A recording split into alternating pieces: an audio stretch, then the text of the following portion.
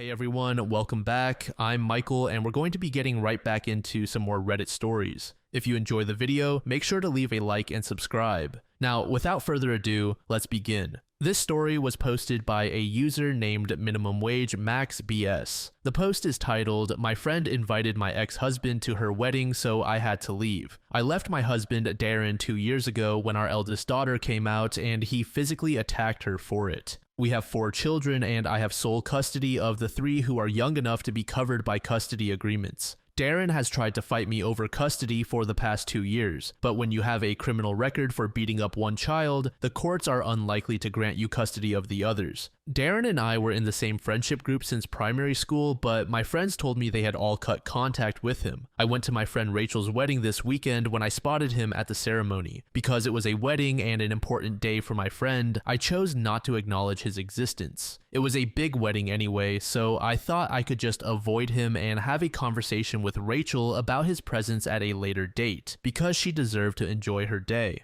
However, when I was looking at the seating plan for the reception, I saw both of our names, one after the other. Rachel had put our group, including Darren, at the same table. My 2 other friends from this group convinced me to take my seat because we hardly get to see each other anymore, promising that they had no idea why Darren was invited and vowing to make him regret being born if any drama started. Darren sat next to me, greeted me with a "hey babe" as if we were still together, and I could not cope with being in his presence. All I could think about was desperately trying to restrain him while my second eldest called the police. I downed my glass of Prosecco and walked to my hotel. Yesterday, I got a message from Rachel saying that her mom asked her to invite Darren, and Rachel said yes because her parents were paying for most of the wedding. Rachel's mom is Darren's godmother. I asked her about the seating plan, and again, she said that was her mom's doing because she was adamant that there was a potential for us to get back together. She apologized for not telling me, saying that she thought I wouldn't go if I knew. I have not replied to that message and I don't plan to. As much as I don't want to give up on an over 3-decade-long friendship, I can't get past this.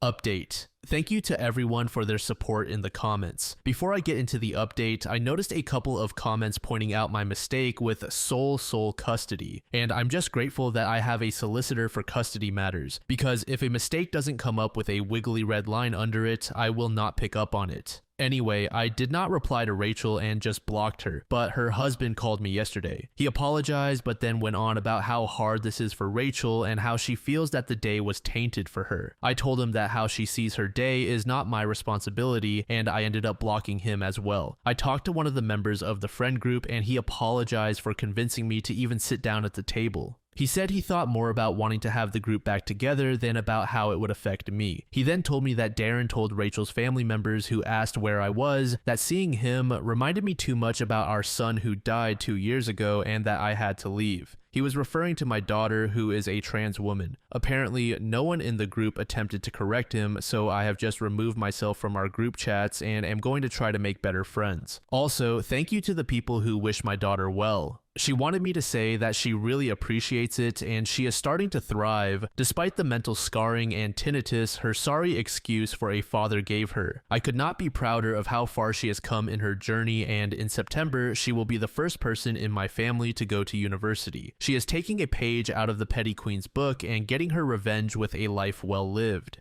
Skull Down Under said, "That whole friend group was just a bunch of spineless losers and backstabbing snakes. OP is better off without them." To this user, BR612 said, "What really gets me is that no one at that table spoke up and said, actually, she left because when your child, who isn't dead by the way, came out as trans, you beat said child to the point she still has tinnitus. You have a criminal record and you lost custody of your other kids. OP decided she couldn't sit next to the man who hurt her child that way, especially once you called her babe, as if it's all fine now. They just let him lie like that. Normally, I'm all for avoiding drama at a wedding and sucking it up. But some things cross the line of that being reasonable, and this is absolutely one of them."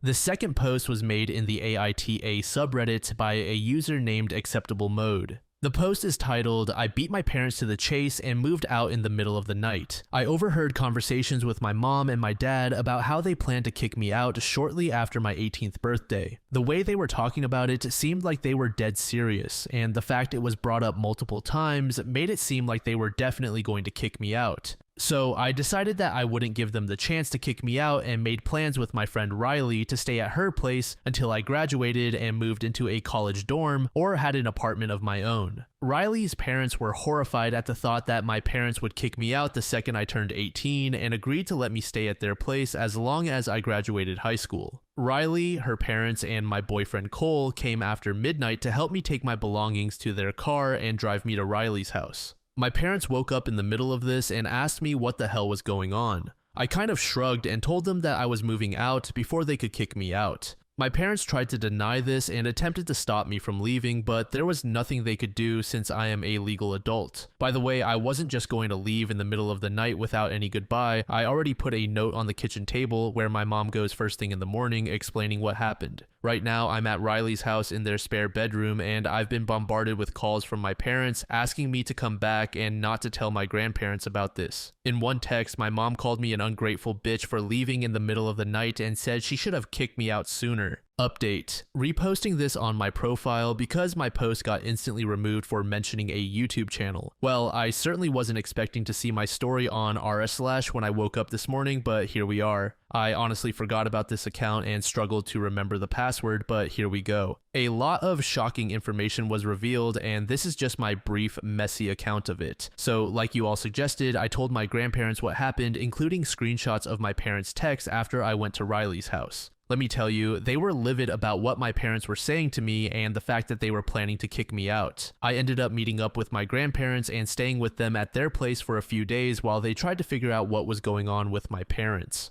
My mom and dad were being sent money monthly by my grandma and grandpa for my college fund, since they had mostly depleted it after my brother Alex moved out because he was tired of them begging him for money due to their gambling addictions. My mom admitted that their plan was to kick me out, but act like I moved out willingly because I found an apartment and then get double the money they were previously getting by asking my grandparents for rent money to help out. Grandma yelled at my mom over the phone and told her that she'd never see a dime of her money again. She told my mom that she would rewrite her will so that the money my mom would have gotten would go to me, which made my mom freak out. My dad blew up my phone one more time before I blocked both his and my mom's numbers for good, calling me an evil and telling me that he wished my mom had aborted me. So yeah, I talked with my brother Alex, and the only thing he really had to say or ask, I guess, was why our parents' scummy behavior hadn't been called out when they were trying to legitimately steal his paychecks to go gamble. I'm sorry if this is kind of rambly, but this was the best I could do at the moment. Thank you all for your advice, and I might give another update if anything else happens, but I doubt it will. Bum Chester said, I wish her brother had warned her when he moved out, but it probably happened when she was too young to do anything. Now, as an adult, she can escape. Charlotte Lucas said, gambling addiction doesn't kill you outright the way drugs or alcohol will, but it certainly destroys all your relationships once you start stealing money from anywhere you can find it. Yavanna12 said, this is how I left my home at 18. I left a note on the table for my mom, and my boyfriend picked me up in the middle of the night. Thankfully, she slept through it. As an adult, I've now opened my home to kids in similar situations who don't know where to go. Mostly, I house transgender kids getting kicked out due to their parents' bigotry. I used to joke that most people's kids bring home stray animals, but my kids bring home stray people. Also, I no longer speak to my mother.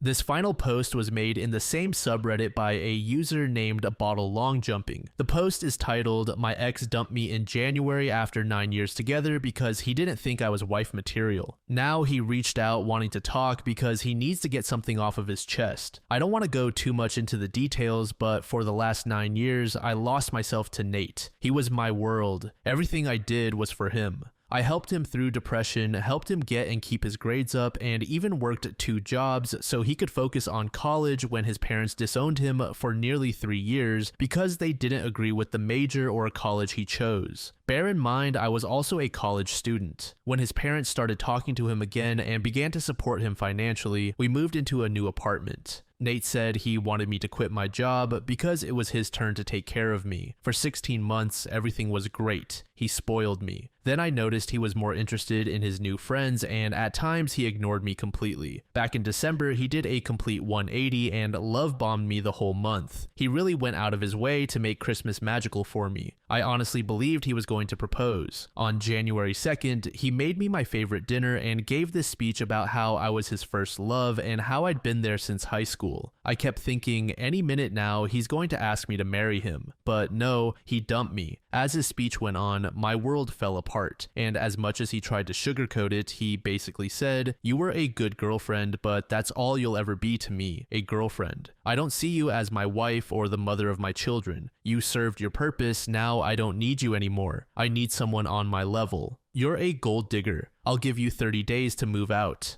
I couldn't speak, and he stared at me, waiting for a response. I think this lasted 20 minutes before he said he'd sleep in the guest room and then left. Strangely, I didn't cry or get angry. I just ordered cardboard boxes online and went to bed. The next day, I waited for him to leave the apartment before I left my room. Then I called my boss and asked if I could transfer anywhere. She told me there wasn't anything available, but if something came up in my department, she'd consider me. I then reached out to everyone I knew who wasn't also Nate's friend for a place to stay. My cousin invited me to stay in her spare room for as long as I needed, and I could move in straight away, so that was amazing. In the 4 days it took me to pack my stuff and move out, I didn't see or speak to Nate. I doubt he even noticed. I didn't trust myself at the time to ignore a "you up" text, so I blocked him and everyone close to him. I even changed my number and email to make sure he couldn't reach me. The first night at my cousin's was when everything hit me. I think I cried every night for the first month. I honestly felt like shit. I thought about what Nate said over and over again. It made me feel so low, like I was nothing, like he only stayed with me because I was just there.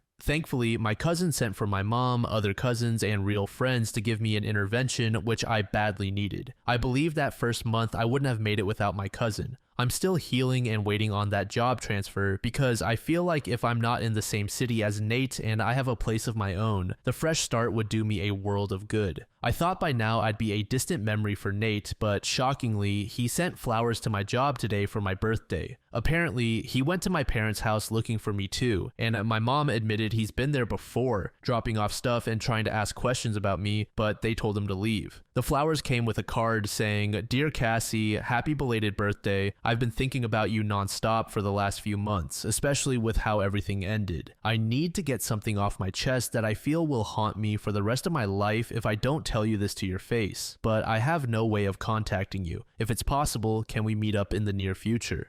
Nate." What could he want? What's haunting him that he needs to say to my face? Everyone in my life is telling me to ignore him, but they hate him. I'm torn, but I can't lie. My curiosity is telling me to meet him to see what he wants. Has anyone been in my shoes or in Nate's? Update. So we ended up meeting, and no, I didn't go to him. I had told the receptionist at my work that if he came looking for me, just to say I'm out for the day. After he showed up once, I didn't want the drama of him around my job. So Nate just kept going to my usual places, like the grocery store I go to every Saturday evening or the park where I run on Sunday mornings, until he would eventually run into me. And he did yesterday. He was waiting at the coffee shop I go to after my morning run. When I saw him, I tried to turn around and leave, but he kept calling me. So I thought to myself, if everything went pear-shaped, a coffee shop would be safer than my walk home. So I just sat down and asked him what he wanted. He gave an apology that wasn't really an apology, you know, the type with "I'm sorry but" and "pity me." He blamed his mental health, his job, his parents, his friends, everyone but himself. I took someone's advice on here and said, cut the crap. I already know everything. He genuinely looked shocked and stared at me for a second. I guess he thought his co-worker had already told me everything, so he couldn't lie. Here's what really happened. He fell for a girl in his office. When he told me her name, I knew her immediately. I've met her a few times. He told me that for the last 2 years, he idolized her and he hated me because I was the one stopping them from being together, since his co-worker was too classy to be a side piece. When he broke up with me, he confessed to her that he was madly in love with her and that he ended a 9-year relationship to be with her. Well, here's where it gets funny. She doesn't even like him. She called him a piece of trash and told him if he ever spoke to her outside work, she'd report him to human resources. So I asked him, what does any of this have to do with me? We are over. I clearly cut ties. There's no reason for us to speak. He wants to try again and promised that we'd get married before the year ends, saying we belong together. I told him no, I'm nobody's second choice. He threw me away after 9 years and said some pretty cruel things to me, and now he thinks if he snaps his fingers, I'll come running back. He tried to beg and fake tears, bringing up the good times in our relationship.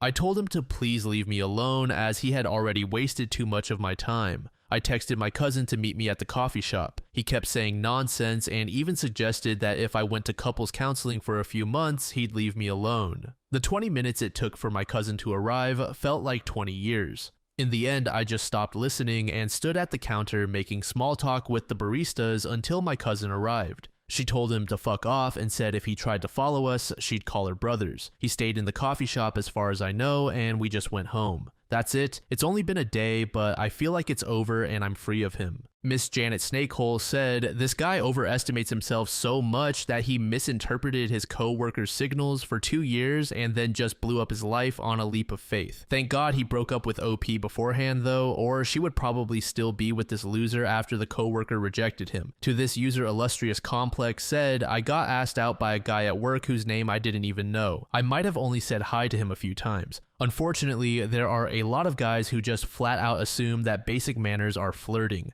Azrael said, Nate is a fool for sure, but I feel like I'm too middle-aged to know what Nate and Cassie are referring to. To this user Literal Brick Wall said, it's a reference to the show Euphoria. As she said, Nate and Cassie, without her betraying. Nate is a very toxic character who gets together with Cassie later in the show, being with her simply to fill the girlfriend gap. He was previously with a character named Maddie. After they broke up, Maddie's best friend Cassie gets with Nate, which was a huge betrayal to Maddie, especially considering the reason Nate and Maddie broke up. He was abusive. Cassie became obsessive over Nate and would do anything for his attention and approval. This story was posted by a user named Disturbia Hope in the AITA subreddit. The post is titled, I refuse to repay my ex-husband for the college tuition he paid for years ago. So, for some background, my ex-husband and I ended things over 20 years ago. When our son was 2, he stepped out. At the time, I was a stay-at-home mom and going to nursing school full-time. He was paying for my schooling. After he left, I asked him if he would keep paying for my school so I could finish with no debt. He agreed, saying it was the least he could do. A few months after that, he got his affair partner pregnant. Once she got pregnant, she demanded he stop paying for my schooling. It was 1/5 of their income, and she said that money needed to go toward their new baby. He refused and kept paying for the remaining 1.5 years I had left. Over the years, I continued my education, and now I'm a nurse practitioner. I do well for myself, and I never remarried. On to the problem, my son called me and told me he and his wife are expecting. I was ecstatic. I asked if I could come over sometime during the weekend and give them some things. His favorite stuffed animal from childhood, a check, and some other small sentimental items. He said yes, so I went over earlier today. I gave him everything, including a check for a few $1,000s. My son and his wife thanked me and said the money would be very helpful. My ex-husband and his wife came over a little while later and saw the check on the counter. My ex's wife asked about it and I said, oh, well, I wanted to help out where I could. Everything's so expensive nowadays. I was really just trying to be polite, but I don't think this is any of her business. This woman had the audacity to say, well, maybe since you have all this money now, you can finally pay us back all that money you took when you went to college. I was dumbfounded. My ex has literally never brought up me paying him back. He's always said it was the least he could do for both me and our son. My ex has done very well for himself in his career. I didn't see how or why they'd need the money, so I asked them, do you guys need the money or something? My ex said no, and she said, of course not, it's about principle. I told her I will absolutely not be paying them back for college tuition from over 20 years ago, especially when she ended up in our marital home while I was living in a small apartment, barely making ends meet for years after I initially finished school. I have never been bitter or mean. I've always been civil since our kids are siblings, but my blood was boiling. I left shortly after that. According to my son, this has been a point of contention in their marriage. She's brought it up a few times over the years in front of him, and she's insisting that he needs to convince me to finally pay back what they're owed. The biggest issue is now that the whole family is involved. I got calls from 3 separate family members saying I need to get over myself and just pay it back. So am I the asshole here?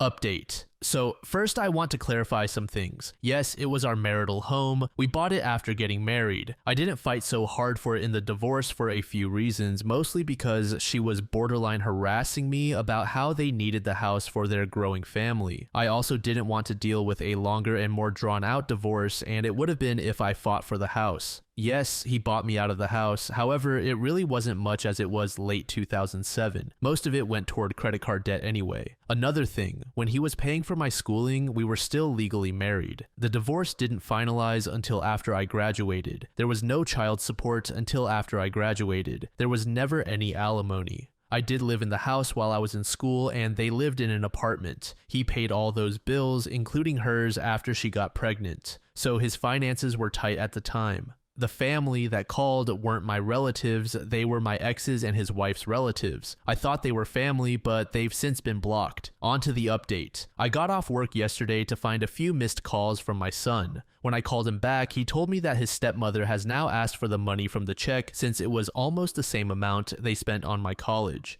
She said it was obvious I'd never pay my debts and that I would just give him my son more money anyway. I'm stunned. I'm pissed. I don't know what has possessed her to think to ask my son for money intended for his family. I told my son to ignore her and that I'll handle it. Next, I called my ex. It went straight to voicemail. I tried again a few minutes later and it was the same thing. So I reluctantly called my ex's wife and she answered immediately. I told her the 3 of us, my ex, her, and me, need to meet first thing in the morning to discuss the debt. I'm thinking this needs to happen in person with all 3 of us so there's no confusion. She agreed. This morning we met at a coffee shop near my ex's work. As soon as they sat down, I said, "So ex's wife, want to tell me why you think it's appropriate to ask my son for money?" My ex looked at her and said, "You asked our son for money?" She started on about how she was only asking for the money they're owed, and that she didn't ask for more than was on the check. Then she said, "For years we struggled due to paying for your school. For years we couldn't afford a new car, a new house, or a nanny. My kids had to share a room." She went on about her struggles. I started to tune her out because I kept thinking there's no way she's this deluded. It may have been inappropriate, but I laughed. I literally took out thousands in credit card debt to keep me and my son afloat while my then husband was shacking up with her and paying her bills. My ex looked at her and said, "What the hell, Sarah?" I added, "It's laughable you think you're owed anything from when you were a mistress. We were married when he paid for my schooling. It's quite literally none of your business how he chose to spend money. You had zero entitlement to his money until you said I do." And from what I recall, that wasn't until years after the divorce was even finalized. "Do not contact me or my son about this money again. You will never see a dime from me." She rolled her eyes and got up to leave. My ex told her he was going to stay for a minute. After she left, he asked why I didn't just call him and tell him what was going on. He said he would have handled it and that it didn't have to go this far. I said I did call him twice, actually, and this is how we figured out she blocked my number from his phone. So those of you who said she's just very insecure, you were absolutely correct. I told him that she involved his sister, cousin, and sister-in-law. I got several calls and texts from them telling me I should just pay back my debt finally. I told him that she involved the family and then asked our son for money intended for his baby. She's crossed too many lines. He apologized and said he'll make sure she doesn't bother me about it again. We both left after that. My son told me he blocked her number and doesn't want her at his house until she apologizes. That's pretty much it for now. Captcha Tramp Stamp said, if it's been 20 years and you got the husband, the house, and had him paying all your bills, you'd think one would have encountered this concept known as let it the fuck go already. To this comment, user Pepcorn said, "I think this lady craves for OP to be miserable for whatever reason. I don't understand why she sees OP as an enemy in the first place. OP graciously handed over her intended life to her. Maybe it's because she can sense that she'll never quite be the same caliber of person." Pandora Tastic said, "If the ex's wife keeps pushing, I think OP should calculate just how much all of the never paid child support would have been. It sounds like there could be about 16 years worth. That's probably vastly more than the nursing tuition. StepJam said, it's a low bar, but the ex seems at least decent. Not decent enough to not cheat, but decent enough to be a good co-parent and not completely screw over OP. Shame he couldn't go all the way to being truly decent by not cheating to begin with. I wonder if he ever regrets it. I'm sure he can't be completely blind to how insecure his new wife is. Either way, I'm glad OP seems to have a good life for herself now. The second post was made in the same subreddit by a user named Adventurous Dog. The post is titled, I yelled at a 19-year-old and asked for him to be fired. Throwaway account. I am a 37-year-old man and my husband, 39, and I have been together for 11 years. My husband owns a small bookshop and recently hired a young man to help him. This young man, I'll call him Joe, is gay, and while my husband and I very obviously have no issue with this, Joe seems to behave quite differently from us. For context, both my husband and I are Irish immigrants to London. We grew up about 20 minutes away from each other and attended the same very Catholic school. We aren't exactly flamboyant or outwardly gay, and we don't engage in public displays of affection as that's how we were raised. On my lunch break from work, I like to visit my husband, bringing him records I think he might like and his coffee. Recently, however, Joe has started making comments. It began with small remarks about queer joy and how he loves gay couples, which we didn't mind at all. In all fairness, it's a fairly scary world for queer people right now, and I understand that seeing a happy married gay couple means a lot to a young person. But then he started getting a little too comfortable for my liking. He began asking questions like who's the top and jokingly calling us the F slur. I think it's entirely inappropriate to be making those comments to his boss, but my husband told me to let it go. Joe calls us the F slur a lot, which I brought up calmly a few times, asking him not to do that. When he continued, I learned to let it go despite my distaste for it, since it didn't seem to bother my husband too much. But last Wednesday, I lost it. I was by the counter when Joe came in. He immediately started blathering on about how fruity we are, and while my husband chuckled awkwardly, I did not. Joe noticed this and said I was a stick in the mud and repressed. I was trying to keep my cool until he called me a Fenian F word, and I lost it. For anyone who doesn't know, the term Fenian isn't exactly a slur, but it isn't exactly nice either. My husband and I jokingly call each other Fenians or Paddies from time to time if we've done something particularly Irish, and I've never viewed it as a very offensive word. But something about this English boy made me snap. I asked him if he thought that was an appropriate thing to say to his boss's partner and started shouting, telling him he's way out of line and that if he wants to keep his job, he should buck up. I left to cool down a bit, and 30 minutes later, I got a call from my husband berating me, saying that Joe was crying and that he's just a kid. I do feel really bad since he's only young, but I still think he needed to be knocked down a step or two. Am I the asshole? Edit. I see a lot of people making comments about the nature of the relationship between Joe and my husband. My husband has asked Joe to stop on my behalf before, but this isn't something that really bothers my husband, and to be fair, it's his workplace, not mine. Update. Joe is my husband's son. I won't go into too much detail for both my and their privacy, but I had a major fight with my husband about why he was being so lenient with him and why we didn't have my back in this. We were shouting back and forth until he shouted something about blood being thicker than water. I shouted back that he was just some boy, and he stopped suddenly. Then he told me. Joe is from an ex-girlfriend of his who is now unable to take care of him, so my husband stepped in. He's been paying child support for years. We each have our separate bank accounts, so I didn't even notice. I'm contemplating separation and divorce. Someone I've known for 25 years became a stranger in 10 seconds. I physically got sick thinking back on those remarks that he made to his son. My husband always went white as a ghost when he said those kinds of things, and that was possibly the only thing he actually called him out for, but it makes me feel sick all the same. Sorry, I won't be responding to comments. I need to get my head right personally. Himbalogic said, I am a gay woman, and this is definitely something I could see being a point of contention between Generation Z and millennial gay men. I am comfortable with and even prefer terms like queer, dyke, etc., but not everyone my age and older is. Dornath said, oh man, referring to Irish people as Fenians is definitely shit behavior from a Brit. Godsamit said, "The revelation that they are related makes the comments even more uncomfortable, in my opinion. I hope OP stays clear of that liar and his weird son." This final post was made in the True Off My Chest subreddit by a user named Pretty Story. The post is titled, "My roommate sent me a condescending checklist and then lost her mind when I stood up for myself.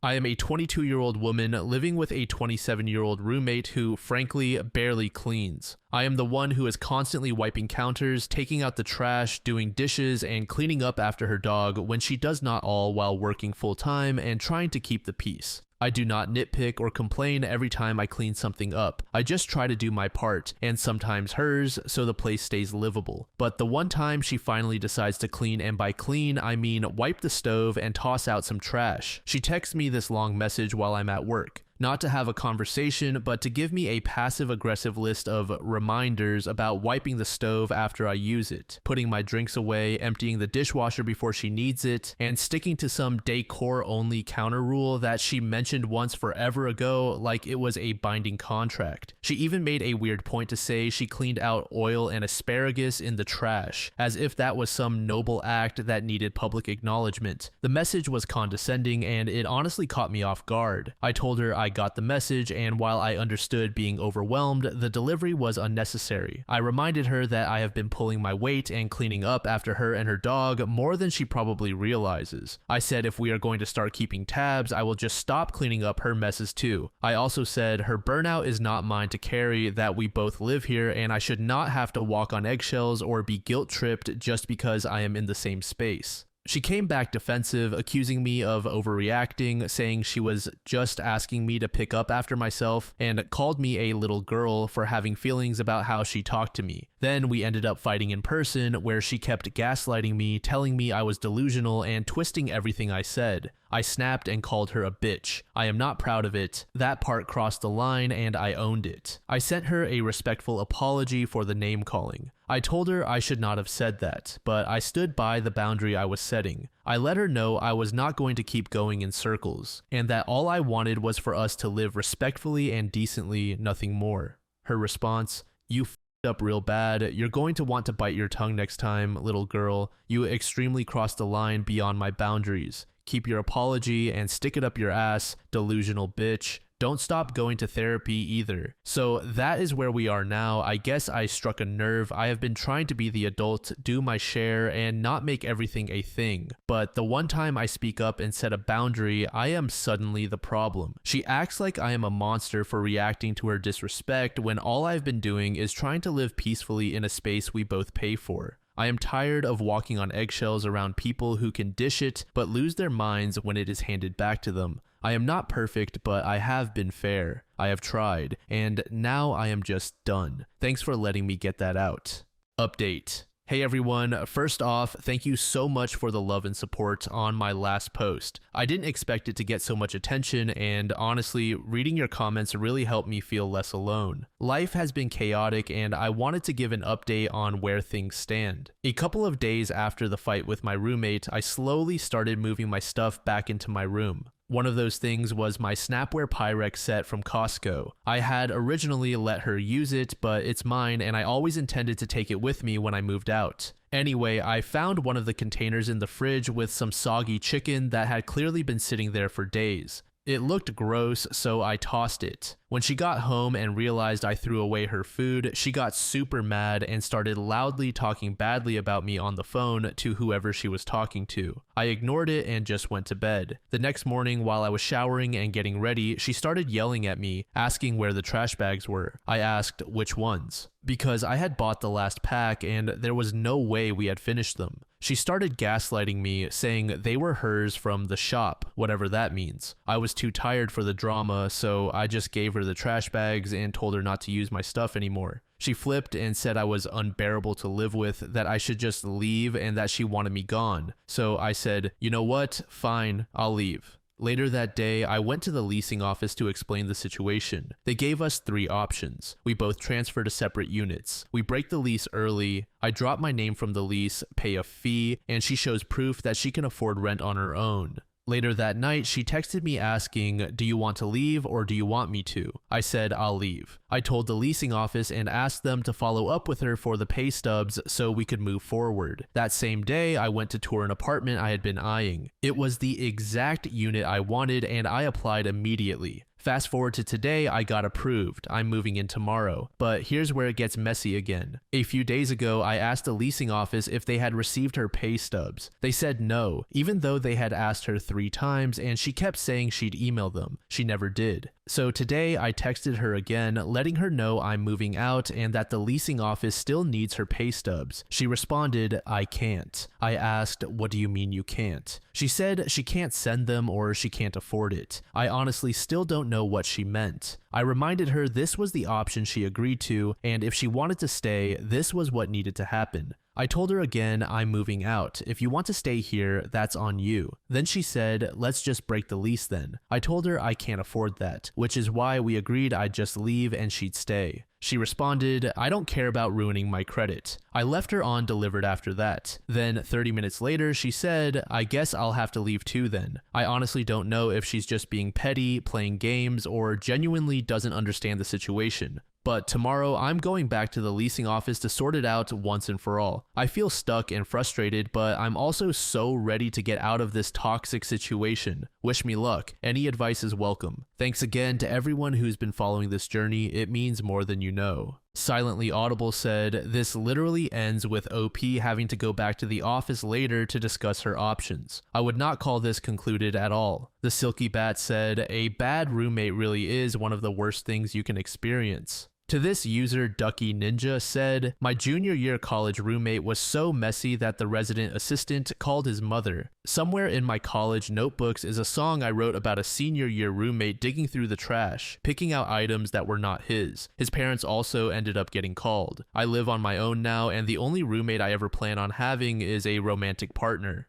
This story was posted by a throwaway account in the relationship advice subreddit. The post is titled, "I drunkenly kissed a lifelong friend at a party and he told me he loved me." I mean, the title says it all. James and I have been friends since 2nd grade. We have shared practically everything with each other and have been there for each other when no one else was. We tell each other I love you pretty often. He is my family. I don't drink much, and James had begged me to come with him to his friend's apartment for drinks and games. I decided to let loose and drank too much. He had a bit to drink as well, but not nearly as much. He saw I was warm and loopy, so he took me out for some fresh air. Honestly, this part is pretty fuzzy. I just remember laughing and going to kiss his cheek like I would my mother, but it didn't end that way. I missed and kind of hit the corner of his mouth, and he took that as an invitation to really kiss me. We kind of made out. Then he told me he loved me, and I told him I loved him too, because that's what we always say, but he responded with something like, "No, like I am in love with you." And then I puked in a bush and he took me home. It has been a couple of days and neither of us has brought it up. I am kind of confused about my feelings. I haven't really been in love before, but I do love him and have always considered him my person. Am I being obtuse? How can I bring the topic up with him? I do want to discuss it once I figure myself out.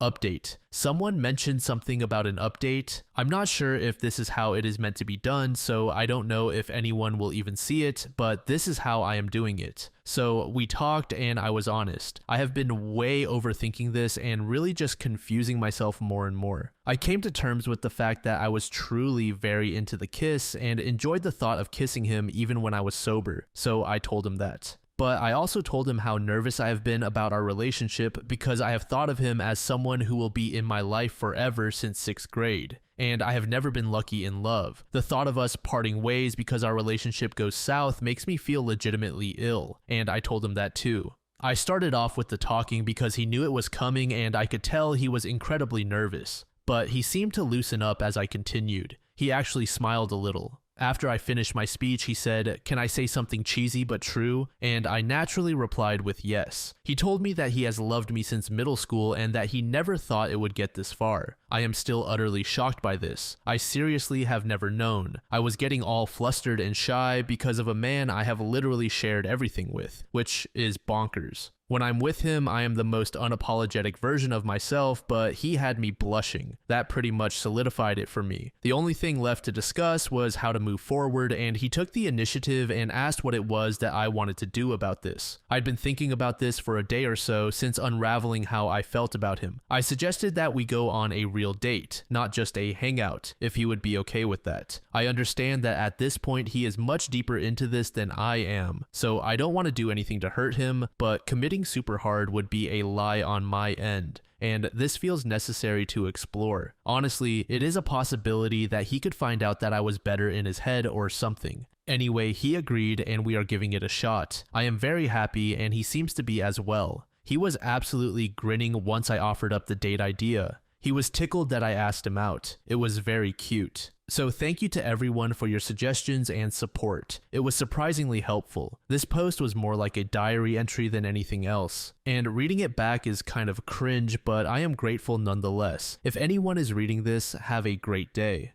For 67 said, close your eyes and imagine him with another woman. Think about how you would feel if he smiled at another woman just like he does with you, in the way he looks at you. Many times, people don't realize their feelings until it's too late, often because they take it for granted or because they see the person as predictable. Many let that person go when someone new comes along, attracted by novelty. But in the end, you realize that the other person didn't love you and you regret it. Many times, it is too late. To this OP said, well, we have grown up together and have seen each other through different phases of life. We have each dated other people. Whenever he has had a girlfriend, I have never felt jealous or unhappy. He seemed happy, which made me happy, and I always got along with his girlfriend. That being said, we have always had our special inside jokes and secret handshakes. I never felt pushed aside, so maybe that was why I was so okay. Tall Paul Mass said, he took care of you when you were drunk. Maybe it could work. You are both young, but it could be the greatest thing for you both. Good luck. To this, OP said, it feels like a lot to put on the line for a maybe, so I am struggling with that. But thank you for your support. Captain Beefy said, odds are the two of you are likely to drift apart over the years anyway, especially as you each enter other relationships and boundaries start making male-female friendships harder to maintain. So why not take a chance? Worst case scenario, you find out that you work better platonically and things start getting awkward ahead of schedule. Update 2. Hey everyone, I really didn't think I would ever do another update, but so many of you have asked for one that it feels wrong to hold on to this information. Just a summary of my last 2 posts. James and I drunkenly made out, and he said he was in love with me. I freaked out and questioned how I felt about him because we have been best friends since 2nd grade. I came to the conclusion that I enjoyed kissing him and we talked it out and decided to try a real date. James and I are exclusively dating and have been since that first date, which went well. I thought I would be the nervous one and he would be chill since I had been overthinking how our dynamic would change from day one. And he kept saying he was so excited for the date. But when he picked me up and brought me flowers like the gentleman he is, my brain went quiet and calm, and everything just felt like it clicked into place for me. He, on the other hand, was sweating bullets, incredibly nervous. He was chivalrous and cheesy, opening the car door for me and making a show of it. It was really adorable. Also, this felt entirely new. I wondered if our date would feel like a regular hangout, but it didn't.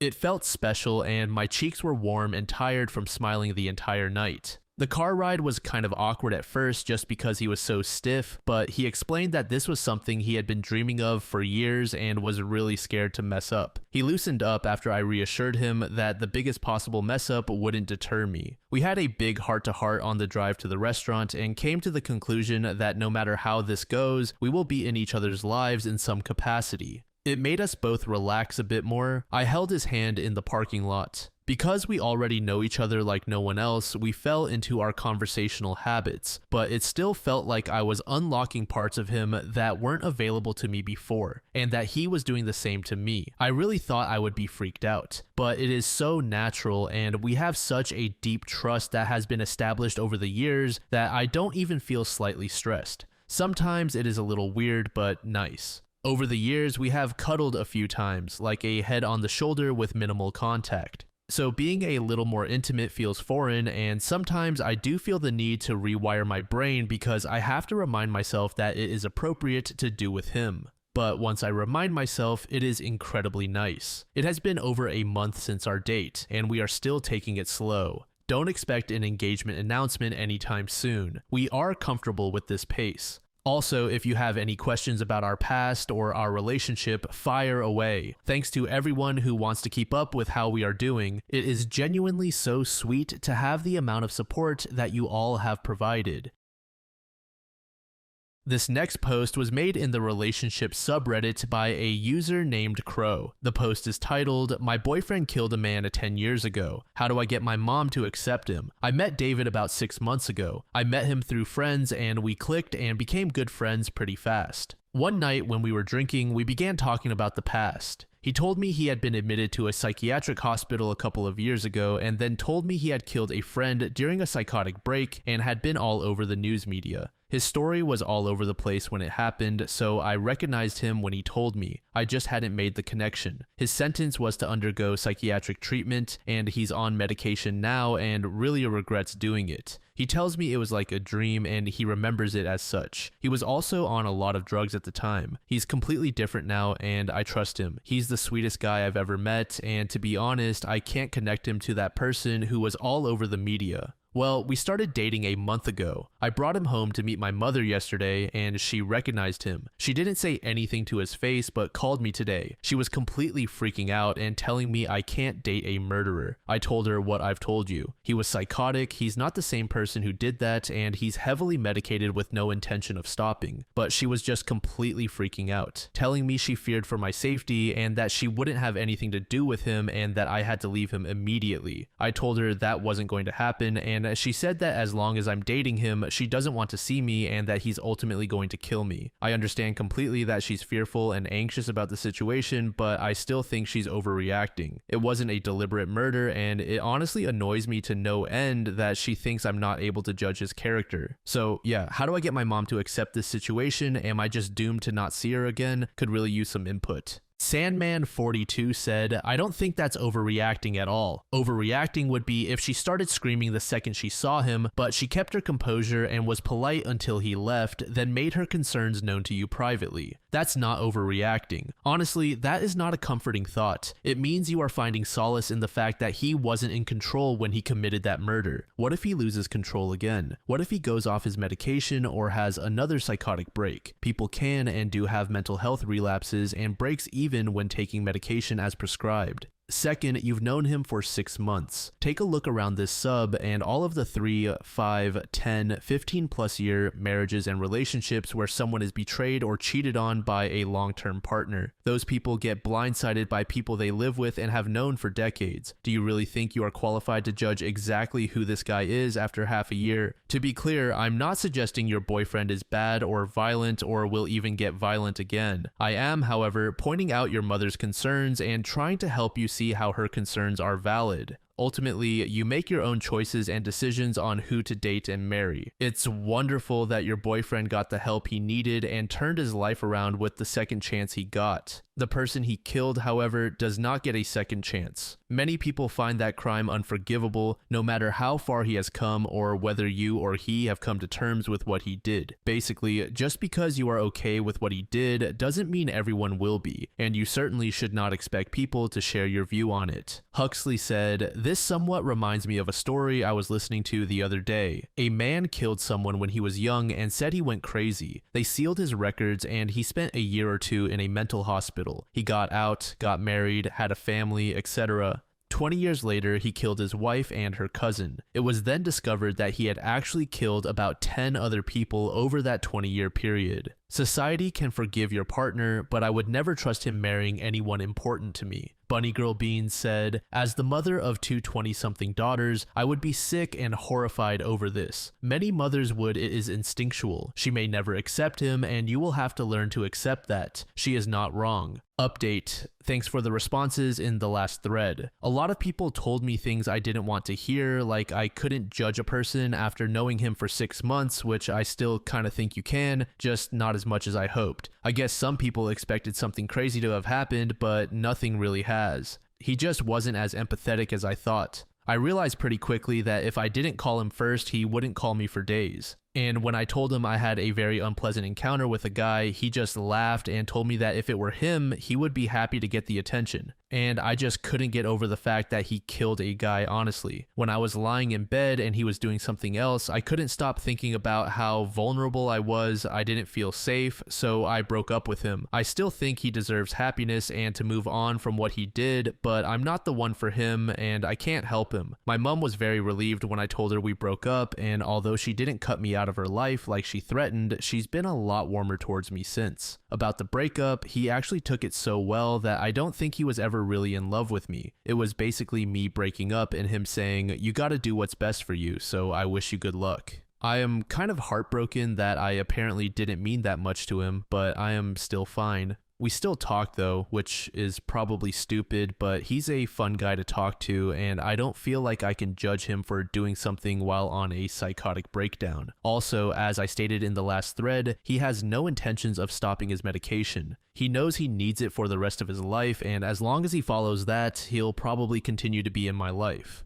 This story was posted by a user named Material Delivery in the self subreddit. The post is titled, "I leave on a trip and my GF dates another guy. Then she dumped me because I opened up emotionally 8 months ago. The night before I left for a week-long trip to help at a youth summer camp, my girlfriend called me and said we needed to take a break. I was very surprised, but I told her I was listening and that we should have a serious conversation about this when I got back in a week. She agreed, but said we should not contact each other during the week. I found this strange but agreed to it. It would have been hard to contact her anyway, as I would have poor cell service and would be very busy. After I got back, she broke up with me instead of having the conversation we had agreed to. I was left so confused and unresolved that I ended up guessing her Discord password and read messages between her and her friends saying she went on a date with her lab partner while I was gone. She also lied to her friends saying that we had already broken up. She told her friends not to tell me even though her friends thought we had already broken up.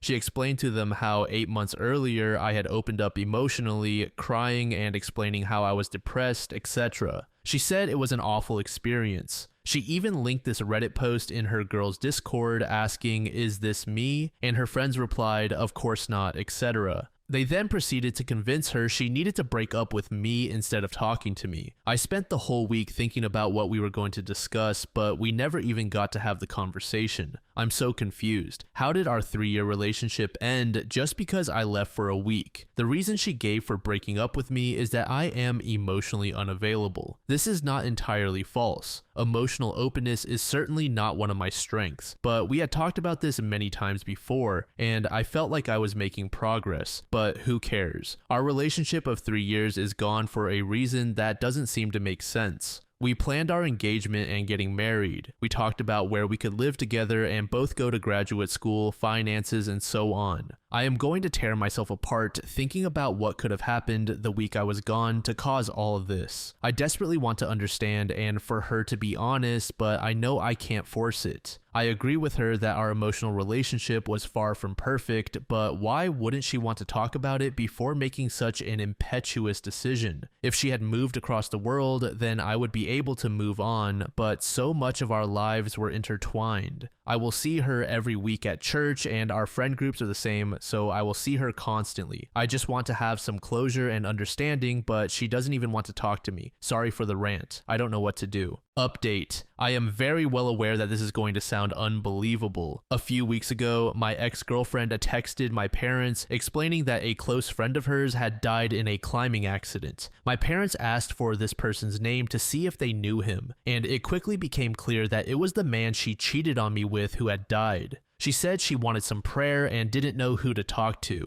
Obviously, it's really strange for my ex-girlfriend to be contacting my parents. My dad's first reaction was to question whether what she was saying was even true. Shortly after, an article appeared confirming that what she said was true. A few days later, she reached out to me and asked if we could talk. I agreed. We ended up having a phone call for about 2.5 hours, and I think overall it was quite fruitful and cathartic. However, I held back a lot of what I wanted to say because she was grieving what is objectively objectively a tragedy. Obviously, I am hurt beyond words that she would go behind my back in such a manner, and I really wanted to tell her honestly how this betrayal had impacted me, but I didn't because I felt it would be too much given the already heavy nature of our conversation. She gave me a really sincere apology for the date she went on, and it meant a lot to me that she did. She also told me that they continued to see each other. I found this heartbreaking and confusing, and what I neglected to say, however, is that it seems her continuing to see him after we broke up undermines her apology. Is this interpretation accurate? How could she be so deeply sorry that she cheated on me, yet continue to see this man afterwards?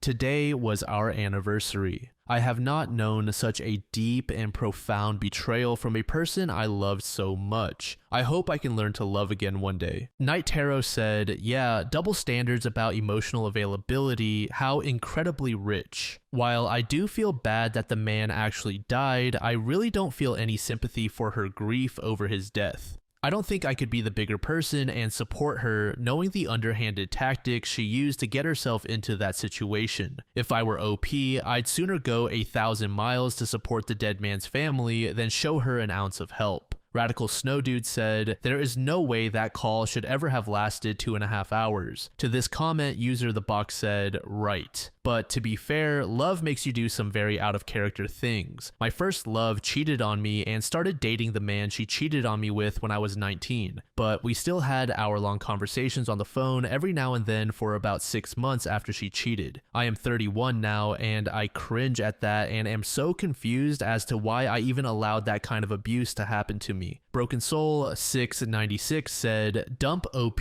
because he is not emotionally available, but dislike it when he shows emotions that are not happiness or affection. I have been there before. It sucks so much. What she really wanted was for him to be there for her without having to be there for him.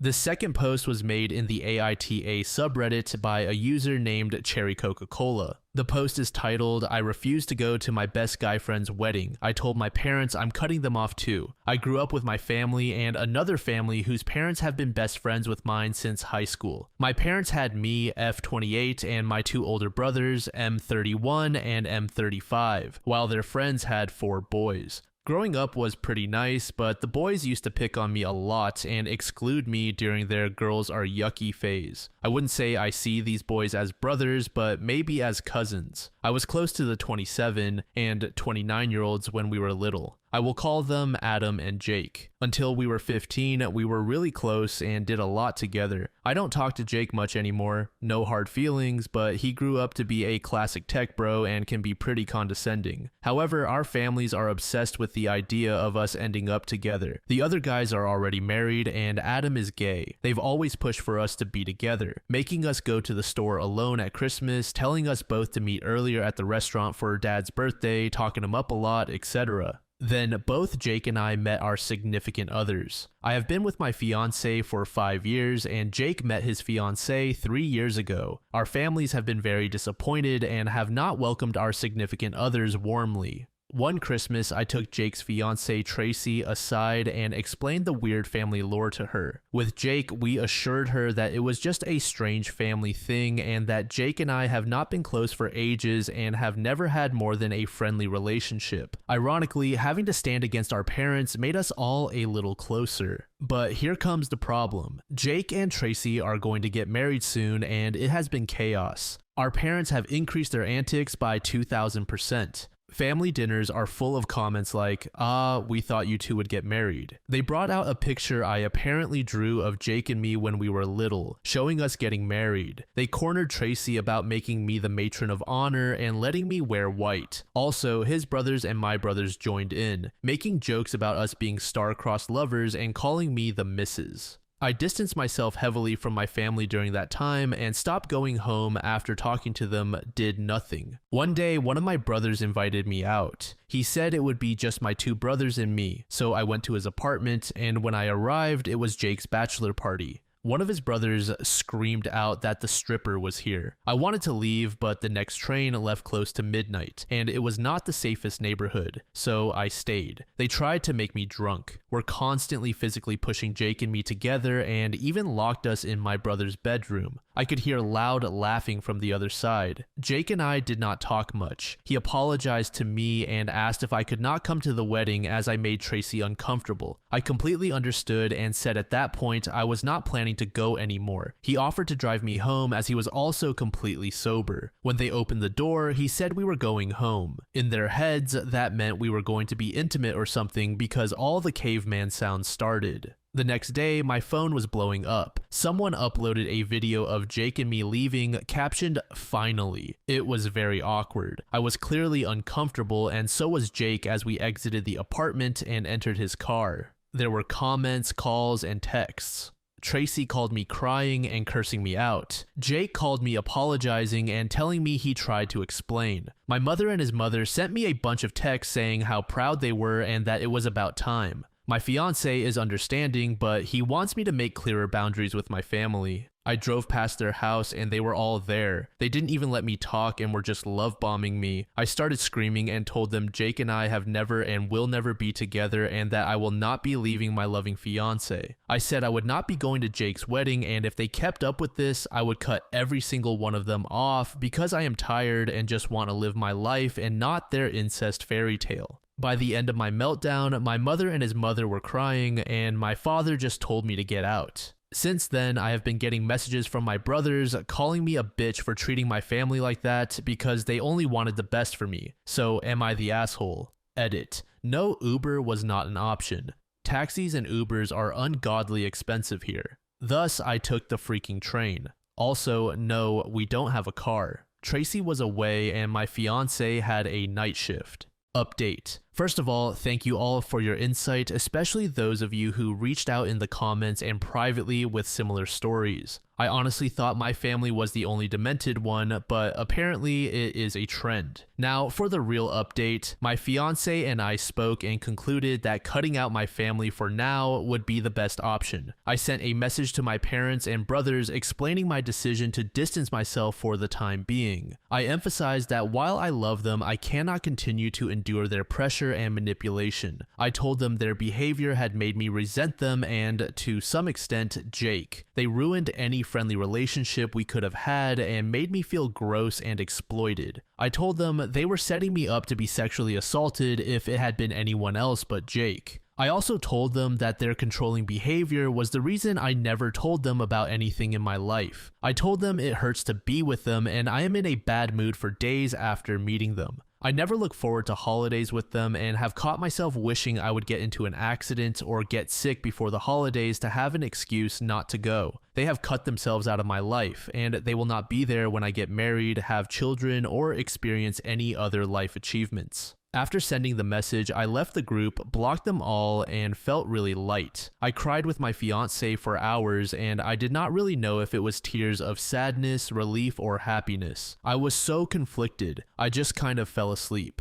Jake has also cut his part of the family off. According to Tracy, he just went to their home, dumped a sack of their stuff on the table, told them to stay the fuck away from him, and left. His mother tried reaching out to me, and my father tried reaching out to Jake. Our fiancés had been targeted by them too. My parents sent the police to my house claiming my fiancé had me there against my will. We talked to the police. They could not do much but assured me that they would leave a note in their database clarifying that I am not being abused. I also asked how to go about a no contact order and they pointed me to resources. They also said they would tell my parents to leave me alone and noted that should they make false reports, they would have to cover the cost of the drive out to me. As of Friday, we have different numbers. Tracy is coming over this afternoon and I am taking her to my nail salon, and afterward we are going to a game store because she really wants to play some escape games. Jake and I are still not close, and he is also not close to my fiance, but he is happy that we have carved out a healthy space and that Tracy is so comfortable with me now in such a short span of time. They are re-evaluating their wedding plans, but I will not disclose more here. Also, to the people who made fun of me for saying that I could not drive anywhere without a car, I have a bike. Anyway, that was it. It was only a week and I do not see this going much further. My parents are probably going to keep contacting me, but it is going to be alright. We are all alright. Edit, Thank you for so many well wishes. It has been really nice to read through all these comments. Just one thing, do not give me legal advice. Remember that we are most likely in a different country, and our laws and procedures probably do not apply to the ones you know. For example, the camera thing to have as evidence is a nice sentiment, but in Germany it is difficult. We have super strict data protection laws that make things like a Ring camera unviable, or a restraining order. The process here is not only to ask and get it, but you can be well assured that I am looking into all viable options and am getting some legal advice from lawyers in my area. 27 said, the shiver of disgust that ran down my spine when I heard that her own brothers were cheering for her to have sex. Absolutely sick. Prancing Red Pony said, that is when people develop fixed ideas and group dynamics escalate into cult-like behavior. Those people will never get out of it unless something drastic happens, and if you look into small cult behavior and family cults, you get an idea of the scope of drastic measures that are needed. It is absolutely insane what cult-like family echo chambers can excuse as normal or caring behavior. This final post was made in the relationship advice subreddit by a user named Frankensmell93. The post is titled, "My sister-in-law is controlling and manipulative. She wants to reconcile with me, but I am so much happier without her. My brother Steven and my now sister-in-law Nicole have 2 children. They have been together since they were 18 when Nicole became pregnant with my niece. Nicole is extremely controlling and manipulative. She has never liked me, but we have gone back and forth trying to be cordial for the sake of the family. However, everything came to a head in January, a month before my wedding, when she texted me during my bachelorette party to say she would not be coming to my wedding because I did not invite her to the bachelorette. This was baffling to me, as we have never been close, and she would not have attended anyway since she does not know any of my friends. From the beginning, I had a feeling she would find a way out. She is the type of person who tries to avoid situations that make her uncomfortable. However, my niece was supposed to be my flower girl, so I hoped Nicole would not back out.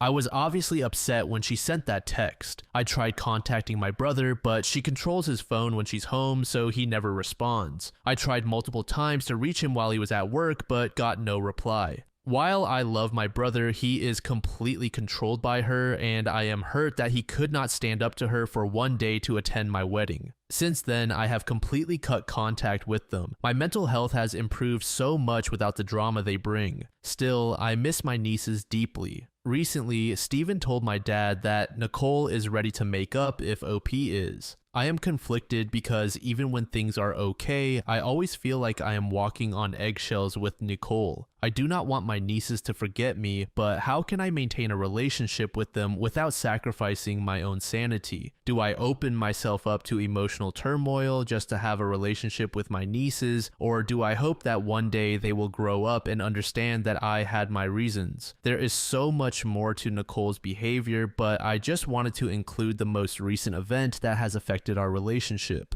Oaken Axe said, I had a bad experience with my mother-in-law and my wife and I agreed we were better off without her. You could set ground rules and meet at your parents', but if you are leaning towards staying no contact, trust your own feelings. Your brother seems to take and will take her side. What was your parents' view on your brother not attending your wedding? I can understand her not going, but him choosing to stay home is not normal. Lots of people attend weddings without their significant other. To this, OP said, you're right. My gut is telling me to stay far away because it is only a matter of time before she gets mad about something else. They were very hurt by it, and it was then that they stopped trying to get us to get along. They respect that I do not want anything to do with her. To be honest, they only tolerate her because of the girls. Thank you for your response. Beaches 1990 said, a lot, and I mean a lot of people, especially women, use their children as pawns for threats. Honestly, I am so sorry for you. I also have a brother, and if he married someone difficult, it would break my heart. That being said, how much disrespect are you willing to put up with just to see someone's children? My answer is not much, but it is a personal decision you should make. Many people tolerate terrible behavior from some parents for the sake of seeing their children.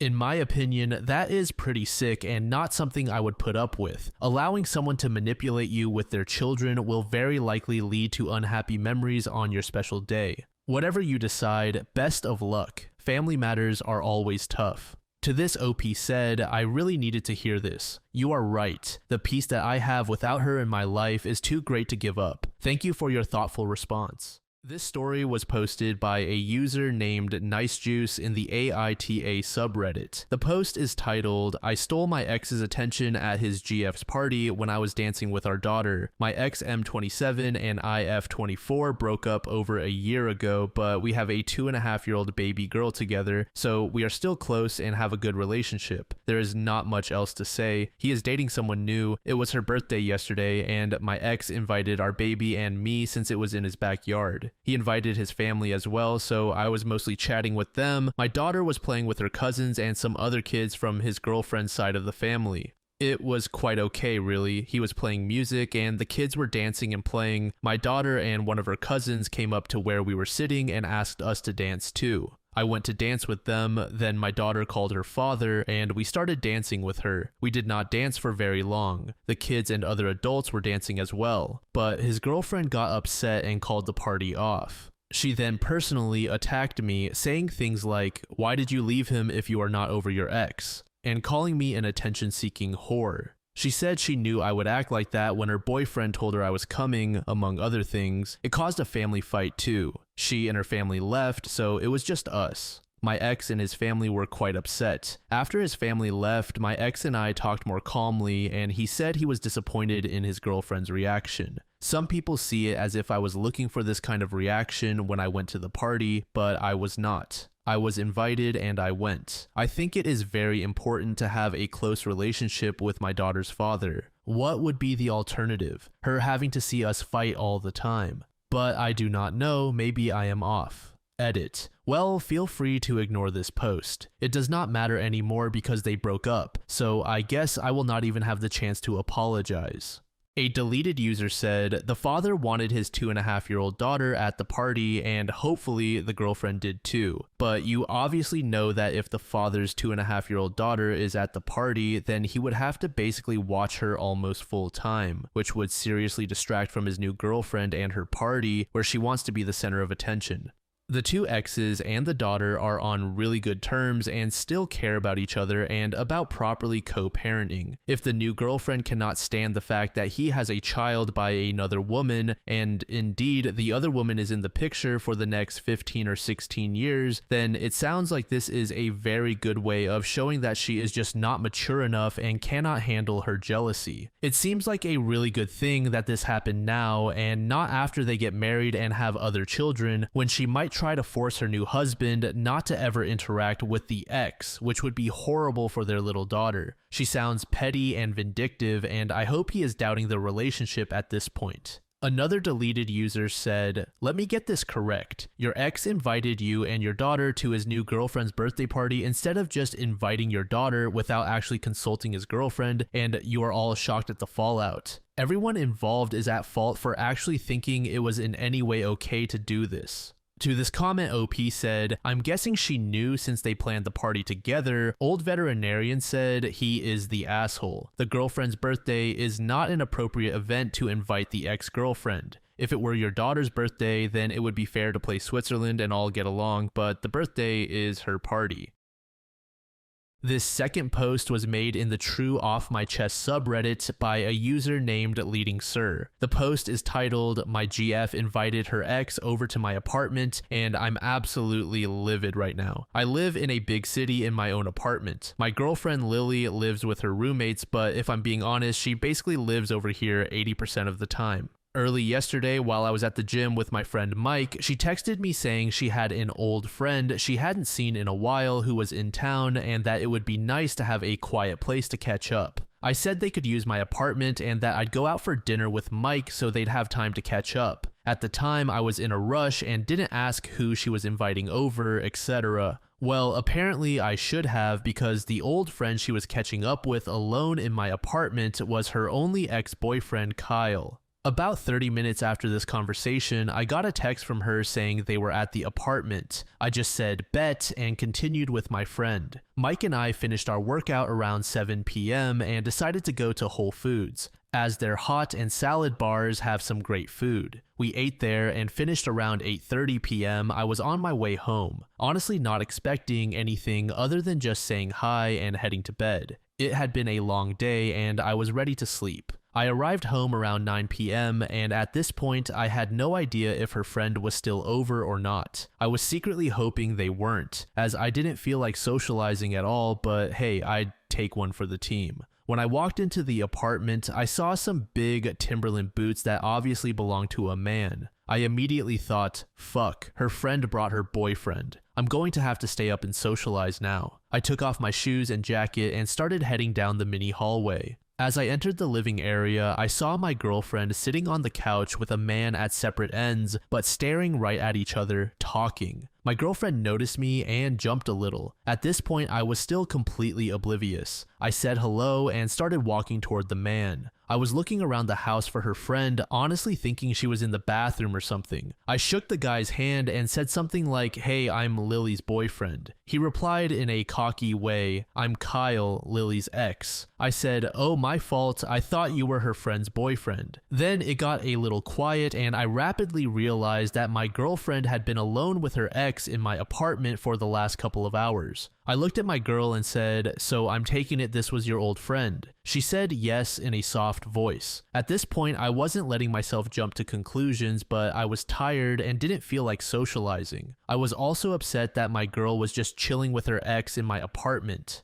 It got quiet again, and these two made zero effort to continue whatever conversation they were having just moments ago. Lily asked how my day was, and I said it was fine, again getting the vibe I was interrupting something. At this point, I was fed up and I looked at him and asked Kyle, "Hey, do you mind ending it here for now? I actually have some things I need to talk to Lily about." He said something like, "She invited me over though, and we're still reminiscing on the good old days." I looked at Lily, she couldn't even look me in the eyes. I looked back at Kyle and said, "All right, let me rephrase it. This is my apartment and I'm telling you to leave." He then looked at her and said, "Do you want me to leave?" At this point, and I'm not proud of it, I completely lost my shit, saying, "What the fuck do you mean by that? I don't give a shit if she wants you to leave or not. I'm telling you to get the fuck out of my house." Lily told me to calm down and turned to tell him he needed to leave. Kyle got up and headed toward the hallway to get his stuff. I followed and he ended up leaving. I came back and Lily was now pissed at me, saying I embarrassed her. "I embarrassed you." She then went on about how my reaction was totally uncalled for because she told me he was coming over and asked. I said, "No, Lily, you said a fucking friend was coming over, a fucking friend. Not once did you mention this friend was a male, much less your fucking ex."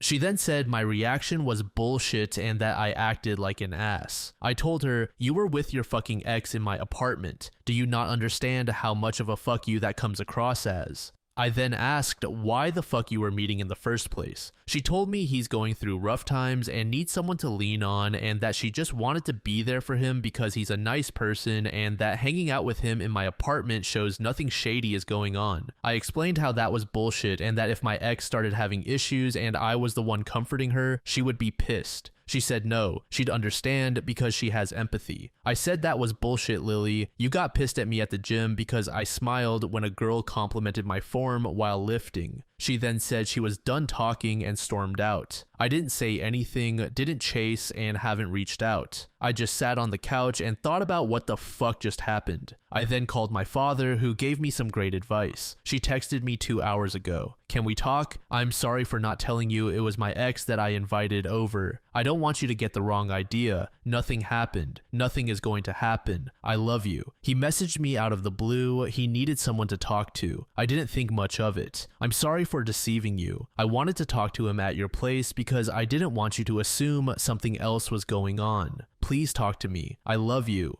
Obviously, if she sees this, she'll know I'm talking about us, but she doesn't use Reddit. I haven't responded yet. I'm leaning toward wanting to break things off with her after talking about all this with my pops. Not for her talking to him, but for how I felt in the moment it was all happening. It's a huge red flag for me that she said old friend instead of ex. I still don't get it. In the moment I got visibly upset with her ex, she didn't take my side once. When I was nice before I even read recognized him, it felt like I was the odd man out. I just felt like she doesn't respect me, not in some 1950s way where the woman has to respect the man. But if the roles were reversed and I was with my ex at her house, I would have backed my girl when she was getting mad. I would have called my ex out for talking cocky to my girl, etc. I'm still very pissed, so I don't think I should be talking to her right now. It's currently around 3 a.m. Honestly, I'm just fucking tired. I don't even know if I'm pissed. Edit 1, it's currently 12:44 p.m. It's already been a long fucking day and will continue to be a long fucking day. I've seen your comments. I'll update tonight or tomorrow depending on what the fuck ends up fully playing out. It's been a hell of a day so far. I'm on like 3 hours of sleep. This whole writing was just me typing the words from my thoughts last night. I had no idea so many would view this. Eternal Cherek said, wow, this is not even just red flags. This is 100% red. So many boundaries have been crossed, and what an asshole this guy is to be asking her if he should leave your apartment. This is around the time I would either be kicking her to the curb or installing cameras. Your girlfriend is shady as hell and is disrespecting so many boundaries. If something has not already happened, then it is about to. Rough times and someone to lean on sound like the start of about 60% of infidelity stories I see on Reddit. Etakno said, if it were me, I would break up with her. She intentionally misled you. Nothing might have happened, but withholding information about who she was meeting was a red flag. The ex was also rude, and she basically just let him disrespect you. A deleted user, she was deceptive. She understood that you were unlikely to be comfortable with her ex coming to your place, which is why she said he was an old friend. He should never have been in your home without you present out of respect for you. Not only because it is your place, but because you are her current boyfriend. And she should never do anything that gives another man the perception that she is single and available for a relationship. End this relationship and do not look back. She will have to learn how to do better in her next relationship. You did great attempting to be cordial and socialize after a long day when you just wanted to go straight to bed. I am sorry that you were blindsided in such a way. Whether she intended to or not, she embarrassed you, and she should have been honest and transparent to avoid confusion and save embarrassment for everyone involved. Yet she did not. Do not doubt yourself. It is not as complicated as you think. It is what you see. Update. It's currently around 7 p.m. as I write this, and honestly, the last 13 or so hours I've been up have been absolutely draining, to say the least. I woke up this morning to my phone going absolutely nuts with the notifications from Reddit. I honestly thought, oh fuck, why did I decide to pour my personal thoughts out into a Reddit post? I began to scroll through your comments, and to say I was shocked is an absolute understatement. Literally, almost all of you are actively taking my side, and I was just scrolling this morning looking for that one comment that was taking hers. It never came. What surprised me the most was the number of women in this thread who said they would never do this to their man and that it is beyond disrespectful. Those comments hit the hardest this morning, as those were my thoughts exactly. Last night was a complete stress storm for me, to be honest. I couldn't believe what had just happened. As you can guess from my post, I live alone, so there wasn't anyone at my place that I could talk to. I decided to call the one man who's had my back since day one, my dad. As many have messaged me and many have commented, I'll go into detail on what exactly our phone call entailed. First, I'm going to go back to when it originally happened so that it makes more sense. Also, when reading back my thoughts from last night, it was clear I was rushing at the end and honestly just fed up with everything at that point, so I skipped a lot of details. To start, Lily had just stormed out of my apartment after I called her out, saying she wouldn't be okay with me meeting with my ex because they needed someone to lean on. Like I said before, I didn't call, text, or follow her. At this point, I was furious and couldn't believe what had just happened. I took a seat on the couch and tried breathing exercises. I was trying to calm down, but it was no use because I kept remembering Kyle asking, "Do you want me to leave?" to my girlfriend. I didn't really elaborate on this beforehand, but that moment sent me to another world and I was about to lose my shit completely. I just kept telling myself, it's not worth it, it's not worth it, it's not worth it. All I wanted to do at that point was beat Kyle's ass, and all my methods for calming down were failing. I just said, fuck it, picked up my phone and said, Siri, call old man. I honestly didn't know what I was gonna say, but I knew if there was one person who could get through to me, it would be my dad. I don't remember the exact dialogue, but I'll try my best to be as accurate as possible. Phone dialing dad picks up and says, I seen it already, Vooch dropped 43 on their ass. I started laughing a bit and said, it's not about that, Dad. I just got into a huge fight with Lily. I'm really pissed, Dad. I don't want to do anything stupid. Whoa, okay, where are you right now? Are you with her? Are you guys okay? My dad asked. I'm at the apartment right now and she just stormed out. Yes, I am chilling. I just don't know what to do, I replied. There was a long pause and I heard my dad take a deep breath and say, all right, hit me. I began to give him the same rundown I gave you all in my last post. The whole time, my dad was dead silent, didn't say a word. I finished up the story. All he asked was, what does Kyle look like? I won't lie, this caught me off guard because I was like, damn, Dad, why does it matter what he looks like? I responded, I don't know, he was white with long curly hair, etc. Why? My dad asked. No, how tall was he? At this point, I was like, what the fuck, Dad? I don't know, maybe 5'9" max. My dad laughed a bit and said, explains the Timberlands then, fucking male equivalent of heels. I didn't realize it yesterday, but what my dad was doing was what he always does. I literally can't stay pissed if I laugh, and my dad can make me laugh on demand. I started laughing. I was like, you're right. He then was like, how much do you think he weighed? I had to think for a minute, but said, maybe $155-ish. My dad then brought up the argument between Kyle and me. You said Lily told Kyle to leave after you started to get mad, right? Yeah, I responded. My dad paused for a long time again and took another deep breath. OP, I wouldn't be surprised if the situation is a lot deeper than it seems. It speaks volumes to me that she only told him to leave after you began to get really upset. OP, you are 6 feet tall, 190 pounds, and were just disrespected in your own house by a man you do not know. When a woman cares for someone, the last thing she wants is for him to be in harm's way. She understood exactly what was going to happen if the situation continued to escalate, and she chose to get Kyle out of harm's way, followed by switching all the blame to you and leaving. Honestly, son, where do you think she is right now?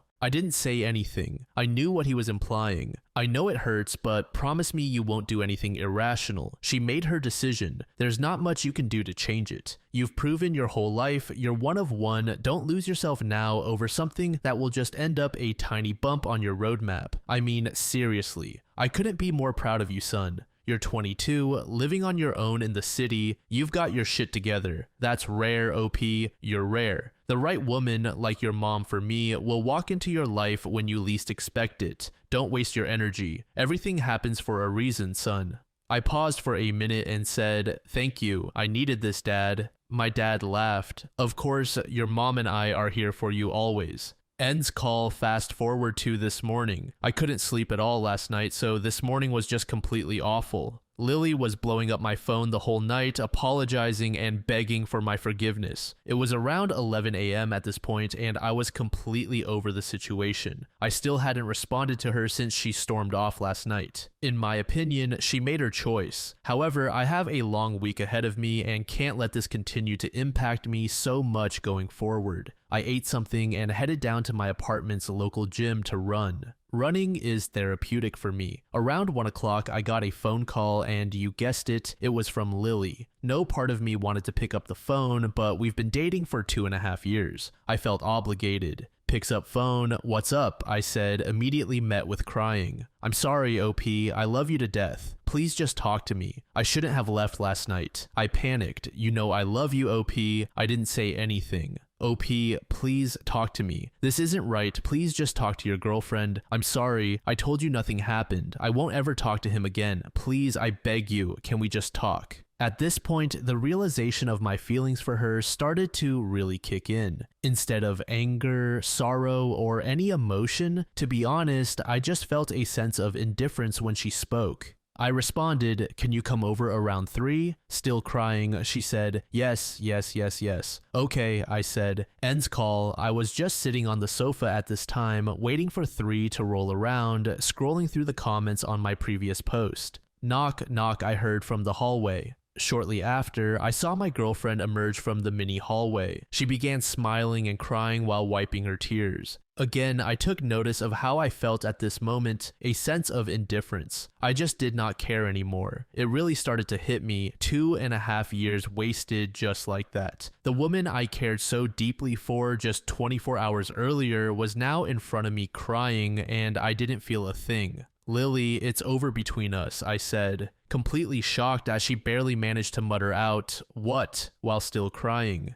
"It's over," I repeated. OP, no, no, no, no. "Please, I'm sorry. Don't end this between us. I love you to death," she said hysterically. I won't lie, that last bit hit hard. I mean, really hard. I couldn't mask it anymore. The lid had been broken.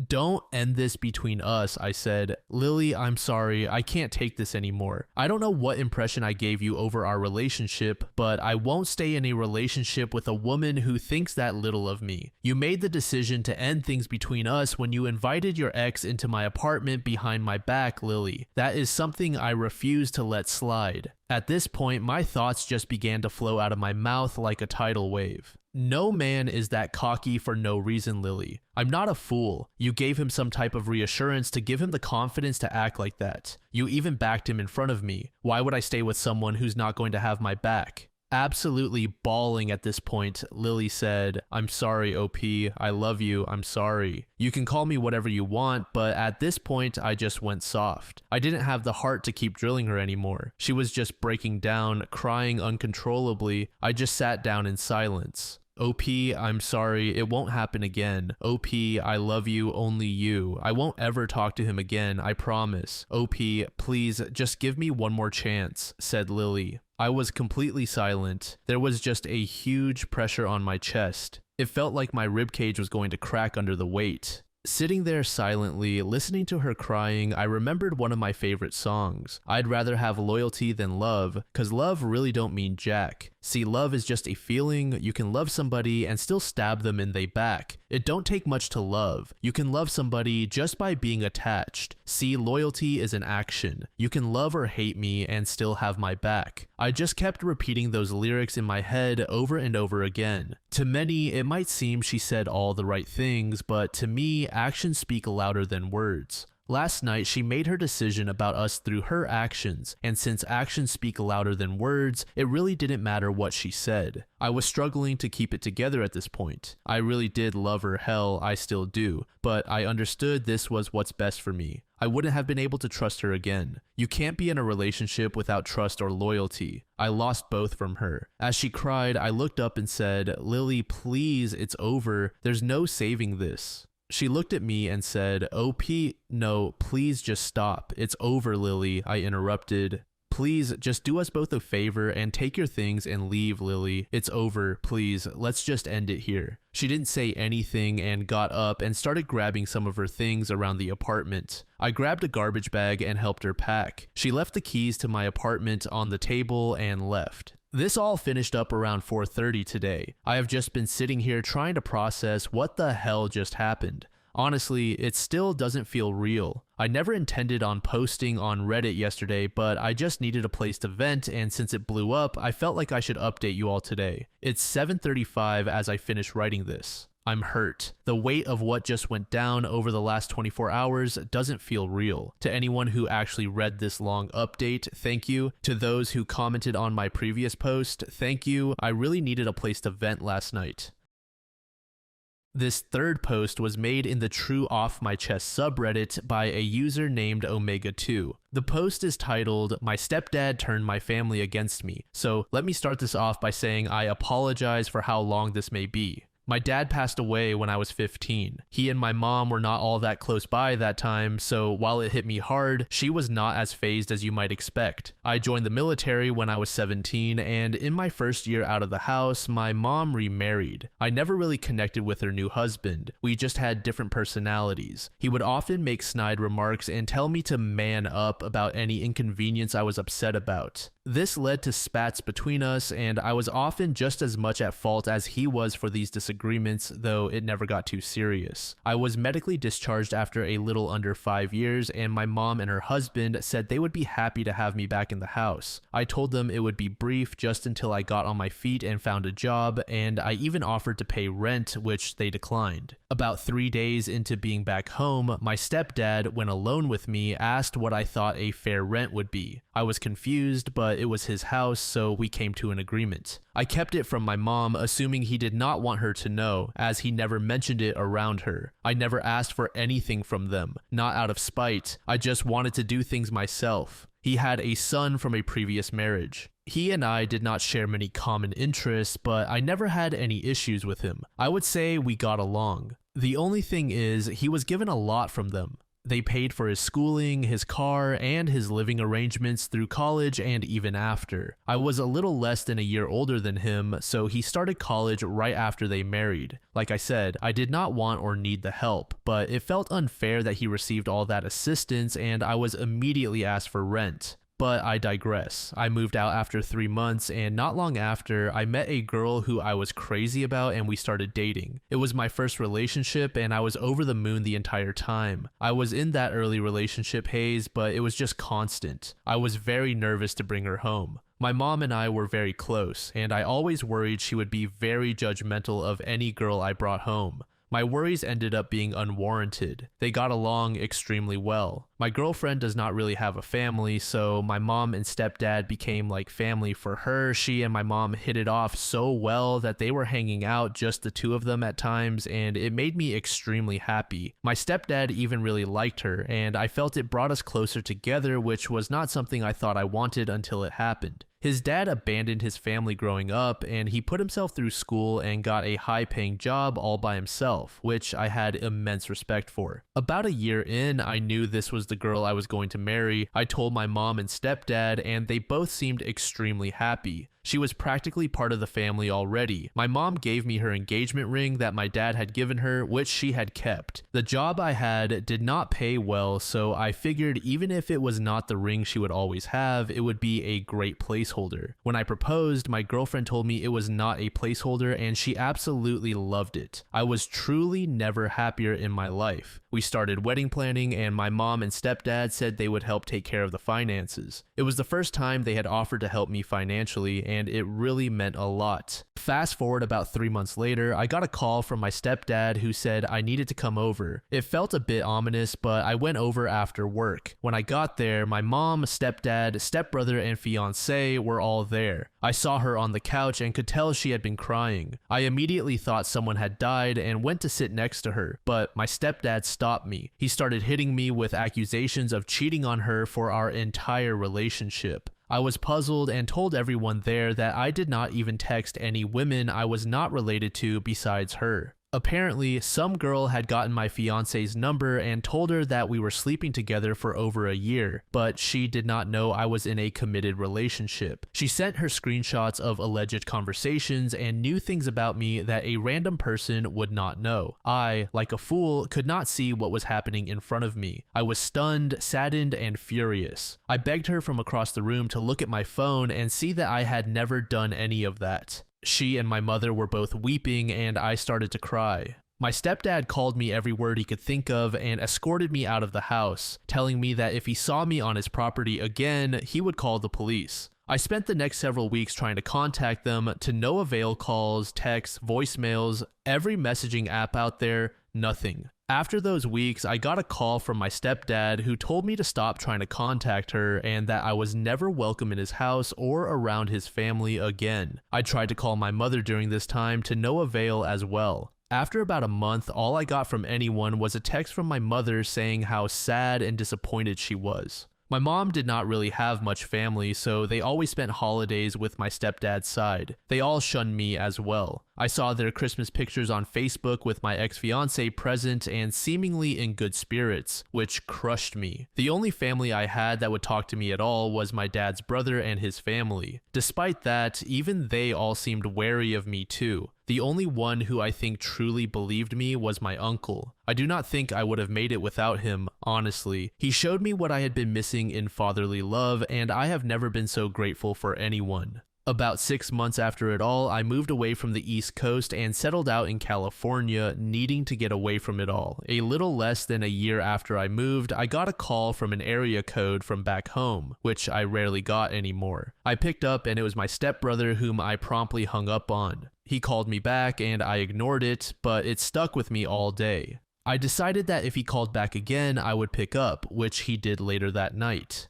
It was awkward at best. He told me my fiancée was really torn up for a long time. It took her nearly a year to even start looking again for a significant other. A few months into her doing so, my stepdad encouraged him to ask her on a date, which he did. Things went okay for the first couple of outings, but never really clicked apparently. He told my stepdad about that, and the idiot told him, "I did not get rid of OP for nothing, she's a great girl, you need to figure it out with her." I almost collapsed and it was quickly replaced with anger. Apparently, he had gotten a girl to pose as someone I had an affair with and forged some message screenshots to have her sent to my fiance. He told me he had told him about it a month ago and he did not know what to do. Apparently, it bothered him enough that he could not just sit on the information anymore, so he told me and said he was going to tell my mom and fiancé the next day. He called me first as a courtesy, so he would know what to say to them regarding me. I told him where I was and that I would appreciate it if they did not immediately contact me, so I had some time to digest it all. That was last Tuesday. I just texted him and told him I was ready to talk to them if they wanted to, and that they could call me tomorrow. I really do not know what I am going to say or what they will say for that matter.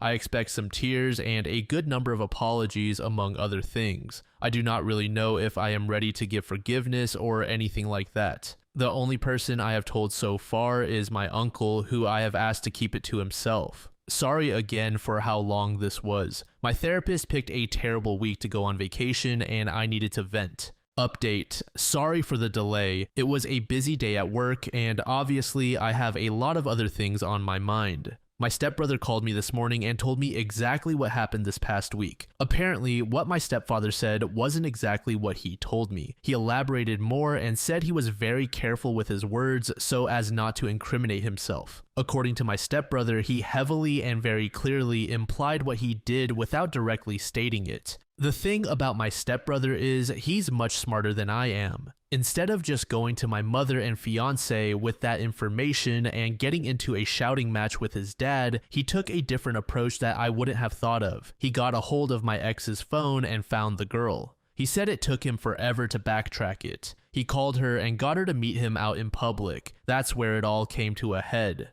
She was a Tinder match with my stepfather, which I think pretty clearly indicates that he had been sleeping around on my mom. That irritated me even more for obvious reasons. This girl alleges they did not sleep together. However, whether that is the truth or not did not matter to me. What does matter is that my stepbrother talked to her and pulled on her heartstrings with the story and everything that had happened. She told him what happened, $1,000 for a phone call. That was the deal. He told her what to say and supplied the pictures of evidence. She made the call and that was that. My stepbrother asked her if she could tell my mother and ex. She agreed to do it for free and that happened yesterday. My stepfather is on a business trip until Wednesday, so it was the four of them there. She came in and spilled everything to my mom and ex. My stepbrother said the tears started almost immediately from all three of them. After everything, he told them I was in California and that he'd let them know when I wanted to be contacted. A little backstory for you all to try to understand some things about my mother and ex-fiancé, and this is in no way defending their actions, just to help some folks understand. My mother and I were inseparable after my dad passed. We were each other's rock. When I turned 16, I began to drink to dull the pain a bit. I told my mom we'd spend New Year's together the year I was 16, but I ended up out with my friends, drunk as hell. I got a text from my mom who spent the night alone at home, and that was when we were never quite the same. She sent me a text about how sad she was to be all alone, and I felt like complete shit over it. I stopped drinking that day until after everything went to hell. She is the type of person who always needs someone. She can't handle being alone. I think when her and my dad's love began to fade, I filled that void, and when I grew up and left home, my stepfather filled that void. Then my ex. As I said earlier, she doesn't really have a family. She had some real trust issues because of this, along with some really nasty past relationships. Despite this, she never talked badly about past boyfriends, which I really admired. I, despite being debilitatingly shy, have often been told that I'm cute, especially by younger girls. I never really liked that title as it's not very masculine, but I got over it and learned to appreciate my boyish face and how often I would blush. My fiancé is just shy of 3 years older than me. I've always preferred older women and never given much time or thought to the girls who seemed interested in me just because they were 18 to 20. This didn't stop the attention, which upset my fiancé. She'd often ask why I wasn't interested in those girls or why I didn't leave her for someone younger and prettier, etc. I always found her extremely attractive, significantly more attractive than me, honestly, and would always reiterate that to her and that I never cared about any other girl. Sorry to get off track. I hope that brings a little insight into why I think they did what they did and believed what they believed. Again, this is not an excuse for them, nor am I really all that understanding personally. At the end of the call with my brother, he said they both wanted to call today, and I told him that was fine. So I sat and waited. By about 3 p.m., I was a little confused and started to wonder if he'd made it all up just to mess with me. It really worried me, honestly. I got a text from him asking if I was all good. I said yeah and asked if they were actually planning on calling today. He said they'd been trying for the last few hours. I had blocked them both when I moved out west and had forgotten. Why I didn't block him, I don't know, but I'm thankful I didn't. I unblocked them both and got a call from my mom about 10 minutes later. The first thing she said was that I sounded different. I almost hung up right then. It took all I had just to say, yeah.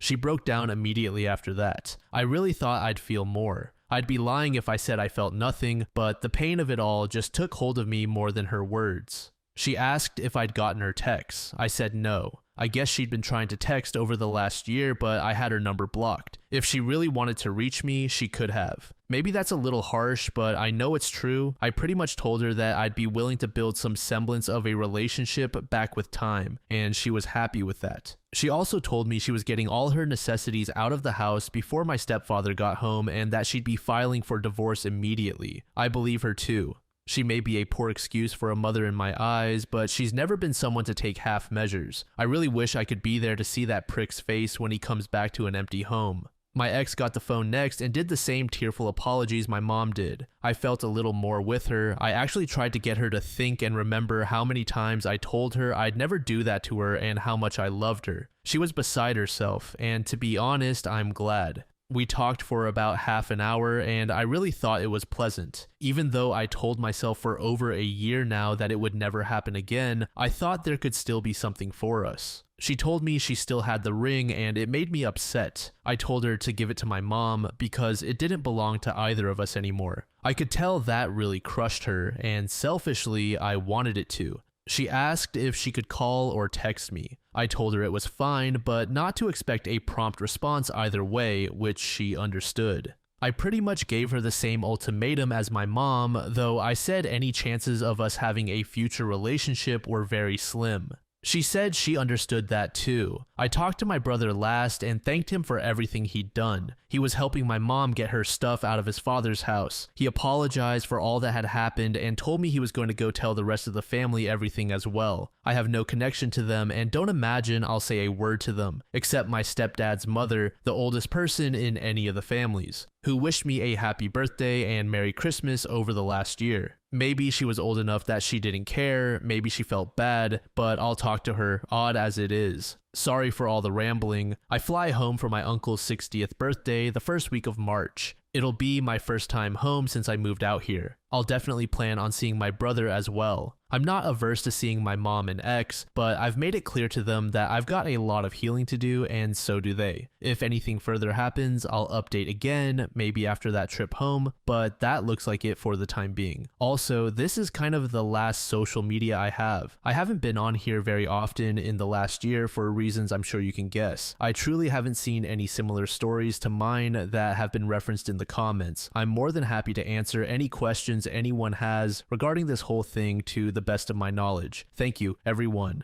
Brief update. I got a call from a number back home. I deleted most of my contacts a while ago from anyone I was not talking with. I picked up and it was my stepfather. He said hello and I hung up and blocked the number. I immediately called my mom, fiance, and brother. They are all safe and not around him. My mom is in a hotel that he does not know about, and my fiance and brother are at their residences. Both say they feel adequately protected. My brother said he got a call from him this morning when he got home after my mom was not there and would not answer. My brother told him what happened and told him not to contact any of them. I am not sure how long he sat there, but he called me around 3 p.m. Pacific time. About an hour ago, I got a message from a different number saying, "We need to talk." I assume that is him. I have not responded. That is the latest. My stepfather's mother called me. I had her number saved because of what I previously stated. I was a bit worried it might have been him trying to gather some information or something. It was not. She is a very sweet lady who did not have to be nice to me in any way, but has shown me compassion. She was very kind and wished me well while also apologizing on behalf of the family. I thanked her and wished her the best too. It is shocking that he came from that woman.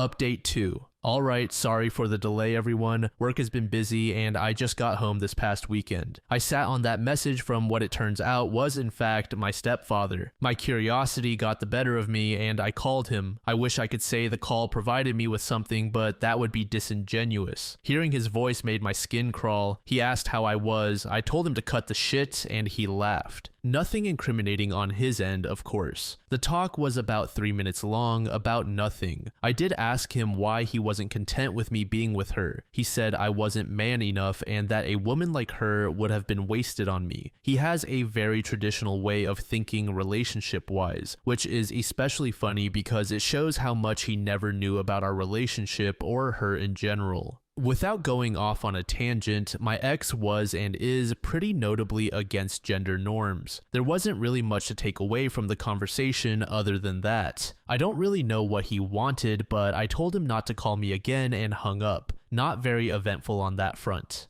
I flew back home prior to the weekend last week and went to my uncle's birthday party. I had a good time and the family was very welcoming and apologetic for not being more supportive after everything. I talked with my brother and set up a meeting at his place with my ex and mother on Wednesday night. On Wednesday, I went over there and got what I expected. A lot of tears, a lot of apologies. I admittedly had a tough time keeping it together. I talked with both of them and my brother all independently. Mom has already filed for divorce, which is good and I appreciate her doing so. We had a decent conversation. You can tell it's strained, but I think we're making some progress toward healing. My brother and I had a good talk. It was nice to talk with him in person. He apologized for everything that had happened and I accepted it. You can definitely tell he feels remorse for how it all shook out and for the work he put in to make it right. I definitely don't hold a grudge. My ex and I had a very long discussion through most of the night. We'd been talking over the phone for the last couple of weeks already. A lot of it was just catching up. We're obviously two very different people now after nearly a year and a half apart. We had some more serious discussions later on about everything about how screwed up it all was and how broken I was by it all. She told me she'd already seen a therapist and asked if I would be willing to come with her to her appointment on Thursday. She's gone above and beyond for everything I could have asked of her the last few weeks, and I am really truly appreciative of it. I went with her to her therapy appointment, which I feel was very productive for everyone. Her therapist seemed to be very appreciative of me being there as well. So we stayed talking for a while afterward, and I decided to ask if she wanted to go out Saturday night, so that's the plan right now. I don't know exactly what's going to happen, but I wanted to show her that I appreciate the effort she's putting in to try and mend what's been broken. And selfishly, I'd like to see her in a setting that isn't like the ones we've been in. So that's the update for now. Things are looking up. I haven't seen any of my stepdad or his family since getting home.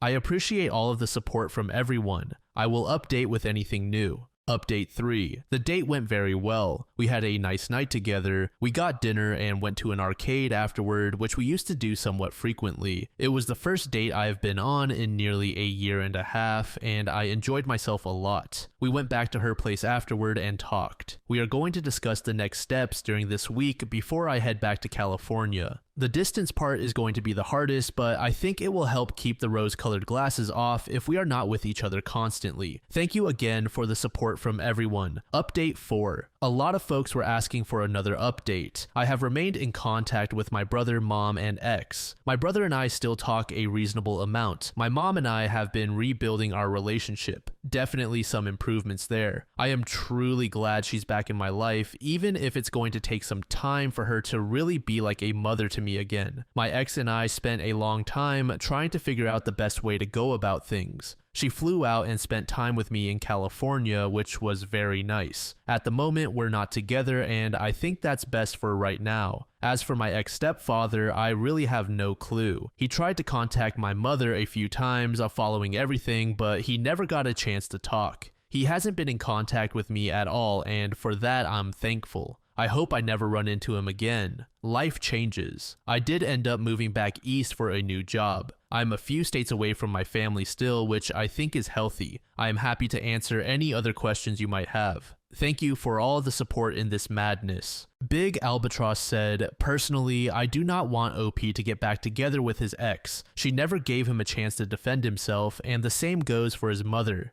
To this user, Thieving Willow said, yeah, I cannot imagine staying in a relationship where the other person would not even spend 5 minutes listening to me regarding a conflict. I would be walking on eggshells forever, and no, I would not feel more comfortable if it was coming from a place of huge insecurity, because that is all the more reason to think it might happen again. Raymond Boehm said, if people are willing to cut you off completely without giving you the time of day, then they will be willing to do it again.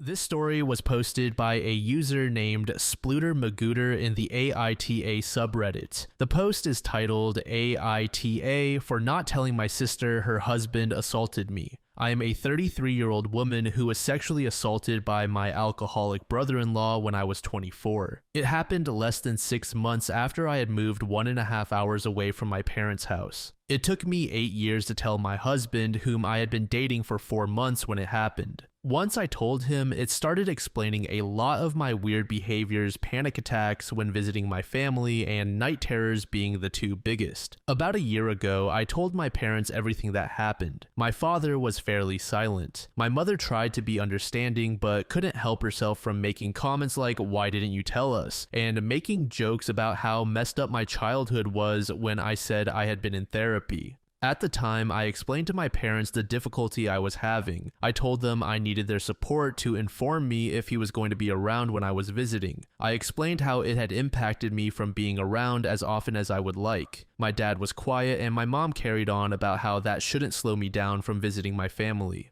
Over the course of the last year, neither of my parents has even broached this topic since the day I told them. If my brother-in-law is around at a family gathering, my dad pays attention and is right by my side if he tries to talk to me. My mom, she gives him alcohol when he shows up already drunk and does things like set an extra place setting at family dinners just in case he shows up. It has been hurtful, and I haven't exactly felt supported by my family. My relationship with my sister has also deteriorated, although we were never super close to begin with. A few years ago, my mother announced to the family that she was officially giving me Thanksgiving to host. Since then, it has been a battle, and she tries to host every year. I finally put my foot down this year and said I would not come. I tried to explain to her how hurt I am and that I want to be in my own safe place. If my brother-in-law actually shows up, I think I will feel empowered to finally confront him. I got emotional trying to say this, and my mother told me not to cry. I lost it and told her I was allowed to have emotions and she was going to listen to them even if they made her uncomfortable. She was not happy with what I had to say to her and started swinging back with unrelated issues. I hung up on her because the conversation was going nowhere good, fast.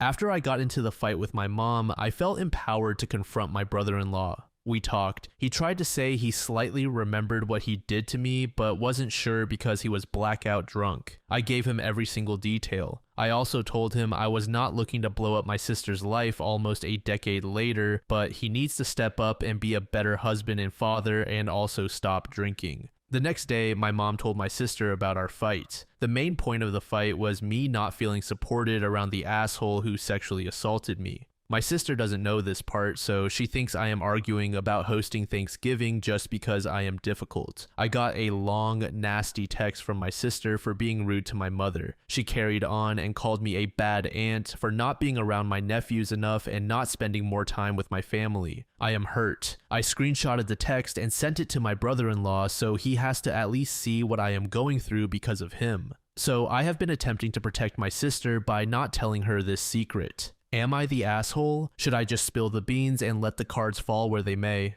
Update 1, saying I am attempting to protect my sister was the wrong choice of words. I think I have been trying to protect myself from her volatility. My thinking is definitely jumbled, but thanks for helping me work through straightening it out. Reddit. Update 2. I've reached out to my dad and asked to talk to him without my mother around. I'm going to tell him that I'm going to tell my sister. I'm going to ask him to go to her house before I do this and take my nephews so they don't get exposed to the aftermath of the conversation. OP proceeded to give us his final update in the comments. I talked to my sister. I asked her not to interrupt me, even if she wanted to, and she respected that. She quietly listened as I told her what happened and began sobbing. The first words out of her mouth were that I would never have to see him again. He will never be welcome at my house or my parents' house, according to her. She believed me 100%. She asked questions, including whether he was drunk when it happened. She acknowledged that the answer didn't really matter and that it was still inexcusable. This happened when we were all on a trip together visiting my grandparents. She didn't even remember going on the trip, so I walked her back to that weekend and we talked through the details. She also shared that my brother-in-law was raped by an alcoholic aunt when he was younger. I told her I called and confronted him on Saturday. She asked about our conversation and I told her everything. She asked me if he admitted to remembering it and said she doesn't allow him to drink in the house anymore because he blacks out and doesn't remember what he does.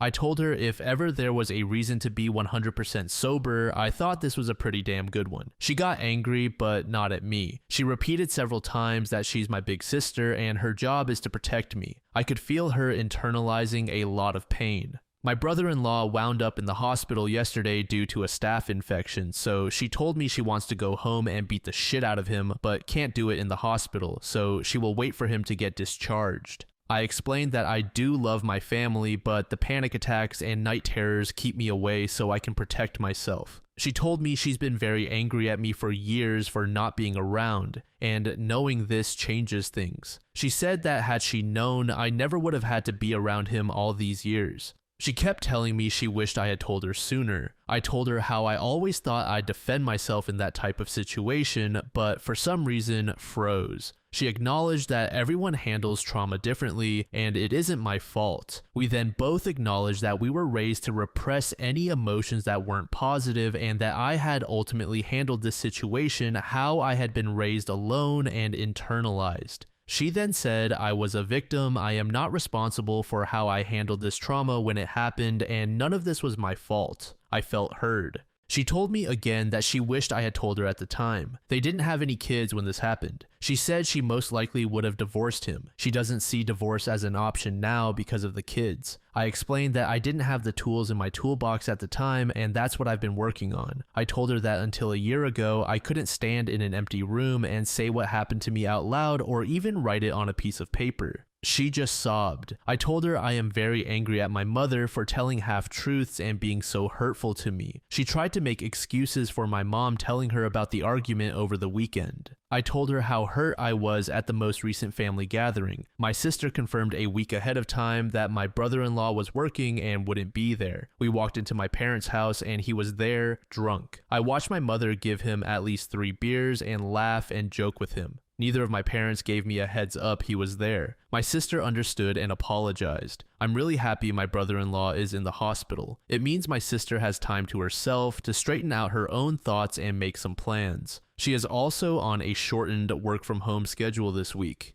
It all seems serendipitous. She was at my parents' house. I hope they are helpful and kind to her. I hope she does a lot of thinking and makes decisions that are best for her and my nephews. If talking to her made me realize anything for sure, it's that my parents are pretty messed up people. I'm going to text my sister this morning. Considering the way she handled it, I think reaching out and trying to heal our relationship will be a good move. I also don't want my parents to do to her what they did to me. When the dust settles some, I'm going to talk to my sister about all the unhealthy behaviors from my parents. I think if we can stand up to their dysfunction together, everyone will be better off. I might reach out to my dad today. I am undecided. I will definitely not be reaching out to my mother. I am going to go extremely low contact with her for the next few months. Both of my parents have some apologizing to do before they'll be allowed back in my good graces. I am happy I did everything I did yesterday without speaking a word to my mother. There's something poetic about it. My husband still very much wants to have a come to Jesus. He asked if he can punch my brother-in-law if he ever sees him again, or at least slap him to the ground. He is also adamant that I am owed apologies from my parents individually and that they need to change their behaviors. I can't express how grateful I am to have a man like him in my life. He told me he would do this 100 times if it was what I needed. I know this is just the start in a lot of ways. Yesterday was like getting to the peak of Mount Everest. I still have to get down the mountain, but the worst of it is over.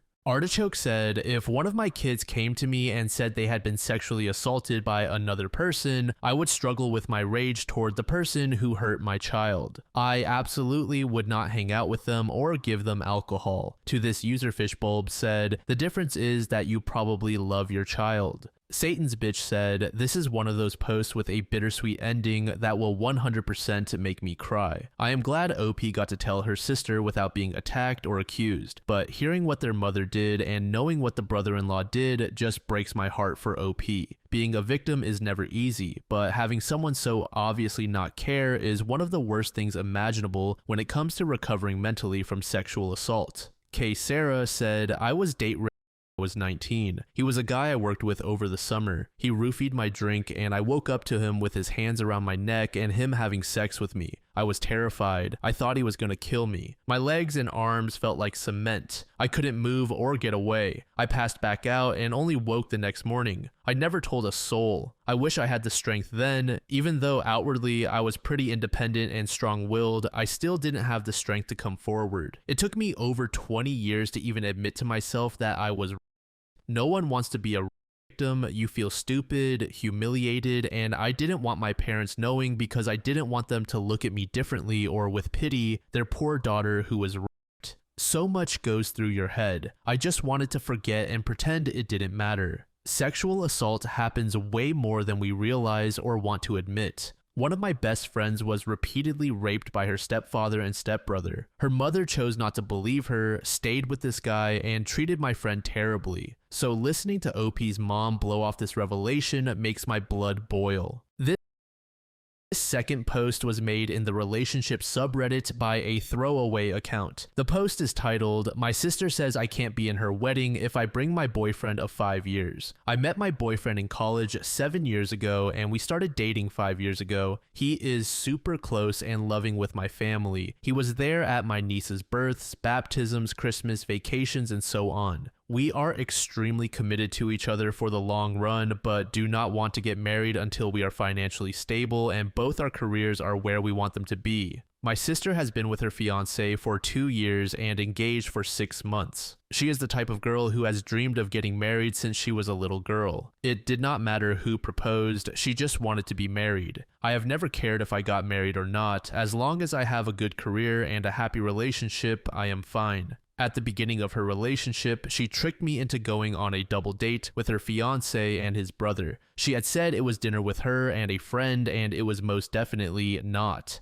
The brother kept making passes at me the whole time, and I told him I had a boyfriend. The whole situation made me uncomfortable. At their engagement party, my boyfriend noticed that the brother would not stop staring at me, and we tried our best to avoid him. Every time I have seen this guy, he has been weird toward me. My sister wanted me, my twin, and 2 brothers in her wedding. The wedding is supposed to be next month at the beginning of May. My sister just told me that I am going to be walking down the aisle with her fiancé's brother. I told her that he makes me uncomfortable and I thought I would be walking with my own brother. Apparently, this is something her fiancé is insisting on, and she wants to make him happy. It seems like a pretty weird thing to insist on, and I know it is some scheme between the 2 brothers. My other siblings also thought it was weird and voiced their objections to our sister. She got upset and said this is her wedding and she will do what she wants. I told my boyfriend this and he was upset for me. He is confident enough in himself that he knows this guy would never be competition, but he knows how uncomfortable I am with this situation. The other day, we had family dinner at my mom's house. I took this as an opportunity to bring up the aisle situation with my mother around. My sister got extremely upset and started crying, saying I was trying to ruin her marriage. I was so confused, as was everyone else, and tried to explain that he makes me and my boyfriend extremely uncomfortable. She then said that I cannot bring my boyfriend to her wedding anymore, and if I do, then I am no longer a bridesmaid. She gave no reason as to why I cannot bring him, and my siblings were just as upset considering they like my boyfriend a lot better than my sister's fiance. I thought I would give her a few days to calm down and rethink, but she has not changed her mind. My 19-year-old brother's girlfriend is still invited to the wedding. My boyfriend is an incredible guy and has been nothing but kind and generous to my sister. His feelings are hurt, but he still wants me to go to the wedding. I think my sister is being an unreasonable asshole, and I will be pretty pissed off at the wedding if my life partner is not there with me. Being her bridesmaid is something I can live without. So should I bring my boyfriend or go without him, or should I demand that my boyfriend be allowed to come to her wedding and that she is being super unfair? I love my sister, but I do not understand why she is forcing some silly request by her creepy brother-in-law. I do not know what to do, and my family is no help either. Update. Most of the comments said I shouldn't go to the wedding at all, but she is my sister and I don't want to miss her wedding. I went to my parents' house with my brothers and told them about everything the brother-in-law has done that makes me super uncomfortable and how my sister is disrespecting my relationship. My dad was pretty pissed off about the date stunt she pulled and is on my side. My mom, however, says that I need to try and resolve this with her because if I am not part of the wedding party, people will talk. I honestly couldn't care less about what extended family has to say.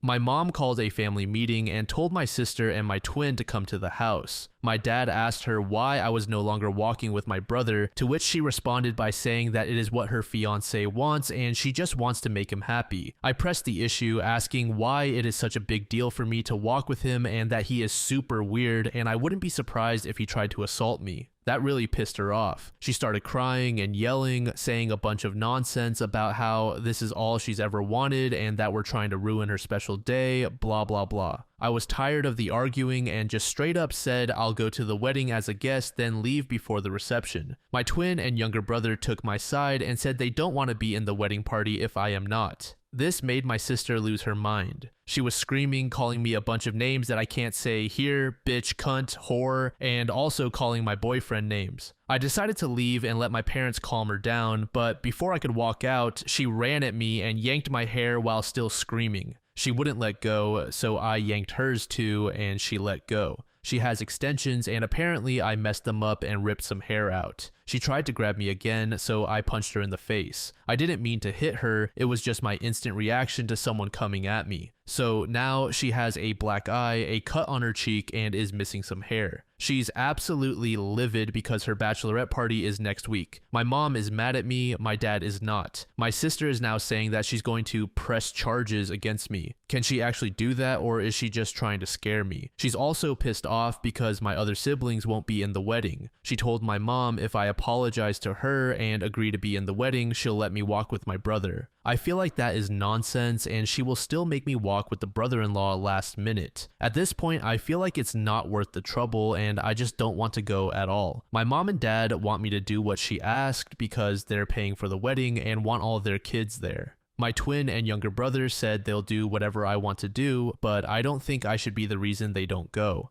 My boyfriend feels like he started all this drama when none of it is his fault. My sister believes I ruined her wedding and I don't know what to do. So the options are go to the wedding as a guest, be in the wedding, or not go at all. My parents will be upset if I don't go, and I really don't want any more tension, but she disrespected me and my relationship. As soon as this wedding is over, I'm going to limit my contact with her for a while. Update 2. The first part of this is written before the wedding and the second part will be after the wedding. First off, I want to say I didn't know this post had blown up like it did until a few days ago. When I first posted it, it only had about 30 comments and now I've seen thousands and received lots of messages. I've also received some messages and read some comments about how I'm not responding to people or answering questions. I don't think I'm required to answer anyone. I've heard tons of crazy theories and lots of people saying they hope my sister attacks me again or that I should get her arrested or scream rape at her wedding. While these are all interesting, this is unfortunately my real life and not a movie. I will try to clear up any questions in this post. Some people asked if race is an issue, and it's not. My family is French and Puerto Rican, my boyfriend is Italian, and my sister's fiancé is just white. I don't know what his ethnicity is. There was also some confusion about my siblings. I am one of 5 kids. My twin is a girl. I guess that got misunderstood when I said 2 girls and 2 guys. I meant that besides my sister getting married, there were 4 of us walking down the aisle. I kept saying a twin instead of sister so she wouldn't get confused with the one getting married. My sister is the second oldest. Also, I don't think money is an issue either. My family's not rich, just middle class. The reason her wedding is getting paid for and not mine is because she didn't go to college and I did. They paid for the majority of my tuition, and I don't want a big fancy wedding either. Some people also asked why they don't revoke their money from her for this behavior, but the wedding has already been paid for a while, so there's no getting their money back. My sister did still have a black eye at her bachelorette party and changed the venue to a darker place, and she wore lots of makeup. My twin brothers, my boyfriend, and I went to the club that night instead and had a fabulous time and got trashed. I heard from her friend that she was telling everyone she got hit with a car door and not my fist. My sister has always been a bit unhinged. When she was in high school, she and my twin used to fight all the time. After every breakup my sister has ever had, she has broken down and shut down completely and felt her life was over. I've seen this since she was 12. I used to get in lots of arguments with my parents over them excusing her behavior, which ultimately made me decide to go to college across the country.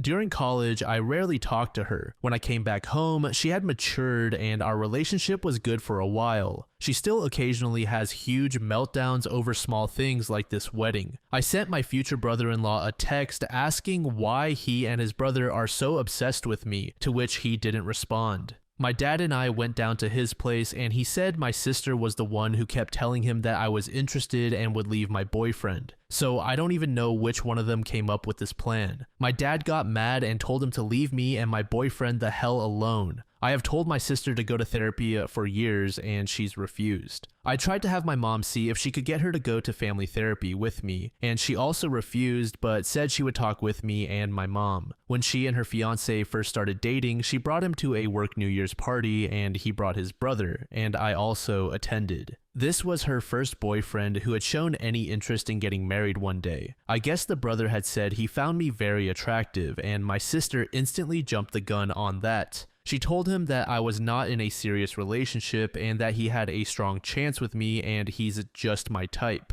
So he's been under the impression that my boyfriend is just a placeholder, which is extremely not the case. He's just as delusional as my sister. This made no sense to me, especially since my twin is single. We are fraternal, so we don't look the same and we're different heights with very different personalities, but she's still a very pretty girl and single. My sister has expressed some jealousy of my relationship over the years, so that could be a factor in her trying to break us up. She's always made comments about how she'll never have what I have with my boyfriend. About a month ago, she found out she's pregnant. She thinks if she doesn't make this brother thing happen, then her fiancé will leave her, and being a single mom is more frightening for her than her family hating her. It's still early enough that she does have other options, but she's committed to this for some reason. This was an intense conversation, and we also talked about other things, so this was all I could get out of her before my patience ran out. I did snap on her and said some things along the lines of, "Sorry you're so pathetic that you date any guy who looks at you and you still can't find a good relationship, and you will be divorced before labor." Yes, it was a little mean, but I was very heated in the moment and wanted to say something worse. My boyfriend is very adamant about us going to the wedding despite all the nonsense my sister is putting him through. My boyfriend doesn't have close relationships with his siblings and has always loved being a part of this family. He wants me to maintain a relationship with mine so I don't regret it later. He's still hurt, though, that my sister has been going to such great lengths to get him out of the picture. I've tried to reassure him the best I can that everyone still loves him and I always will. We're going for the ceremony as guests and then leaving as soon as they say I do. My two brothers and twin sister are walking together as a trio. We took wedding pictures together at a park so our parents could have something of all of us. They haven't decided yet if they're staying for the whole wedding, but they're going to feel it out. My older brother is staying the whole time so he can watch the brother and have some words with him. A lot of people said to have my boyfriend propose at her wedding, but I don't care enough to deliberately try and ruin her wedding. That will not make the situation better in the slightest, and I honestly don't ever want a public proposal. I think that's super tacky. My boyfriend and I have just been enjoying ourselves and not worrying about any of this nonsense. I'm not worried about my sister attacking me again, and if she does, I can easily defend myself. She can't fight for anything, which is why I don't know why she started in the first place. Also, some people said, isn't it incest if sisters date brothers? But it is not at all, and I have cousins who are married to sisters. Not excusing the behavior, just saying that's not incest at all. After the wedding, I showed up in my bridesmaid dress because I wasn't going to buy another one, and it's a very nice dress. My boyfriend and I tried to go in as late as we could to limit the amount of family asking me why I'm not in the wedding. A few aunts and uncles asked, and I just said my sister lost her mind and to ask her. I tried to stay with some cousins who I told what happened and who know how my sister can be an occasional nut. The ones who knew my boyfriend's invite was revoked were pissed, considering some of their plus ones were just dates. We sat in the front row where my sister, her husband, and the brother could see me with my very serious, handsome, amazing, loving boyfriend. He held my hand the whole time and made sure I was okay. This wedding just confirmed for me that I do not want a big wedding. We can have a party at most. There was only one time that the brother was staring at me, and I quickly shut that down by kissing my boyfriend. As soon as they all walked back down the aisle, I said my goodbyes to the people who deserved it, and we left. We went to a bar, danced, and had a good time. I'm glad I went to the wedding so I can say, I told you so, when this marriage ends in 6 months. I'm glad that delusional guy saw me kissing the man I love because that will never be him. My twin had quite a few drinks at the wedding and was being very mouthy with my sister. I didn't ask her to say something, but she would have done that with or without booze. My younger brother told almost every family member that my sister went crazy on me, and that's why I wasn't at the reception. My older brother did talk to the brother-in-law, but I don't know what he said. I didn't ask many other questions, and this is just what they told me. I feel really bad for my sister, honestly. She baby-trapped herself with a subpar bottom feeder. That man has zero qualities that would make me jump through all these hoops. He has the personality of an Adidas sandal. I wish my sister had more self-respect and raised her standards. I don't know much about their relationship or if he's abusive. I would like to think that she at least has enough respect for herself not to put up with that. Maybe they're in love. Maybe he's using her. Who knows? This marriage may not last, but she's now attached to him for at least the next 18 years. While I sort of get her reasoning for not wanting to be a single mom, my brother is a single dad and doing just fine. I don't plan on talking to her for quite a while. I don't know how things turned out for them not getting me with the brother. After prying, they still wouldn't give me clear answers, so I don't know how serious the husband actually is about his loser brother getting laid. Those brothers were either neglected or breastfed until they were teens. I was already planning on going on vacation this summer with my boyfriend, but I might extend it now. Who knows? Maybe we'll even get married in France for fun. Anyway, thanks for all the support. Sorry that this ending wasn't as dramatic as you all wanted it to be. I'm not expecting an apology. I honestly don't care anymore and just want to move on with my life, be happy, and not deal with any more psycho behavior. I'm just glad that I haven't received any messages from the brother-in-law or my mom and that I have a great man. If there are any questions I missed, feel free to let me know. A lot of your comments made my boyfriend and me laugh. Culture Inner said, yeah, I'm thinking it was jealousy, plain and simple. She's 31 and has been with a lot of losers, and her sister trips and falls into a great relationship at 20. Gotta break that up. I feel sorry for the future kid though. Tom1252 said, I remember reading this initially, but that update kind of changed my opinion somewhat. This really sounds like a family that thrives on petty drama. Little sister, it goes without saying, is completely unhinged, but OP sits in the front row and kisses her boyfriend to make a point. The twin gets drunk and mouthy. Mom is all people will talk. Dad and OP confront the future brother-in-law for some reason, and then OP is saying things like, "Sorry, you're so pathetic that you date any guy who looks at you and you still can't find a good relationship, and you will be divorced before labor." Seriously, I can't understand not just saying, "Hey, you're out of line, and until you get your act together, don't contact me." People always make family out to be this big, messy ordeal. Blood ties run thick and all that, but it's really not. That's just unnecessary drama you're inviting in. This all just sounds so petty, and OP keeps inviting it, fully knowing how it's going to go down. This story was posted by a user named Off My Wedding in the True Off My Chest subreddit. The post is titled, "I'm planning to elope because my parents are trying to make me agree to letting my sister's BF propose to her at my wedding. Maybe this is the wrong place, but I'm going to explode with rage and disappointment at my family. My baby sister is the golden child, or maybe that's unfair to say. She survived cancer when she was a child. It was the darkest period of my parents' lives. I don't remember much of it because my parents shielded me from the horrific truth. I knew she was sick, and I remember spending my childhood in hospitals, but I never knew that my sister almost died until many years later. I was 12 and she was 10. After she beat her illness, she became the obvious favorite in the house. She got everything she wanted, and sometimes it was at my expense. I resented that, but I always heard that I was a naughty girl for being jealous of my hero sister. My sister grew up to be a brat. Now, 20 years later, she's still bratty, although we get along a lot better than when we were teenagers or young adults.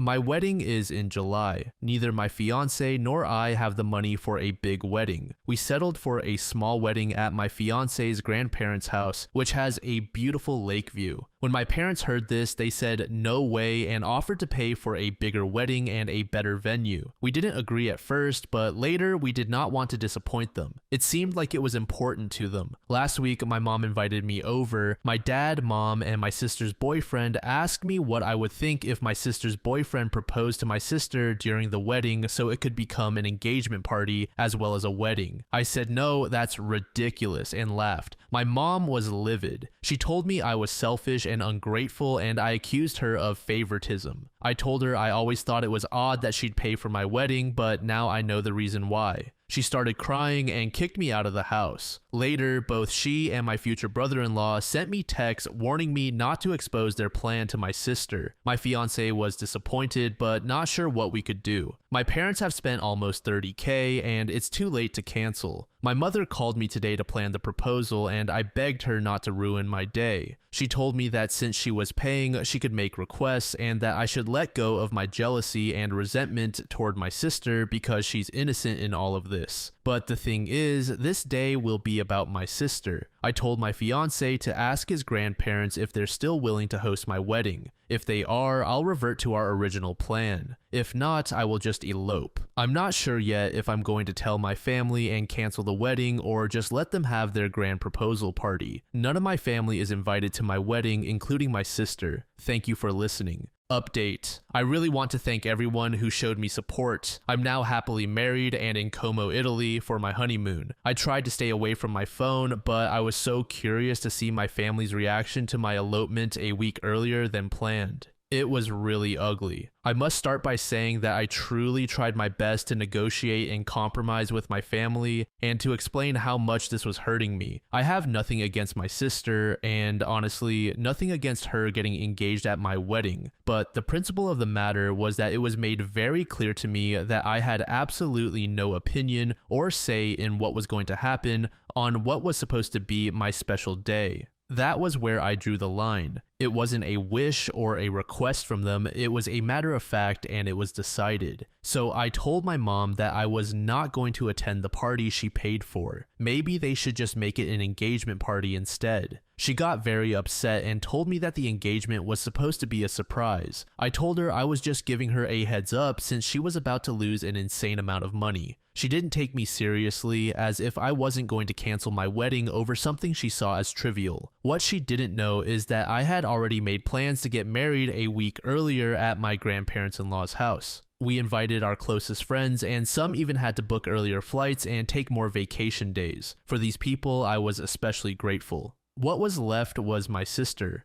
I'd been back and forth arguing and negotiating with my parents and my future brother-in-law. I decided that even if this would ruin her surprise, I had to tell her, so I did. She wasn't really happy with my mom, but she was more upset that I ruined her surprise, and as I expected, she thought I could have just sucked it up and gone with the flow. I didn't tell her about my new wedding date. The wedding was dreamlike. In the back of my mind, I was hurt that the people who loved me the most weren't there, but I pushed that thought away and refused to let it ruin our day. My husband was amazing. He promised to make me happy for the rest of my life and to make up for every heartbreak I've experienced in my past. My in-laws surprised us by upgrading our honeymoon to a 5-star hotel. I had my friends, some cousins, and my favorite aunt attending. We asked them not to live stream or upload any pictures to social media until we were already on our honeymoon. We also asked them not to engage in any altercations online with my family. Today, my mom made long Facebook, Twitter, and Instagram posts bashing me and my husband, calling me ungrateful and disrespectful, and posting pictures of my wedding. She told people I've cost her a big chunk of her savings and is now demanding compensation. Her Facebook post was shared about 200 times, and the majority of my extended family is angry with me. She never once tried to contact me. Instead, both she and my dad announced that they're cutting me off and are expecting compensation. My future brother-in-law commented that I ruined his surprise, and my sister made a post about being tired of jealous people and haters. None of the people we invited have commented, even though some of them were directly attacked, so they respected our wishes. I don't know if they're going to go ahead and turn the wedding into an engagement party now. I really hope they do, so the money isn't wasted. It's on Saturday. I'm sorry the update got so long, but with the amount of people asking for an update, I hope this was what you wanted.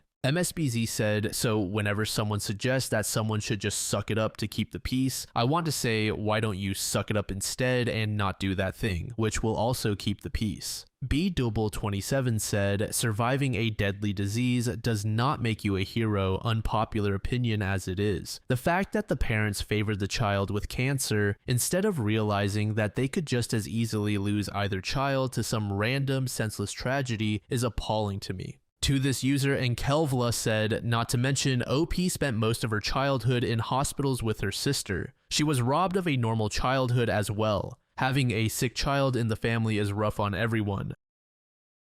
This next post was made in the same subreddit by a user named Classic Sense. The post is titled, "My brother is dating the girl who slept with my boyfriend while we were best friends. I've been dealing with it for 4 years. I was 19 years old at the time and in my first relationship. I met the girl in question. Let's call her K at my boyfriend's house. We quickly became close and I would have considered her my best friend. We went shopping together, played video games, and stayed up for hours talking in our Discord group with other friends. We liked so many of the same things. I still remember our friendship fondly, despite everything. Eventually, we made the horrible decision to start having threesomes. I became super insecure. I was literally watching her sleep with my boyfriend, but she was always so kind to me, and it seemed like everything was okay on the surface. Around that time, I introduced my younger brother, who was 17, to our friend group. Things felt good for a while. Then, maybe 3 months in, I got a call from my boyfriend. He told me he had slept with Kay alone.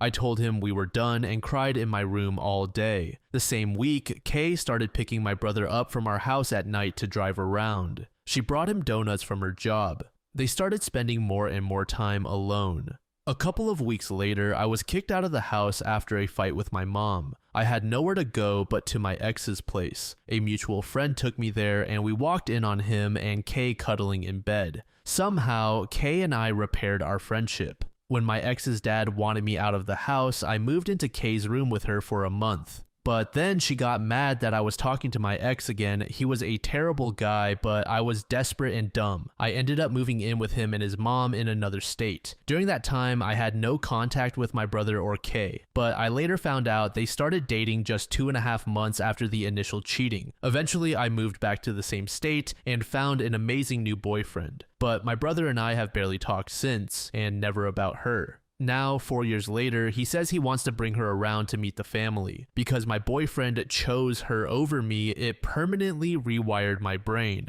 She became this ideal in my mind. I compared myself to her obsessively. My body, my hair, my makeup, my personality, everything. I also had an eating disorder, and she became a focal point for a lot of that self-hatred. The insecurity still creeps into my relationship now because my current boyfriend also dated her in the past. It's always there in the back of my mind. The idea of seeing her in person makes me panic like a full physical anxiety response, and no one really knows that. My family knows she slept with my boyfriend, but that's all. They've been supportive, but I doubt they'd say no to meeting her if my brother asks. And maybe that's fair, I don't know. Side note, during a break from my brother, she slept with a guy in her college class and lied about it. I know this because I'm psycho and messaged the guy myself, and he just told me. So it's not just my own baggage, she genuinely isn't good for my brother. There are a million other things, like her complaining to my boyfriend that my brother didn't have sex with her enough. This whole thing has been a source of anxiety, pain, and insecurity for 4 years. I miss my brother so much, but I don't know how to move forward with this. Consistent Ad said, "You are giving this girl too much of your energy and making her larger than life. Focus on yourself and your relationship. Whatever happens between her and your brother is on them. As you said, your family already knows that she was the side chick to your ex, and your brother knew this, yet he still chose to date her. There is nothing else you can do. It is time to put your energy solely on yourself, your relationship, and whatever you want out of life. Just make her a high and by thing and go on about your business." Shell895 said, "They've been dating for 4 years and she hasn't met your family yet." To this comment, OP said the following: "The only family in our area is our mother, who is insane, long story short. Our other family is halfway across the country, or I imagine this would have come up sooner." Future Battles said, "Congratulations, you won the Immoral Family of the Year award. If you still have contact with them after everything, I can tell you it is clear that they do not respect you because you do not respect yourself. If you had a little self-love, you would stop having contact with these types of people who choose those who hurt you over you." This third post was also made in the True Off My Chest subreddit. The poster was named Casey June July, and the post is titled, "I finally left my husband. Sorry in advance for the long post. I am 26 years old and have been with my husband, who is 29, for 7 years, married for 4. Our relationship began as something too good to be true. He was amazing and made my life so much brighter, and we were truly best friends from the start. We moved in together after only 3 weeks of knowing each other and were inseparable. We were the couple people would say, 'I just want something like you and Kyle. You two are so perfect for each other,' and I agreed. We weren't each other's typical type, and it felt like the universe brought us together. A year and a half later, he planned an elaborate proposal and we got engaged. It was magical. I couldn't have planned anything more special and romantic. We planned to get married a year and a half later. After a year, we went on our bachelor and bachelorette trips, and we had our first fight after being together for 2.5 years. Since my bachelorette party was a month before his, he set some ground rules. Call every night when you get back to the house, and no hanging out at houses with men for me and women for him. My bachelorette party went perfectly without even a temptation of breaking the rules. Just a weekend hanging out on the beach with my girls. Skip to his bachelor party. He disappeared for 6 hours. No calls, no texts, and then I saw on one of his friends' social media posts that they were hanging out with a group of girls, and in the video, Kyle was standing really close to a girl in a red bikini. They were talking and she was holding his phone in her hand. I tried calling and texting him and his friends for hours without a response. When I finally got in contact with him, he said his phone was inside charging and he was drunk and didn't think them hanging out with the girls would be an issue. I'm not stupid. I know he most likely cheated on me, but I chose to go forward with the wedding, which was now only 3 months away, partly because I loved him and knew I'd forgive him eventually, and my parents had already spent a lot of money on our wedding. Our wedding was beautiful and it was a perfect day. Shortly after, COVID hit and we were stuck, not being able to live our normal life of going out and traveling often. 9 months into marriage, I found out that he had created a fake social media account and was following several women. One was his ex. I made him pack his things and move out of our house. After being separated for 3 weeks, I found no evidence that he was actually contacting any of these women. He promised he'd never do something like that again. I forgave him and he moved back in. My family was also encouraging me to get back together with him. Our relationship was never better. It felt stronger and we were more connected. We bought our first house a year and a half later and found out I was pregnant 4 months after we moved in. This is where everything begins to crumble. We did talk about me getting off my birth control and decided it was the right time for us to start trying for a baby. But when I told him I was pregnant, he did not have the reaction I thought he would have. A big reason why I fell in love with this man is because I knew he'd be a great father. He's amazing with other kids and always talked about wanting a family of his own. When it came to my pregnancy, he didn't want to talk about anything baby related and seemed to pretend the baby didn't exist. He started going out more without me and planned more guys' trips. I didn't mind. I'm more of a homebody and loved being at home, nesting, and preparing for the baby to come. I thought he was feeling overwhelmed with the life change that would be here soon and just needed some time to let his hair down. I am not a jealous person. I was very confident that he wouldn't cheat on me because he was my best friend. I did everything for him, and his friends would often talk about how lucky he was to have me as his partner. He also began to treat me more as a roommate during this crisis. We have had a few small arguments in the past about him taking advantage of me cooking and cleaning for him without showing appreciation. He stopped taking me on dates or even asking me if I would want to go with him and his friends when they'd hang out. This was shocking to me because we had been inseparable for the last 5 years. I found out 3 weeks ago that he cheated on me while on one of his boys' trips last summer. He met a girl at a bar, bought her drinks, danced and made out, even took a picture together. They exchanged numbers, and the next day she found out he was married and he blocked her on all his social media and her phone number. This is how I found her. 2 weeks prior to me finding out about this girl, I found his anonymous online profile and saw that he had been sending explicit photos. I confronted him and he apologized, saying he was depressed. I had already planned to leave and move in with my mom for a while. I couldn't shake the feeling that there was something else that I was missing, so I checked his blocked accounts on social media and thought it was strange that there was a girl I didn't know on the list. I messaged her and she spilled the tea, even telling me that his friends were lying with him, telling her he was single. I confronted him and he said she was lying, of course. I left and moved in with my mom. Since then, I have found out other information, not as damning, but activity that I wouldn't want my husband doing behind my back. I feel sick and devastated that he could do something like this to not only me, but to our child. Did I mention I was at home alone for 8 days with our 5-month-old baby while he was on this trip where he made out with another girl? I feel like I sacrificed so much of my happiness for this man, trying to make his life as happy as possible, and he gave it all up for what? Like I said, I'm not stupid, so I know there are probably more instances of him cheating, but I don't want to know. I'm already done.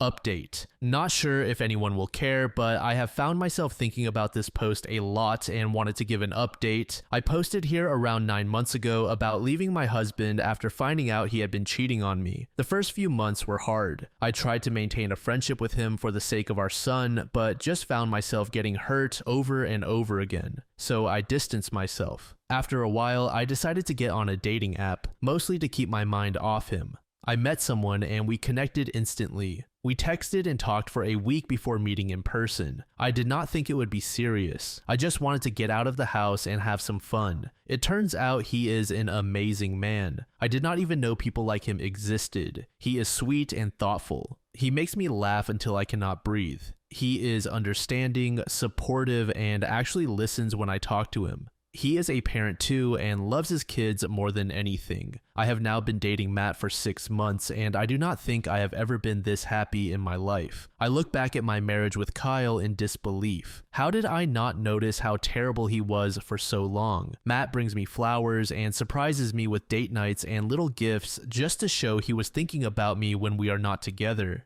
Despite living an hour away, he brings food to me and my son when we are sick. If I'm having a bad day, he lets me talk his ear off and drops off my favorite sweets at my house. Matt is an amazing cook and we trade off nights in the kitchen. When it is my turn to cook, he spends quality time with the kids. The laughter in the house is almost constant. This is so far off from what my life was with Kyle. My ex only sees our son about 4 days a month and is constantly finding excuses to leave him with me or drop him off with his grandparents for the weekend. Being with a man who loves his kids and mine has really opened my eyes to what kind of a father Kyle is. Matt and I do not live together. He spends a lot of time at my house because my home is bigger and I have my son almost every day. Despite not living with me, he helps clean, does laundry, and helps fix things around the house. He always comments that I do not let him do enough, but he does more for me than anyone ever has in my life. He picks me up and takes on so much that he does not have to, but he does it with a smile on his face. He never lets a day pass without telling me how much he loves and appreciates me. I have learned from my past and will not be moving in with anyone anytime soon. I was fooled once and that will not happen again. Neither Matt nor I want any more kids, so we are happy with the way our life is now. No pressure, just living our lives happily alongside each other with our kids.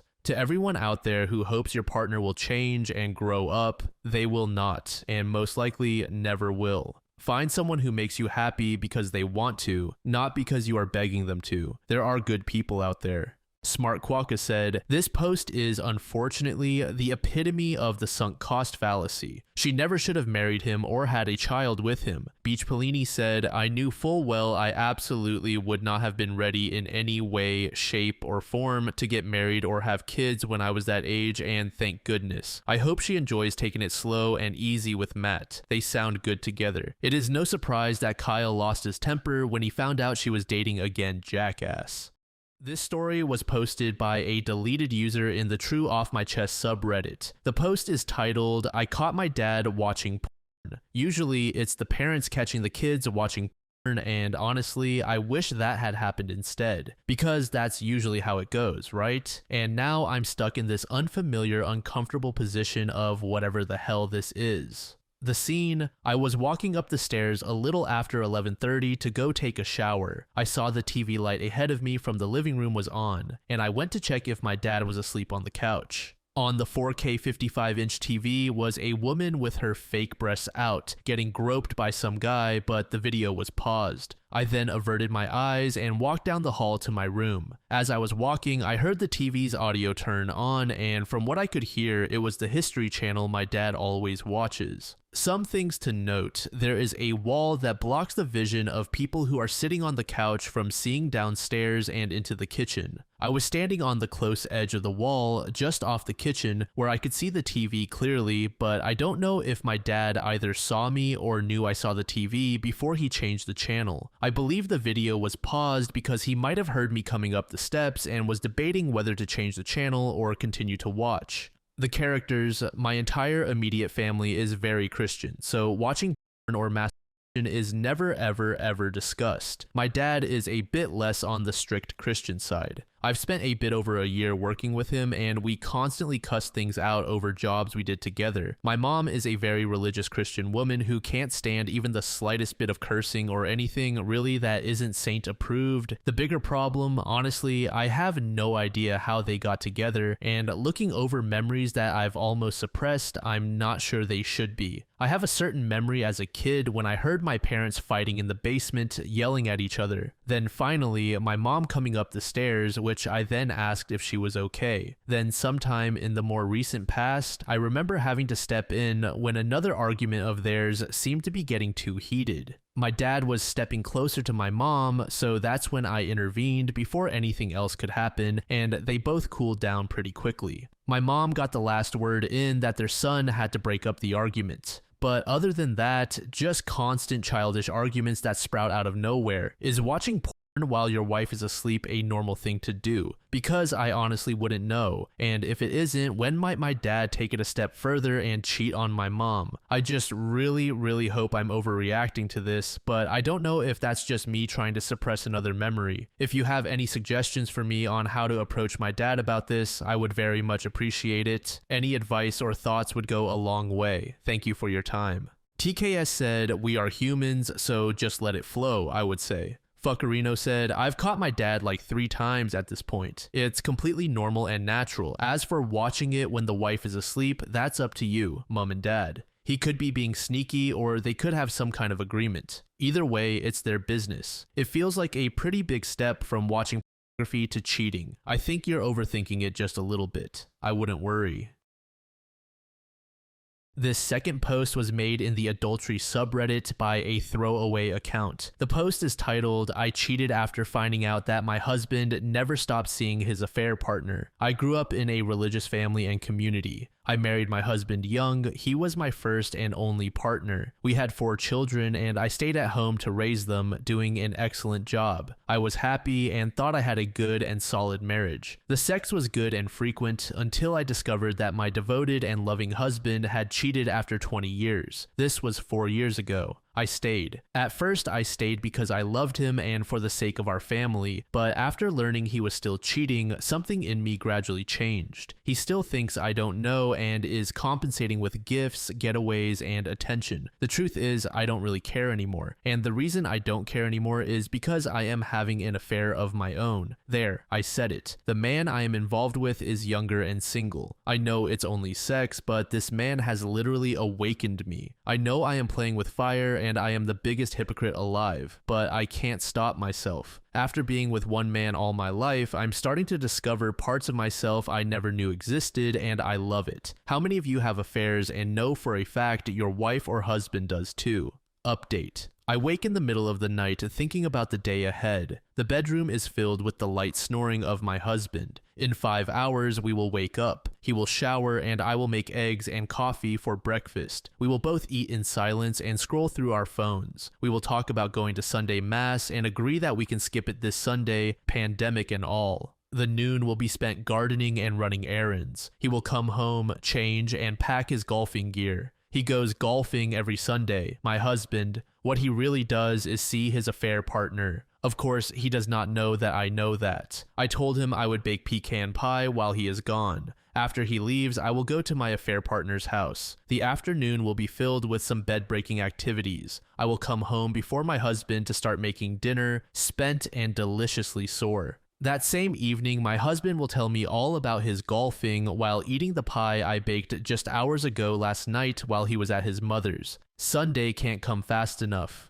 Edit. So many of you sent me messages asking how my Sunday went. Well, it went according to plan, almost. The toy we ordered was too big, so we ordered a smaller one. It should arrive just in time for our next meetup. But do not worry, we made up for it in spades with some wine and roleplay. Who knew I go off on being dominant? Update 3, some advice please. My affair partner pays for all our fun extracurricular activities. I would like to pitch in and contribute equality between the sexes and since I will be engaging in anal play this Friday, I kind of feel obliged. In my grown-up, regular life, I always pay with my joint credit card. The closest ATM is an hour's drive from home, so cash is not an option. Any suggestions on how to pay my affair partner? PayPal, get a new credit card, or is that too risky? I'd love to hear how you all handle this. Update 4. My oldest daughter has been dating a very nice young man for 3 years now. Last evening, during our dog walk, she shared some thoughts on her future plans that involved marriage to this young gentleman. She hinted that he will propose to her soon, probably before the summer. She then went on about how proud she was that they are saving themselves for marriage, unlike so many young people today who don't value this and that. Horny little devils. I come from a semi-religious household and community. So does my husband. We raised our family in the same spirit.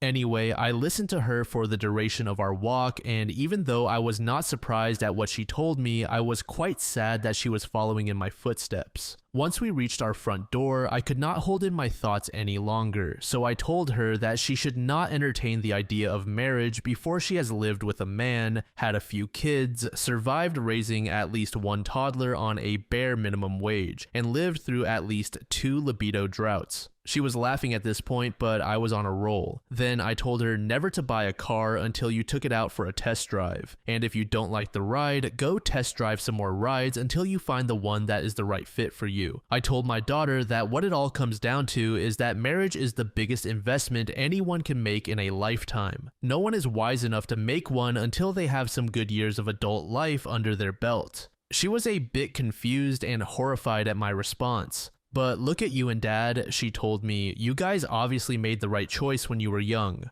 Oh, sweet girl, if you only knew what I would have told my younger self if that were possible. Purpose of this post. Ladies and gents, if your mother offers you life wisdom, take it into serious consideration. They might be onto something. Update 5. For you loyal groupies who read my post here, you know Friday was the day my affair partner's ass got busted. It was the day my 33-year-old affair partner lost his ass virginity, and it was amazing for both of us. It was unlike anything I have ever experienced before. At first, I did not know what to make of it. To say it felt strange looking at myself in the mirror, a married mother of 4, strapped around the waist with a black rubber toy hanging down, would be an understatement. We both laughed at first, and I was even doing my first helicopter performance, if you know what I mean. But once we got into the lube and groove of it, all I can say is, oh my lord. The rush of being in charge of his pleasure and the rush of being in charge overall to set the pace, to read his response, and above all, the privilege of having him put that trust in me. I have no words to describe the feeling. For the first time in my life, I got a sense of what it must be to make love like a man. And it got me thinking, if I were born a man, who would I be? After the fun was over, I just had to do it. I couldn't help myself. I treated my lover to 2 donuts, one you eat and one you sit on. Update 6. For those who follow my posts, you know my husband has an affair partner. I have an affair partner too. The difference is I know about his affair partner. He has no clue about mine. Sunday is hubby's golfing day, and by golfing, I mean it is his day to fornicate with his affair partner. And when he goes golfing, I get to see my affair partner. Golfing is his only excuse, by the way. Saturday evening, we watch the news and gasp-heavy rain is predicted in our area. I see hubby is not happy. Heavy rain with possible thunder equals no golfing. Enter sulk, sigh, sulk, sulk. Him, there goes golfing I guess, followed by a loud sigh. I guess he is staying at home. What is a horny for her affair partner wife to do? The next morning after breakfast, I tell him I have a surprise for him. I know he has been working hard lately and needs a day off to relax just on his own. I tell him I have booked him a ticket to see the new Matrix movie that he wanted to see. The nearest theater is at least an hour's drive. I calculated that the movie is 2.5 hours, and add to that at least 2 hours drive and 1 hour extra so he makes it on time. Oh, I also booked it at the far end of the nearest city for a good measure. I see his face light up. He is doing the calculations too. I can feel a pinch of guilt on his part. This nice gesture earns me a hug, puppy eyes of gratitude, a kiss, and some well-chosen words of endearment that would make any wife's heart melt. As I watch hubby drive off, I start burning rubber to my affair partner's casa.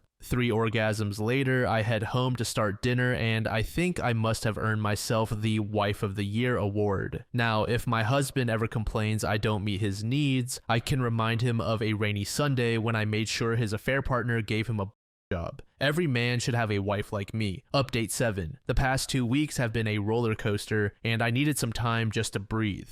So I did something I had never done before. I booked myself a night at a fancy spa hotel. No hubby, no kids, no pets, no affair partner, just me. I made the decision to switch my phone to airplane mode and not give in to distractions. I treated myself to some pampering, lazed about in bed, and just let my mind wander. I had a glass of wine or 2. I started thinking about my body and how self-conscious I was about it when I was younger, how I found faults with just about everything except my boobs and my long legs. It dawned on me that I viewed my body through the eyes of my husband and not myself. When I started my affair, I wondered what my affair partner thought of my body. Why was he going crazy over a body that was not in its prime and that had birthed 4 big kids? Depressing, I know. Apart from quick glances after coming out of the shower, had I ever really looked at my body? After finishing my 4th glass of wine, I took off my clothes, walked to the mirror, and just stared. I then dragged the blankets from the bed and put them on the floor. I lay there for 2 hours, taking in every part of my body, every angle. I followed every curve with my gaze, and I started to cry. Tears of joy, to finally have found the courage to look at the body that has sustained me, nurtured me, given me pleasure, and 4 beautiful children. We have gone through a lot, my body and I. It never failed me. I saw a body that had the most beautiful curves and smooth skin, and let me tell you about my feet, they are perfect. Beautifully aligned toes, small and smooth. During those 2 hours, I fell in love with myself. In those moments, I realized why my affair partner was crazy about my body, and I also realized something very important. No matter what age, you are always in your prime. In the future, it won't matter what my husband or anyone else thinks about my body because I don't need to look at myself through someone else's lens anymore. I am beautiful and I know it now finally. The next day, I got myself a pedicure and a pair of expensive pink sandals. My feet are so worth showing off. Oddly, I am developing a foot fetish for my own feet now. So, ladies and gents, next time you can spare a few minutes, look at your body and take it all in, be grateful for it, love it, it loves you. Update 8, 2 weeks ago, an opportunity presented itself and I was able to spend 2 days and 1 night with my OP. He is a DJ and a raver and he suggested we get high. Me, being the new version of myself, thought, why the heck not? Enter 2 little blue pills and a small piece of paper to lick. What I experienced was one of the most beautiful and heartbreaking moments of my life. And who better to tell than you, my adulterous friends, the good. I don't even know where to begin to describe the most beautiful experience I got to share with my OP. My guard was completely down and my emotions were soaring. The honest, heartfelt conversations, the privilege to listen to the most amazing and genuine man entrust me with his deepest thoughts and fears, the heightened sensations of him touching my skin and making love, feeling every inch of him in my body, breathing in his smell and taking in his moans, deeply looking into his eyes, listening to his heartbeat, closely watching his tattoos come to life and admiring his beautiful body, being fully present with another being, heart, body, and soul. This day will forever be ingrained in my memory as one of the most beautiful and intimate moments of my life. For the record, I was able to orgasm, which I was told is unusual when high on those substances, and let me tell you, I almost fainted. Oh, and one of the funniest things, I went to the bathroom and when I came back, my OP was deep in a philosophical conversation with his cat. Now I know why he named him Socrates, the bad. It was there nagging me at the back of my head and it just came crashing down. Coming to the realization that what I shared with my OP that day, I will never share with my husband. After his affair came to light years ago, things between us changed. I could never pin down what for sure, just that something was missing. And now I know. What I lost in my marriage is the ability to be vulnerable with my husband, and things between us will never be what they once were. This realization hit me in the shower. This heart-wrenching sob erupted out of the blue. I could hardly breathe. My OP didn't question me. It's almost as if he was waiting for this moment. He just rinsed me off, dried me off, and held me in his arms. Let it all out. I got you. You are safe with me, he told me, and I did. In that moment, I let out the pain I'd been holding since finding out about my husband's affair. I cried and cried before, but never like this. That day, the happiest and the saddest day of my life, I came to realize that there are beautiful things in life and beautiful people to share them with. My marriage is no longer serving me or meeting my needs. Aftermath. I have been feeling down lately. There is a decision to be made. My husband senses something is not right. He keeps randomly hugging and kissing me, doing more things around the house. I just feel numb and am in a bit of a funk. Who knew that drugs would have the ability to unlock some hard truths about my life that I was afraid to face? And the saddest truth of them all is about to turn my life upside down. I have fallen out of love with my husband and I don't want to reconcile anymore. Update 9 is a single younger woman. She has been in my husband's life for 5 years and counting. One thing I don't understand and I would like some insight into is this. Maybe some of you single OPs could answer this one. Ever since they got caught years ago, she has been stalking my social media. Even crazier is that she has changed her clothing to match mine. She colored her hair and cut it like mine. She even took on a hobby I am into. It's creepy. Any insight into why she would do this? We have mutual friends. One of them knows about the affair. She said the OP loves kids and talks about getting married and starting her own family. But she is close to 40, I think, and the clock is ticking. Why is she wasting her prime years on a man who is a cake eater? This situation makes me uneasy. On one hand, she is an adult and can make her own choices. But I must admit this situation makes me angry at my husband. I mean, to obviously lie and string her along when he should either leave me for her or let her go. My OP is younger than me, and I know I will let him go one day soon so he can find a more suitable woman he can settle down with and have kids of his own. That to me is selfless. But what my husband is doing to his OP is selfish beyond words. I know, maybe some of you think I should place anger on her too. I mean, she is the other woman, but from a woman to a woman, I feel sorry for her. No man is worth giving up years of your life and living on hope. This really made me think if I should let hubby know I know of his affair just to push him off the fence. I mean, I am fine if we divorce. I am fine if we don't. He has strung this woman along for years, and let me tell you, my husband is both charming and handsome. At least he should grow some courage and make a decision to be with her or let her go. It is obvious she is in love with him. My husband, on the other hand, I highly doubt his feelings for her are as strong. Any insight? Advice? This has been nagging me for days now. Your moms at my house said cheating is nothing to brag about, and it shouldn't be condoned either. Shelly895 said, honestly, I had to stop reading midway through. This is just sad all around. If she can't handle her husband cheating on her, the best way to deal with it isn't to start cheating herself. The best choice would have been to kick his cheating ass to the curb or talk about opening the marriage, not whatever the OP is doing here. This final post was made in the relationship advice subreddit by a user named Inevitable Cut. The post is titled, "My wife doesn't like it when I touch her anymore. What does this mean?" Since we had kids, she has stopped being affectionate and looks visibly annoyed when I touch her. I gave her space after our first child, as I thought she would need a bit of time to adjust, but I am no longer a priority for her. I noticed this recently when I realized that she doesn't even like me touching her. She looks annoyed when I hug her or put my arm around her. She supports me at work, and she is a great mother to our children, but I am always the last thing she considers when making decisions. Some examples: she cooks dinner for her and the kids, but not me. She washes her clothes and the kids' clothes, but not mine. She puts the shopping away, but leaves my things in the bags. I do all of these things, but I obviously take care of her things too. I could never imagine cooking for myself and the kids, but not for her. These are small things, but she put our house on the market when I was away on a business trip. I mean, I have no words. She never touches me, and I don't mean in a sexual way, just hugs or kisses. I can't remember the last time she reached over to me in bed to hug me or snuggled up on the couch. When it comes to sex, it's only on her terms. Over the years, she has gradually put so many rules in place that the only time we have sex is when she texts me from the other room.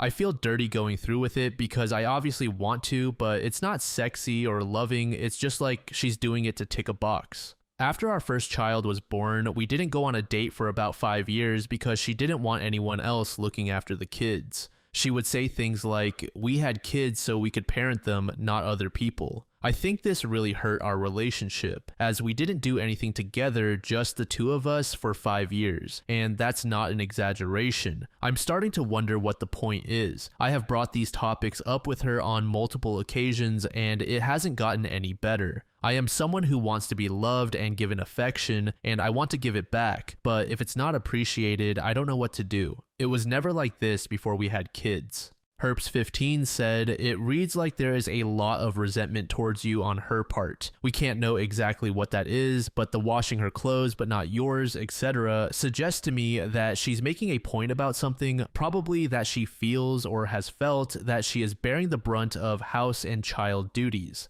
As a woman who's recently had a baby, I can see how this stuff could start to fester, and in your case, it's been going on for a while. At the end of the day, I am so touched out and overstimulated that, honestly, I do not want to be touched or needed by anyone else. My husband would start kissing and touching me, and despite loving him very much, I would be like, can you just not? It felt to me that he wanted something from me, sex, and I was like, I just don't want someone else to need something from me. I want to be looked after a bit. We had a conversation and things much improved. It sounds like your conversation is about 5 years overdue. I would pick a time when she is not looking after the children or doing housework to talk to her openly and honestly about what's going on. No placing blame like, you don't cook for me, but in honest, I've noticed that things between us feel disjointed lately. I'd really like to talk about what we can do to reconnect and improve things, or something like that. Complex Orchid said, she is already cheating or she is about to cheat.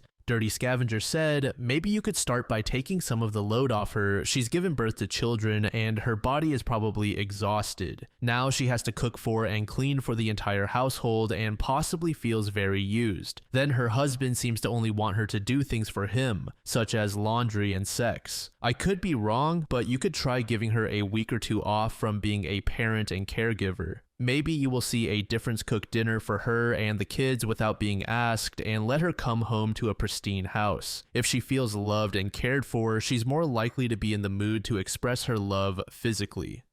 This story was posted by a user named Bantar in the Cheating Stories subreddit. The post is titled, "Caught my wife cheating on me and I know exactly when it started. I caught my wife with another person in our bed and I kicked him out of my house. Oh boy, this is long. I and my soon-to-be ex-wife have been married for 11 years. We were a pretty chubby couple until 2 years ago when I had a blood test and found out I was prone to developing diabetes, gout, and hypertension. It really scared me and we both gradually started to live a much healthier life. I went from 117 to 85 kilograms and my wife, let's call her Jane, from 83 to 65 kilograms. We felt great and needless to say, I never developed those diseases. We attended a gym almost daily in the afternoon where another person worked as a coach. Let's call him Baldy. When my wife started getting in shape, I noticed that most guys turned to look at her. I felt so proud of her. She is fairly busty and she has magnificent legs. Of course, Baldy wasn't the exception. I noticed Baldy likes to check out women's butts. I've seen him do it several times and he likes to show off how muscular he is. When Jane and I were regulars at the gym, I noticed she was enjoying the attention she got from men. Once, we were using the elliptical machines and in front of them was a cable machine. Baldy took off his t-shirt and started doing crossovers. I turned to Jane with a look that said, "Can you believe this guy?" But she was staring at him and wet her lips. I saw Baldy and I swear he was grinning. I felt crushed. I mean, I was getting in shape, but I am not as muscular and fit as he is. When we were driving home, I made a comment about Baldy showing off and Jane said, "Really? I didn't notice." I told her, "You were staring." She said, "I don't remember. I must have been thinking about something else." I shrugged it off and kept driving, but from then on, I noticed that they were talking more frequently at the gym. Some weeks later, Jane was doing squats using the Smith machine. Suddenly, Baldy went to help her. He was grabbing her by the waist and I got angry. She finished the first set and I went over and told him, not very nicely, "I got it from here." Baldy just smiled and told me, "No problem, buddy," and walked off. Jane knows me very well, and when she heard my angry tone, she said, "My God, OP." I told her, "We'll discuss this at home." At home, drama blew up. She called me immature and jealous. I told her I noticed he was trying to get into her pants. She said she knew that, but she would never cheat on me. I asked why she let him touch her, and she said she didn't want to be rude. After about an hour of arguing, we agreed to change gyms. So we went to another place to exercise, but Jane was resentful toward me in the following months. Her argument was that I don't trust her. On the third month after we changed gyms, a very good opportunity opened up at my job, but in the afternoon. We discussed it and I took it, so we had to attend the gym at different hours. I went in the morning and Jane in the afternoon. This is when it all went south. Jane's resentment increased and we barely spoke. I sent her messages telling her about my day, that I missed her, and memes. But she rarely replied or just said, "Yes, okay, same here, ha ha ha." I was very worried and proposed couples therapy. She said I was the one who needed therapy because I had trust issues. I agreed. I was so desperate to fix our marriage that I even thought it was all my fault. So the following year, 2022, I went to therapy, but Jane's behavior didn't change. We weren't intimate anymore. She was never in the mood. I snooped on her phone but didn't find anything out of the ordinary. I looked in her car for a second phone. Nothing. I checked her phone again to see her map history. It only showed house, workhouse, gym house. Whenever I tried to talk to her, she just said she felt she was having a midlife crisis. She said it would pass. I never had any evidence of cheating, so I continued working and worrying. We live in a condo. The security guard, a very cheerful man called Mr. P, greeted me. We chat a lot. He was touching his shoulder and told me that yesterday he had to move a heavy sofa and had some pain today. I was sympathetic, and then he dropped the bomb. Maybe you can arrange a meeting with your massage therapist. I told him, who? He said, the guy who came yesterday to massage Mrs. Jane. It took me a second to process this. I asked him, do you have a video of him? I think he noticed I was pale and hurried to show me. Guess who? Baldy, of course. He has come a few times to massage my wife. I took the day off and started investigating. I asked a coworker for his car, and in the afternoon I followed Jane. She parked her car at the mall where the gym is, and there was Baldy waiting for her. They giggled and behaved like a couple kisses, hugs, and I felt close to tears. They walked a couple of blocks and went into a residential area. I tried to follow them with my phone, ready to record, but the guard stopped me and asked, "Can I help you?" I just said, "What a nice couple, do you know them?" He said he thought they were newlyweds, but couldn't tell me anything else. I called Jane, but she never answered. I went to her car in the mall and wondered why that place didn't show on the map. I dialed again and I could hear her phone inside her car. That's why. I also found out Jane hadn't attended the gym in 8 months. I didn't know that the previous night was the last day I slept with Jane in the same bed. I returned the car and went home and called my parents. Fortunately, my dad answered and I told him everything. I was crying and he comforted me and told me to get evidence. Obviously, my marriage is over and I need all I can gather while he'll contact one of his friends who is an excellent divorce lawyer. Jane called me when she saw the 2 missed calls. I just told her I was already at home and she told me I'm on my way from the gym. My butt is killing me. When she saw me, she asked, "What happened? Why did you cry?" I don't know how, but I was mentally focused. I smiled and told her I got the flu. That's why I left work early. "Don't come near me, it might be the bug. I'll be tested tomorrow. I'll sleep in the spare room." She agreed. I cried silently and I didn't sleep a wink. Nearly midnight I heard her giggling. I guess she's messaging Baldy, but I didn't find any evidence of her contacting another man. Then it hit me, why didn't I see it earlier? I bet another person is disguised as one of her female co-workers.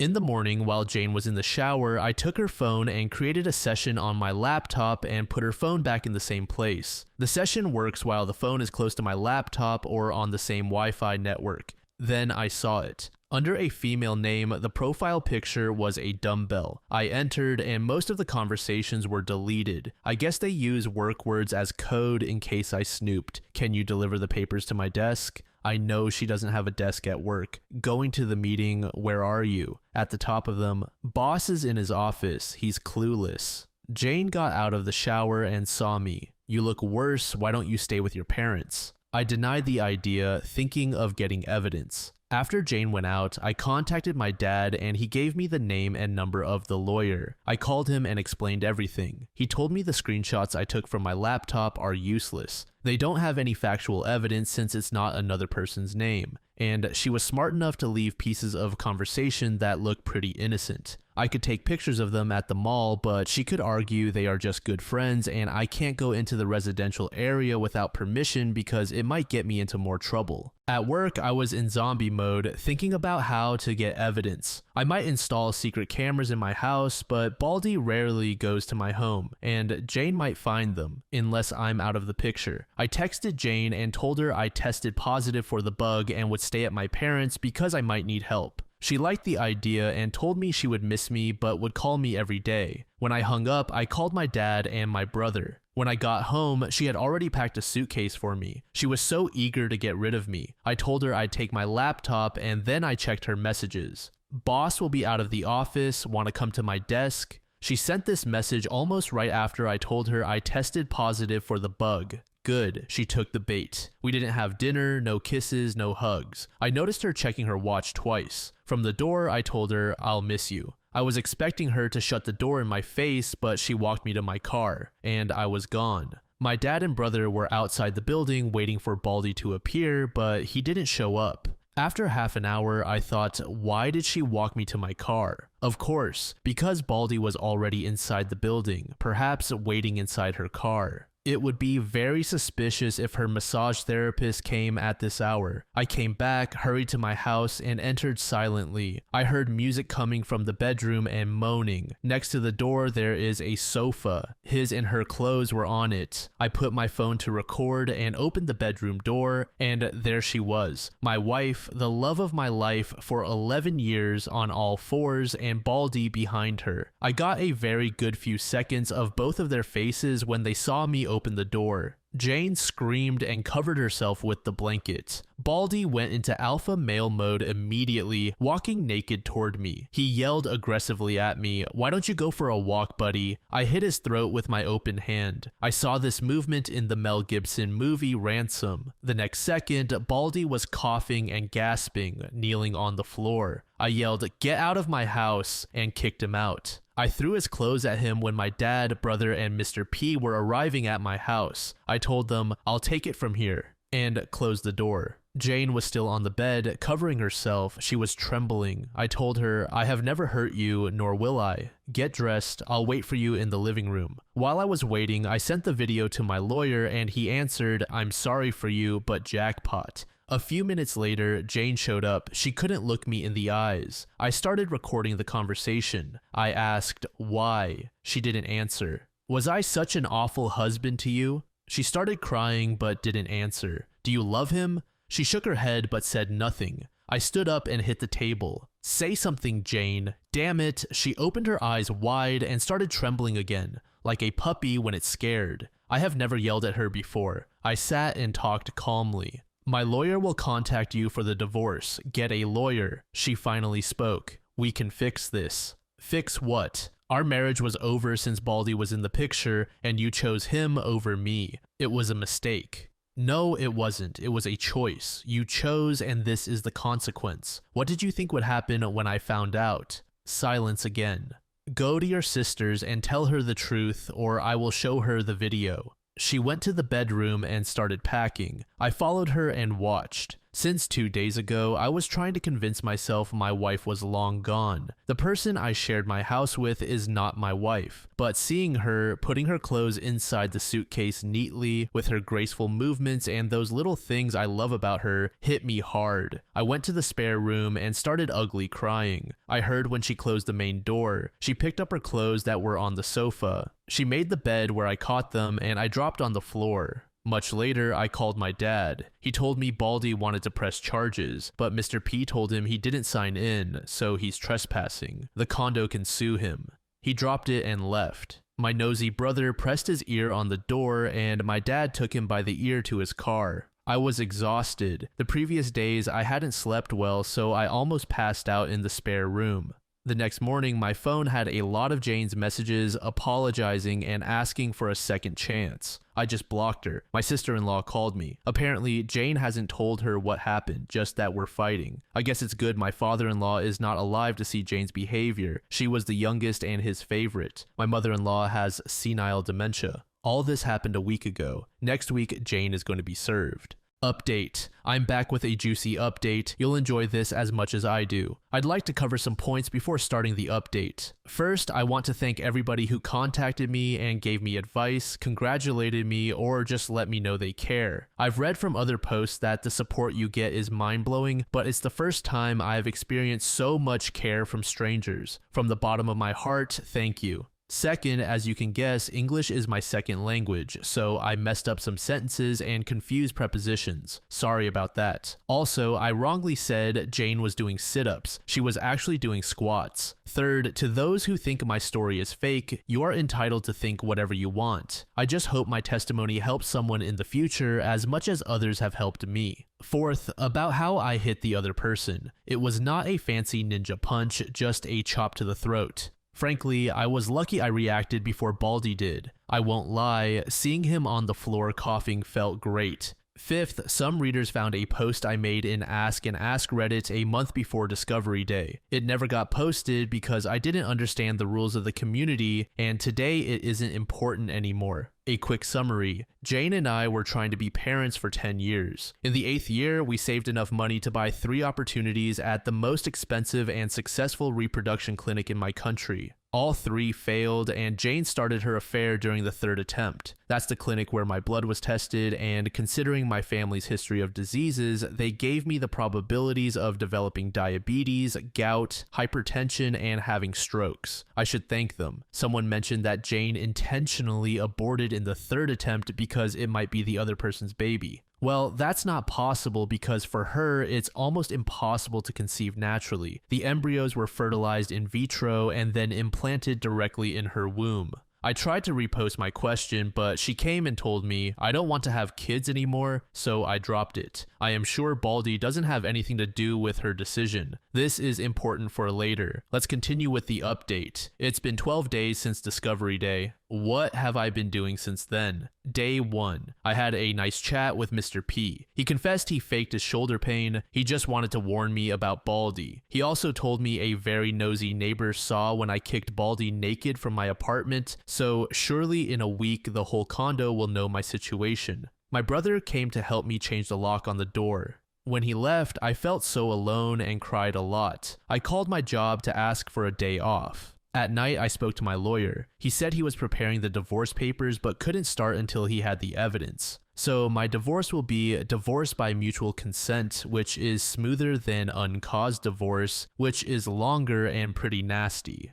He also told me not to share the video. Jane will be served in 2 weeks. My sister-in-law called me, but I told her to ask Jane why we're divorcing. Day 2. My sister-in-law came and I showed her the video. I drove her home and saw Jane's car. When I got home, I still felt crushed and cried some more. Day 3, I visited my parents. My mom cried with me. She really loved Jane. My dad had a chat with me about my money, properties, and other matters. When I returned home, Mr. P told me Jane and Baldy showed up. I guess they are going to make their relationship public now that the cat is out of the bag. But strangely, they came at different times. Jane came in the morning, parked her car, and saw mine wasn't there. She tried to enter my house, but her key doesn't work anymore. Then she asked Mr. P if he knew where I went. He didn't know and told her, Mr. OP gave me this for you, handing her my attorney's card. She kept it and left. Baldy came in the afternoon and first asked to see Jane. Mr. P told him, Mrs. Jane doesn't live here anymore. Then he asked to see me and Mr. P told him, Mr. OP is away, no idea when he'll return, and he left. I guess they both are not in contact yet. I wanted to ask about Jane. Is she sad? Did she look healthy? Did she ask about my well-being? But then I remembered a Discovery Day and just thanked and said goodnight to Mr. P. When I got home, I cried a lot again. Day 4. I didn't want to, but something I learned from all of you champions is to hit the gym hard. So I looked for a new gym near my job and had a good session. I felt pretty good. Then I returned to work. At home, I didn't cry this time and started taking out all of Jane's pictures. Day 5. I had a meeting with my lawyer to review my assets. Fortunately, my dad made Jane sign a prenuptial agreement, so she can't touch anything I had before we got married. All remaining stuff gets divided 50-50 and I can get compensation for her adultery. As compensation, I'm going to forego alimony. I could fight for all the stuff, but everything reminds me of her and I want to start anew. When I left home, I heard whispers. I turned my head and saw 2 neighbors who immediately pretended they didn't see me. They walked in front of me and greeted me. I knew this would happen. After that, I went to the gym and work. Day 6. Nothing interesting happened. I only have Facebook as social media. I ignore all messages asking me to contact Jane. I closed it and opened Reddit and had a nice time reading about all of you champions who have overcome what I've been experiencing. I felt better, so I thought of sharing my own experience. Day 7. I started writing. I posted it before going to the gym. When I was at work, it amazed me how many people were reacting to my story. I answered some comments. Day 8. I was reading comments and answering all morning. I was smiling. It feels good to be appreciated. 2 comments stuck in my mind that I hadn't thought about. 1, report the other person to my old gym, and 2, my home is tainted. I need a fresh start. So before I went to the gym, I looked for real estate agents to sell or rent my house. I'm not comfortable here anymore. I haven't entered my bedroom since Discovery Day. I've been sleeping in the spare room. I don't want to live like this. Day 9, since Jane would come and bother me, I decided to spend the day outside. She did come, then she visited my parents and brother. They just texted me, Jane came. I answered, thank you. I don't want to talk about her yet. Day 10, I spent the day with my parents. We visited a town 2 hours from the city and had a blast. I don't know if Jane came. My dad told me not to sell my house, but to rent it. I agree and went home. When I got home, Mr. P told me Baldy came in the afternoon and was alone again. He asked for me, but Mr. P told him I'm away. He left without a word. Day 11. Yesterday morning, I went to my old gym. I was not sure if I'd meet Baldy. He worked in the afternoon, but he was with my wife in the afternoon, so I thought he might have changed his shift. He was nowhere to be found. I asked to talk to Frank, the gym owner. While I was waiting for him, I met an old janitor I used to chat with. He told me to say hi to Miss Jane. I guess my new normal is to tell everybody we split up. I smiled at him. Frank finally received me. I asked about Baldy, and he told me Monday is his day off. He asked for more hours and now works from Tuesday to Sunday in the morning. Then I explained the reason for my visit. He listened carefully until I finished and finally showed him the video. He stayed silent and thoughtful. He said, "You're not going to like this." I just thought, what now? Frank called the receptionist to bring in Harry, another coach, and Baldy's friend. He has a big beard. Frank asked him to tell me about Baldy's girlfriend. According to Harry, Baldy is head over heels for Jane, and Frank confirmed it. He told me Baldy had many complaints, especially from female members, but for the last few months, he has changed. No complaints, and he's very professional with all members. And Harry told me something that made my jaw drop. Baldy is trying to marry Jane by trapping her with a baby. I was processing this information when I felt something starting from my chest, climbing up my throat, and finally exploding in my mouth. I laughed. I swear I was laughing like the Joker. I even teared up a bit. Frank and Harry were very confused. I thought, oh, sweet karma, thank you.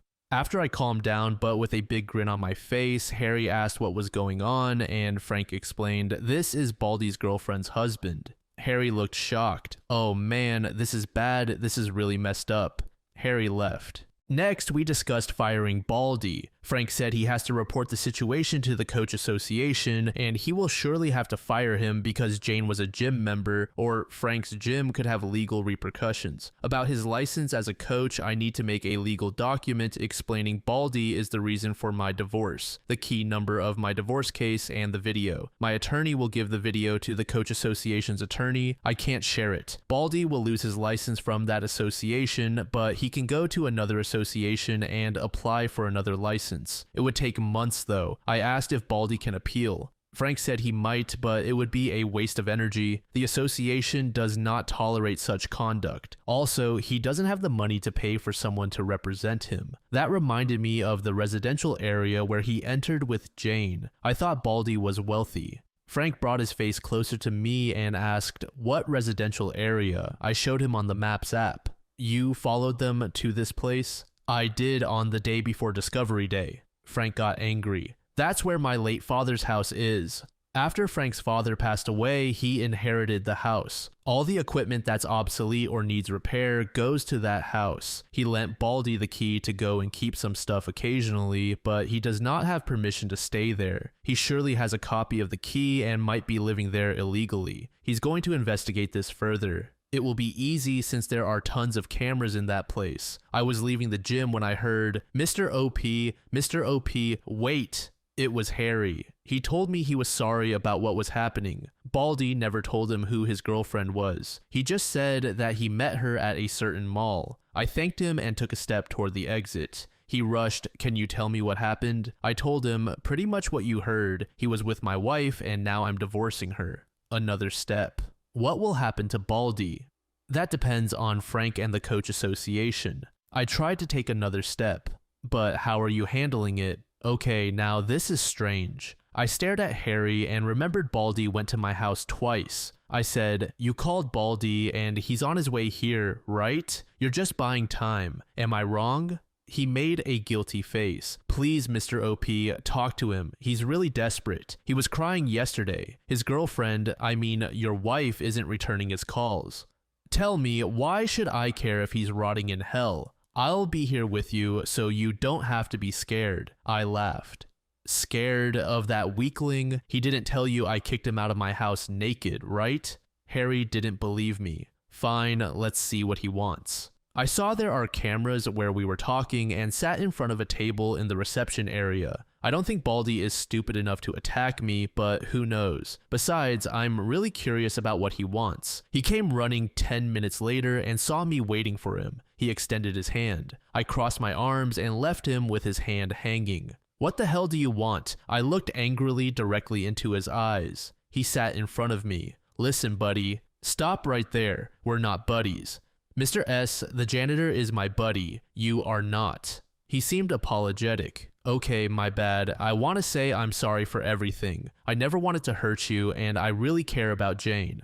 Well, you just said 3 lies to my face. You are not sorry. You did mean to destroy my life, and you just care about yourself. He changed from apologetic to annoyed. Okay, whatever, man. Just tell me where Jane is. Last time I saw her was when I kicked her cheating ass out of my house after I kicked you out naked. I know Harry was listening. Baldy's face turned red. That was a cheap shot. I should sue you. As far as I know, you entered my home illegally, and perhaps you were assaulting my wife. I have videos of you leaving, but you didn't sign in. He changed again. Okay, I'm sorry. Tell me what you want from me. Please tell Jane I need to speak to her. At that moment, Frank came in a rush. I guess he saw through the cameras that Baldy showed up.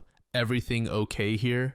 Everything is fine, Frank. I was just telling this guy what I want. I stood up and talked close to Baldy's face. What I want is what is coming for you, what you deserve, what the law has prepared for you. I want to crush your dreams just like you did with mine. You want kids? Guess what? You won't and you never will. Baldy said, "What's that supposed to?" But Frank asked him to see him in his office. Harry looked impressed. He grabbed Baldy's arm and pulled him. Dude, you're in deep trouble. I finally left. Day 12. I feel I am ready to face Jane now. I'm still grinning while I type this. So, how have you been? Radar 1031 said, "Stay strong, my man, and be prepared for the biggest bunch of nonsense to be thrown at you over the next few weeks. She will say she is so sorry, that she only loves you, that she does not know what she was thinking. All the usual excuses. This is so much worse than a run-of-the-mill affair because she found it amusing to use secret code words that made you look like a fool. She could not wait to get Baldy into your house. She is scum, and the only answer here is scorched earth, my friend. Bury them both. I cannot think of more deserving people." Life Yogurt Closet said, "I'm sorry, OP. You did everything perfectly. You may even sue the gym where Baldy worked since he sexually harassed your wife and trespassed in your home." Insane Ike 22 said, "Baldy goes from one woman to the next as he gets caught or the woman pressures him for commitment. You need to contact the gym where he works and inform the owner about what Baldy did. You might consider taking legal action against the gym if they do not take appropriate measures regarding Baldy. The minute your wife started arguing was the minute Baldy started sleeping with her. You are your wife's security and ATM. I have always found that the best revenge is living well and taking the silver and gold away from Baldy and your wife." Update 2. Hi again. I didn't expect to update so soon, but something important has happened. I'd like to share something my therapist told me. Do you remember I started therapy because Jane suggested I was having trust issues? It turns out I don't have any. I'm actually one step away from becoming a very gullible person. However, the therapist noticed I have a lot of insecurities due to my obesity. For as long as I can remember, I was the chubby, nerdy guy at school. Never the boyfriend, always the best friend. I had my first girlfriend at 18, and she dumped me a week later for a better-looking guy. I went to an engineering high school, so there were few women. My next relationship was in my 20s with a very toxic girl who blamed me for everything, even the rain. She really did a number on me, making me feel guilty for anything that popped into her mind. Later, I started working because my family had money problems, and I didn't have another relationship until I met Jane at university. In the previous session with my therapist, we discussed my feelings about not having kids. She has helped me get my priorities in order. Number 1, myself, including my physical health, intelligence, and soul. Number 2, people who live with me. Number 3, family and friends. Number 4, work. Number 5, leisure and entertainment. The last session was about Jane. The therapist asked about my plans, and I told her I would divorce Jane. She told me it is normal to be in such distress because my second priority is crumbling. I will have to go through stages similar to grieving a death: denial, anger, bargaining, depression, and acceptance. I am in the bargaining stage because I keep thinking, what if she really is remorseful? What if we're the golden couple who will survive infidelity? But the reality is that I will never trust her again. It would kill me knowing she's at home alone doing God knows what while I'm at work. Torture for me. Depression is a dangerous stage in my case because it could lead me to gain weight again, so I should stick to the gym and watch my diet closely. I hope this information helps people who are grieving. Now, the update. I've been very busy. I applied for a promotion at work. I could have taken it a long time ago, but it demands a lot of traveling. I feel it will help me heal to be away. Also, I've been looking for a new place to live, and I found a small apartment perfect for me. I've already paid 3 months of rent in advance. I'll move as soon as possible. I haven't seen Jane since Discovery Day or Baldy since that Monday when I am sure he was fired. On the bright side, one of my neighbors, a lady in her 50s, met me in the condo's elevator. She told me she hasn't seen Jane lately. I told her we're drifting apart, and then she happened to remember she's having a dinner and her single niece is coming for a few days and I'm invited. It took me by surprise, looks like I'm in the market again. My attorney told me Jane was going to be served last Friday, but we had some festivities in my country, so she was served last Sunday morning at my in-laws' home. The following Monday, somebody, Jane I guess, slid a letter under my door 3 sheets, front and back, from Jane, mainly explaining what led her to cheat. Here we'll introduce the second villain in the story, a co-worker we'll call Flirty. I've met her a few times at Jane's work events like Christmas or anniversary celebrations. She's really thin, almost skinny, and usually wears a lot of makeup. She also thinks every man wants to sleep with her. One time, she told Jane I was staring at her. I did once because I could see her ribs and thought she looked unhealthily thin. Anyway, according to Jane's letter, when she lost weight, Flirty approached her because she wanted them to be best friends since they were the two hotties at work. That's when the brainwashing started. Flirty made her think she deserved a better man and was entitled to one. She told her I was a pathetic man who would try to control her now that she's attractive. When the incident with the Smith machine happened, Flirty said, See, didn't I tell you he wants to be your owner more than your husband? Jane bought it, and due to Flirty's manipulation, she was resentful toward me for months. When we attended the gym at different times, Jane met Baldy accidentally at the mall and he approached her. She confessed she had a crush on a guy similar to Baldy before she met me. They went for a bite to eat and both flirted. Jane showed Flirty Baldy's picture from social media, and Flirty told her she'd be a fool if she didn't sleep with him, especially since her pathetic husband doesn't compare with that Greek god. She had the opportunity, she was eager, so she did. Baldy took her to his house, which coincidentally is close to the mall where they ran into each other. All this happened 9 months ago. Flirty is a professional cheater. She told Jane how to cover her tracks, use work words as code, hide Baldy's contact, and hide her map tracking history. She even told her that changing her phone password was stupid because I would immediately suspect something. Jane noticed Baldy hated when she talked about me, and as punishment, he made hickeys on her body. He used to trash me, but she never played along.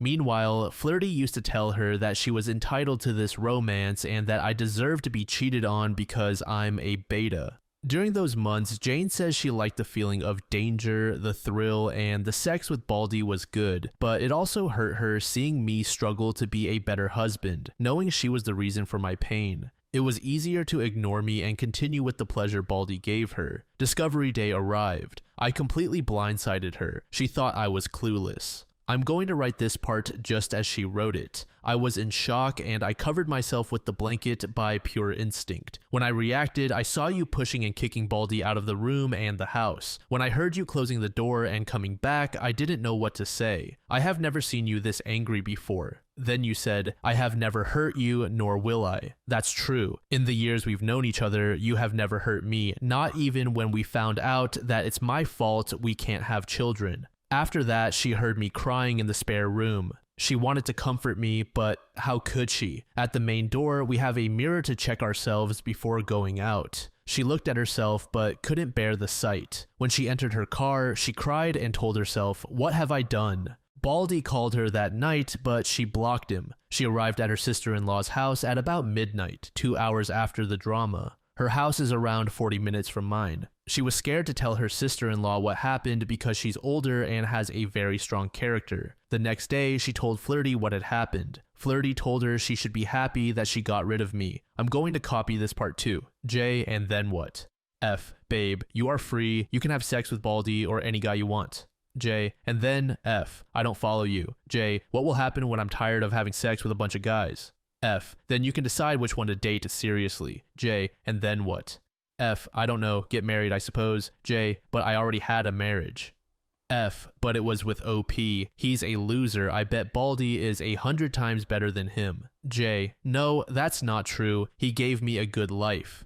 F, don't settle for so little. You can have a better man. Then they proceeded to have a big fight in front of their co-workers. She can't recall it well, but she remembers swearing and yelling at her. Flirty told her that any guy hotter than me is better than me, but Jane realized what she had destroyed. She was inconsolable and her boss let her go home early. The next day is when I showed my sister-in-law the video. Jane was babysitting her twins. After I drove her home, my sister-in-law asked Jane to help her run some errands, just the two of them. That was a lie. They parked at a park and she demanded to know what was going through Jane's head to cheat on me. Jane cried and told her, I don't know. My sister-in-law confessed she was envious of our marriage 11 years and not a huge fight. We both looked happy. She couldn't believe her little sister was capable of such a thing. Jane was there for her when her ex-husband left her for another woman. Jane asked her not to kick her out, and my sister-in-law told her she could stay. After all, that house belongs to both of them, but she let her know she's very disappointed and will side with me if I ever need her help. Jane understood. The next Sunday, Jane came to apologize, but I was not home. When she received my attorney's card, she called and my attorney confirmed I had hired him. She knew I was really going to divorce her, so she went to her new home, wrote a confession, and sent it to everybody we both know. I started receiving messages and phone calls the following week, but I didn't want to read or answer them.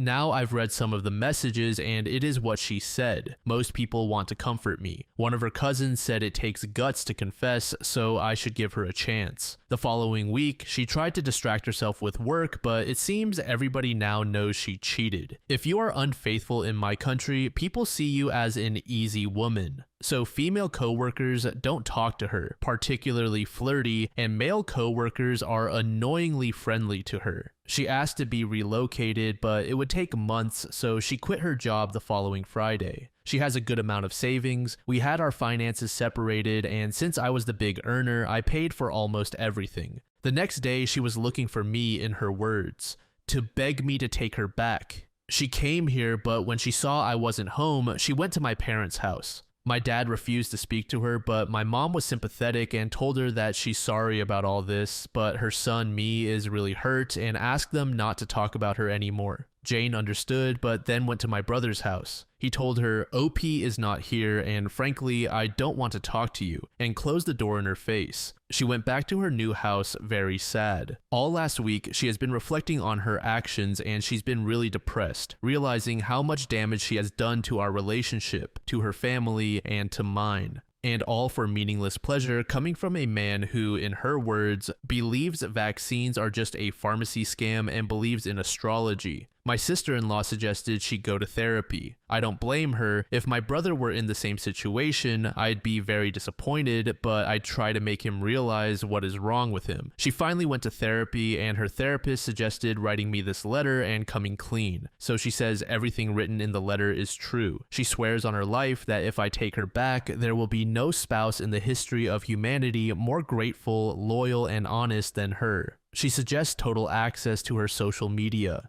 She says she will always answer my calls, no matter the situation, and never have friends I don't approve of. There are more things about family and friends that I don't think are important to share, as they need a lot of context. Finally, she pleads to meet me and let her apologize properly to my face. In her words, sorry doesn't begin to describe what I'm feeling right now. What do I think of this letter? The things I can confirm are that she hasn't contacted Baldy until that Monday when he was fired, and she confessed to family and friends. The rest could be partially true, but I am sure it's been sweetened. For example, she does not mention when she called me jealous and immature. She does not mention letting Baldy have unprotected sex with her and allowing him to finish inside. She can give me all her passwords, but she lied to my face and gaslighted me for 9 months, and she was very good at it. Besides, I don't want to be her jailer. As I said, I will never trust her again. Whenever I see her face, I'll also see Baldy's nape in front of her. I will not be her second option, nor will I be a doormat. I haven't replied yet, but I think I'll see her next weekend. Update 3. I'm back. Thank you to everyone who contacted me. I've been silent because I needed time to reflect, and I finally got it. Thank you very much. It has been some very rough days. For those who want to know, I did meet Jane. No, I did not answer her letter. It happened by a dumb mistake I made. I'll explain. A few days after my last post, I had an anxiety attack due to the stress I had bottled up. My life had changed completely, and my mind had not had time to adjust. It was my first time experiencing this kind of episode. I thought I was having a stroke. Tachycardia, sweating, and panic clouded my judgment. My coworkers called emergency services and an ambulance came for me. If I had not been so scared, I might have enjoyed the ride. I was so sure that at any moment I would die. The paramedic kept repeating, "Mister, you are having a panic attack. Everything is going to be fine." I tried to focus on his words, but I couldn't. My only thought was, I'm going to die. At the hospital, they sedated me, and I started to feel better and sleepy. I could answer questions. The doctor asked for my name, my age, and what day it was. I answered correctly until I passed out. When I woke up, guess who was next to me? Jane. I had forgotten to remove her name and number from my emergency contact. I was very confused due to the medication. I smiled at her and said, "Jane." She was sitting reading a book, and when she heard me, she jumped out of her seat and approached me. She had tears in her eyes and said, "Hello, my love, you really scared us." That is when everything came back to me. I stopped smiling and asked, "What are you doing here?" I tried to sit up, but my body felt numb and clumsy. She shushed me and said, "Take it easy, no sudden movements. I'll get the doctor." She kissed my forehead and left. I wanted to avoid the kiss, but my reflexes were numb. That kiss felt so familiar, but I know it has been more than a year since she kissed me with sincere love. While she was gone, I looked around. I was in a big room with 6 other beds, 4 of them occupied, all separated by curtains for privacy. I also noticed I was not wearing my clothes, but a hospital robe. A few minutes later, she came back with the doctor. I had slept for 26 hours. The doctor explained everything about the anxiety attack I suffered. He asked if I had stopped taking any medication, but Jane and I answered almost at the same time, "I don't and he doesn't take any medication." I hate how well she knows me. The doctor told me the episode was caused by heavy stress or a sudden change in my life. Or both. I glanced at Jane, but she hid her eyes. He ordered some days off to reflect and get therapy. I told him I am already in therapy, but the doctor said I need to see a psychiatrist. My therapist is a thanatologist and psychologist, so she cannot prescribe medication. He told me I must be hungry and that I would be discharged the next day, then he left. It was 8 p.m., so Jane had another hour until visiting hours were over, and she did not look like she wanted to leave. It felt awkward, and that feeling led me to chatter like an idiot. So I asked, "You said you scared us. Who is us?" She smiled. I bet she knew I could not resist talking. "Your parents and me, they were here in the morning. Did they leave?" "Yes, they are expecting my call. I'll talk to them tomorrow. You can leave. I want to sleep." "But your dinner is almost here." When the doctor mentioned I must be hungry, my stomach grumbled. I had not eaten anything for 26 hours. A few minutes later, a veteran nurse came with a tray on a cart. She asked Jane to adjust the bed so I would be in a sitting position to eat. I do not know what kind of face I made, but Jane was amused and stared at me while the nurse arranged the tray in front of me on my bed. She said, "God, I love you so much." I glared at her again and asked her one more time to go home, but the nurse got really mad at me. According to her, Jane had sponge bathed me and even shaved me. Finally, she asked Jane to feed me because I was still coming out of the medication. I told her we are getting divorced, but she said that is not her problem and I should be thankful Jane has been here to help and that I am a very ungrateful person. Then she left. I refused Jane's help and tried to eat, even though my movements were very clumsy. I was making a mess with the soup and Jane begged me to let her help. I felt like a spoiled brat throwing a tantrum. I just said, fine, and let her feed me. I had never felt so vulnerable before. She behaved very maternally and affectionately. I could have a close look at her. She was not wearing makeup. I saw more lines of expression, and she has crow's feet now. I felt better after I finished eating. She took the tray out of the room. She was in a good mood. I saw a patient in front of me, a man in his 50s, checking Jane out when she went out and came back. I am not surprised. She was wearing a coat and jeans, but she is very pretty. I did not like the feeling of being in debt to her. When she sat down, I said, "Thanks for being here." She looked me in the eyes and smiled, anytime.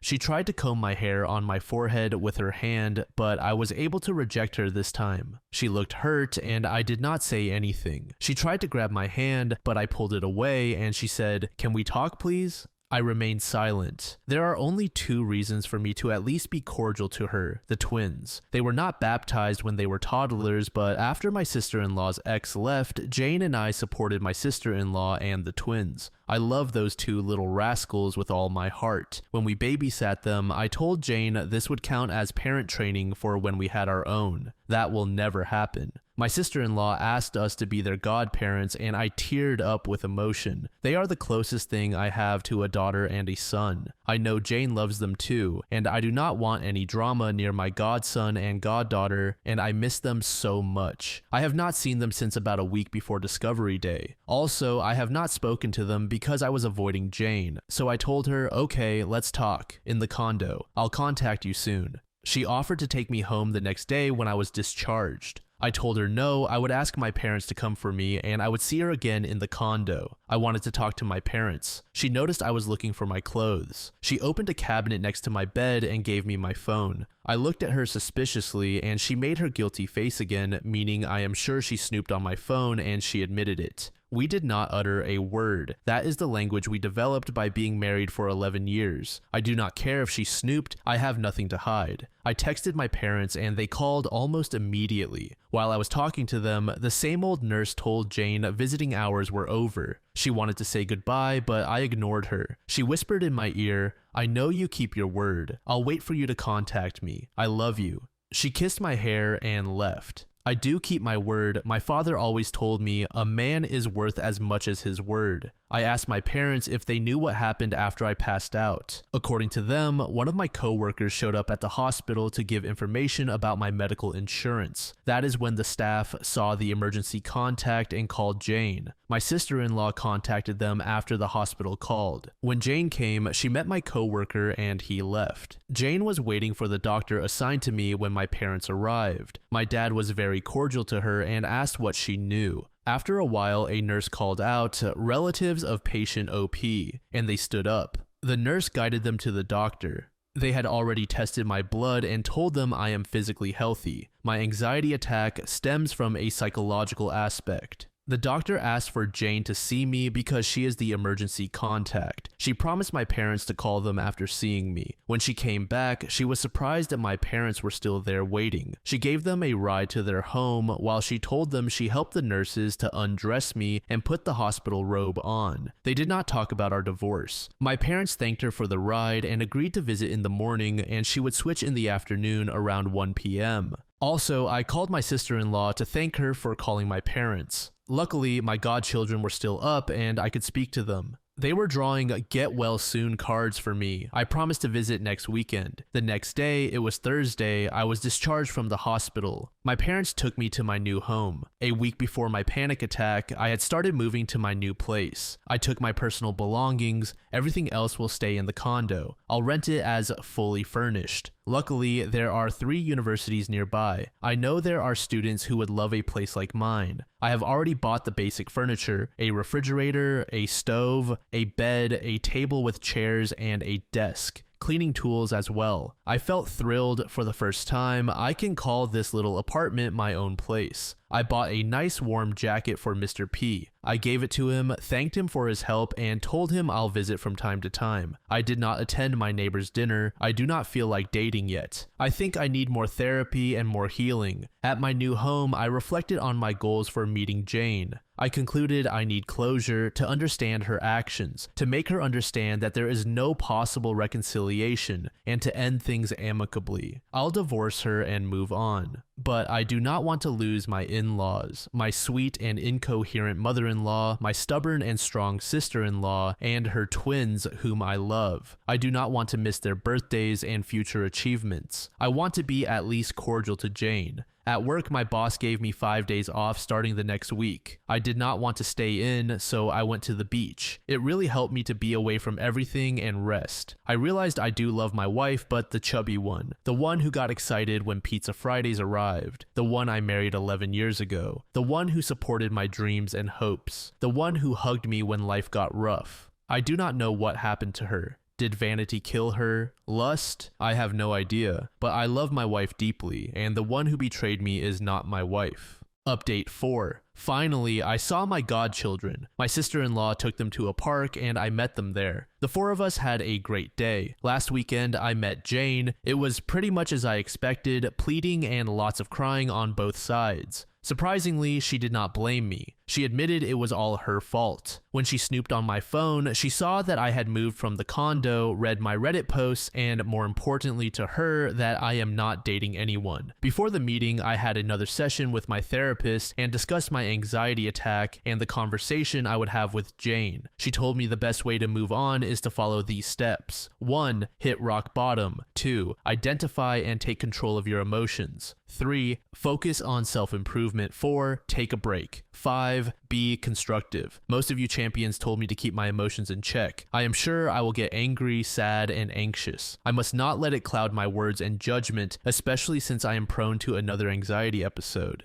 My therapist mentioned some breathing techniques that really helped me. Let's move to last Saturday. I asked Mr. P to check if Jane was alone. She arrived on time, alone, and looking stunning. A new short dress and high heels. I won't lie, my heart skipped a beat. She smiled at me when I opened the door as if she was so happy to see me. I remained calm and expressionless. She opened her arms, expecting a hug, but I simply gestured for her to come in. I offered her tea. She loves chamomile tea, and she accepted, while I made myself a coffee. We sat in front of each other, the table between us. I took out my phone and started recording. I tried to write everything word for word and use boxing references, but it was too long and crude, so I gave up. I'll give you a summary. After some awkward small talk, she told me she had read my post and the waterworks began. She said that the Jane who made me suffer is gone now. She claims that the so-called affair fog is real and she cannot believe what she did to me. I told her, then you know I think your letter has been sugar-coated. She insisted that everything she wrote is true, but I said I think it is nonsense that Flirty brainwashed her. She is 10 times smarter than that. I demanded she tell me the truth. She went silent and I raised my voice. No, Jane, you are not allowed to be silent again. I had to pause and breathe because I was getting angry. You have to come clean to me right now. I know more than what you wrote in your letter.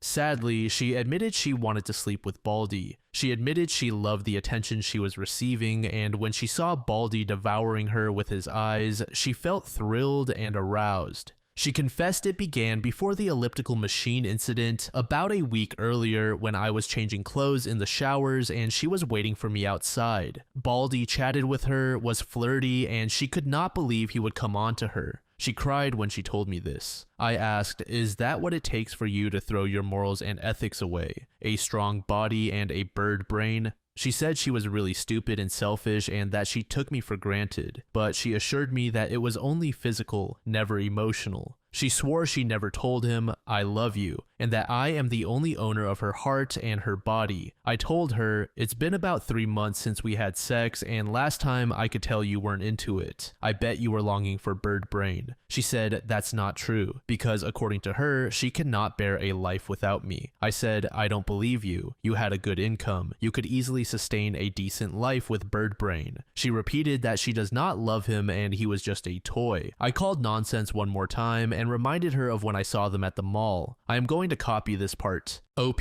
I saw you at the mall with him, hugging, kissing like when we were engaged. She was fidgeting. I'm so sorry. OP, tell me the truth. You do love him. She shook her head. I liked how people stared at us, but I don't love him.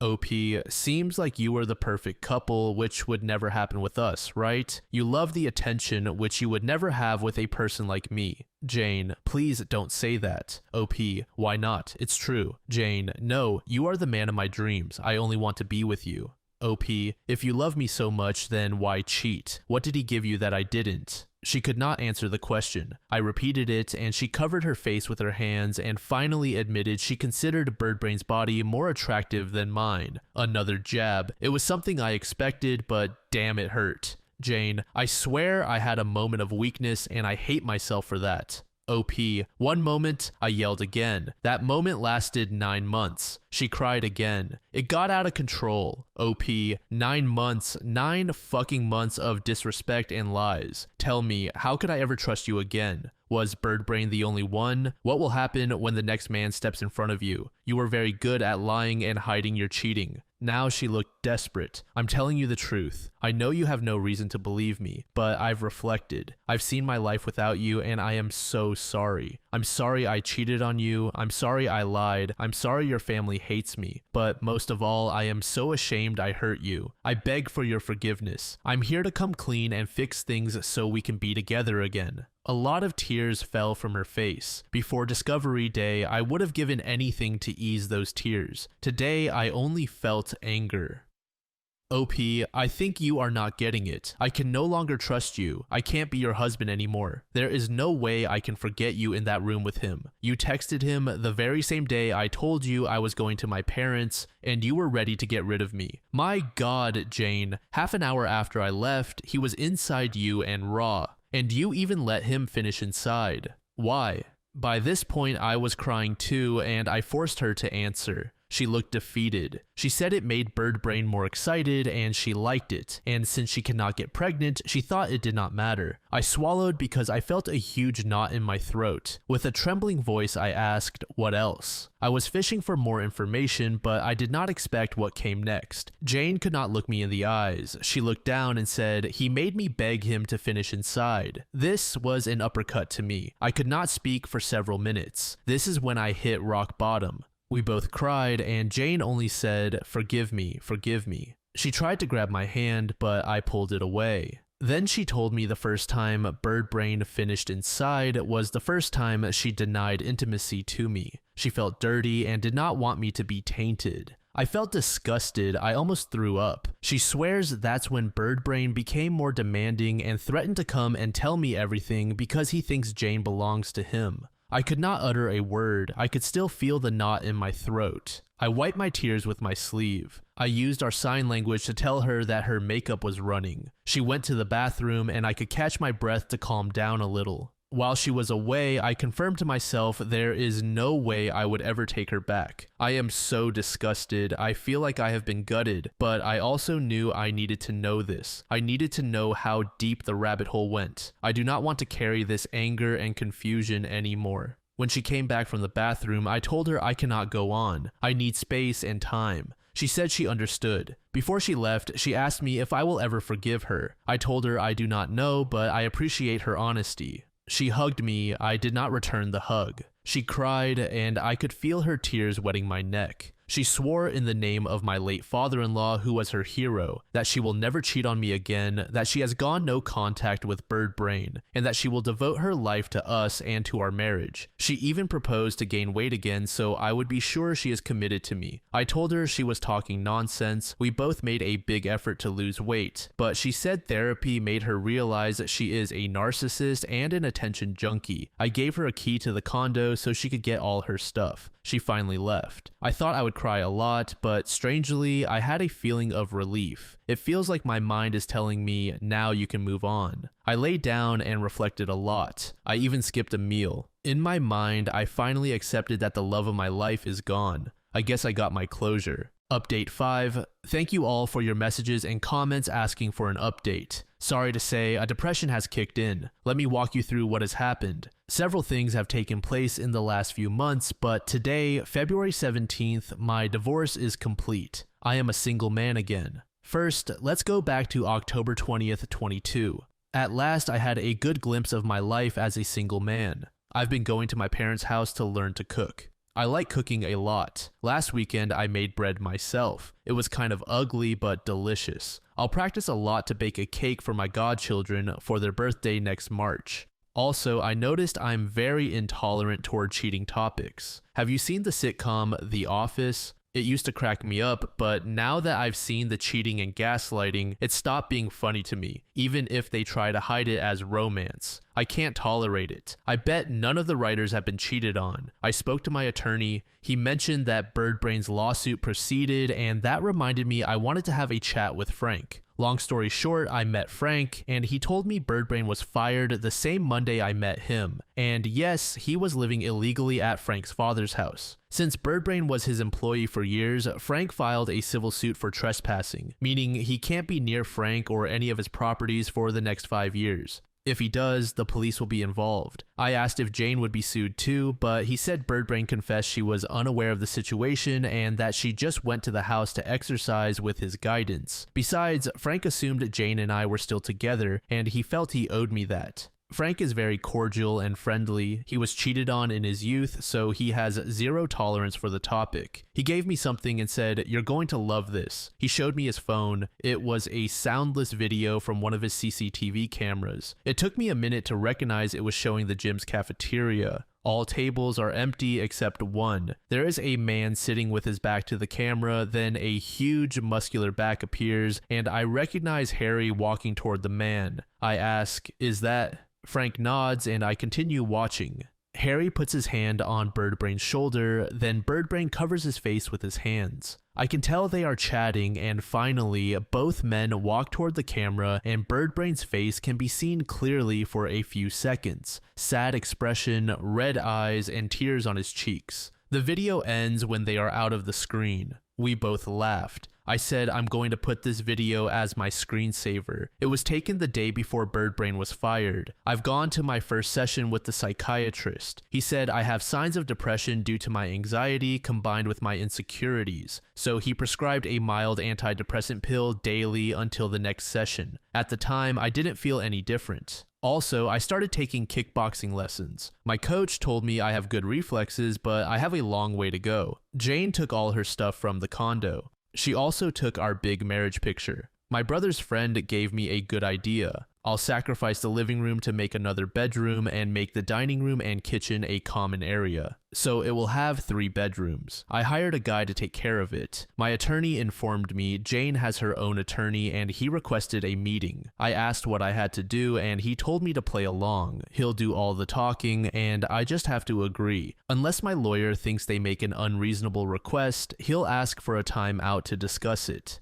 The following week, the meeting took place at Jane's attorney's office. Jane was stunning and very quiet. She was trying to steal glances at me. After the proper introductions, her attorney mentioned that since I've already refused to pay alimony, the issue concerning his client won't be mentioned. My attorney said that's fine if it is listed for the record, which her attorney reluctantly agreed to. Then they proceeded to split our assets, which was pretty fast because I don't want anything and Jane said she has taken everything she treasures. Besides, we didn't have expensive stuff. Finally, her attorney asked for 5 sessions of marriage counseling and added that if I agree and attend with an open mind and honesty, his client guarantees a smooth divorce. My attorney reduced them to 3 and no contact between sessions. I made a worried face to my attorney and he kicked my foot under the table, meaning to play along. I saw Jane and she was making a face I've seen when she really wants me to do something, so I made my "okay, you win" face, and she smiled. Later, I asked my attorney if marriage counseling was necessary. He said it is, because the judge who will be assigned to our case may agree with Jane since she's making the attempt to reconcile while I am not. Or the judge may agree with me and ignore it. So attending counseling is a necessary risk. I said she was the one who cheated and he told me I've already asked for compensation and the judge will overlook her adultery. The judge has the power to divorce us right there or may order more counseling and or a period for reconciliation. It's like flipping a coin.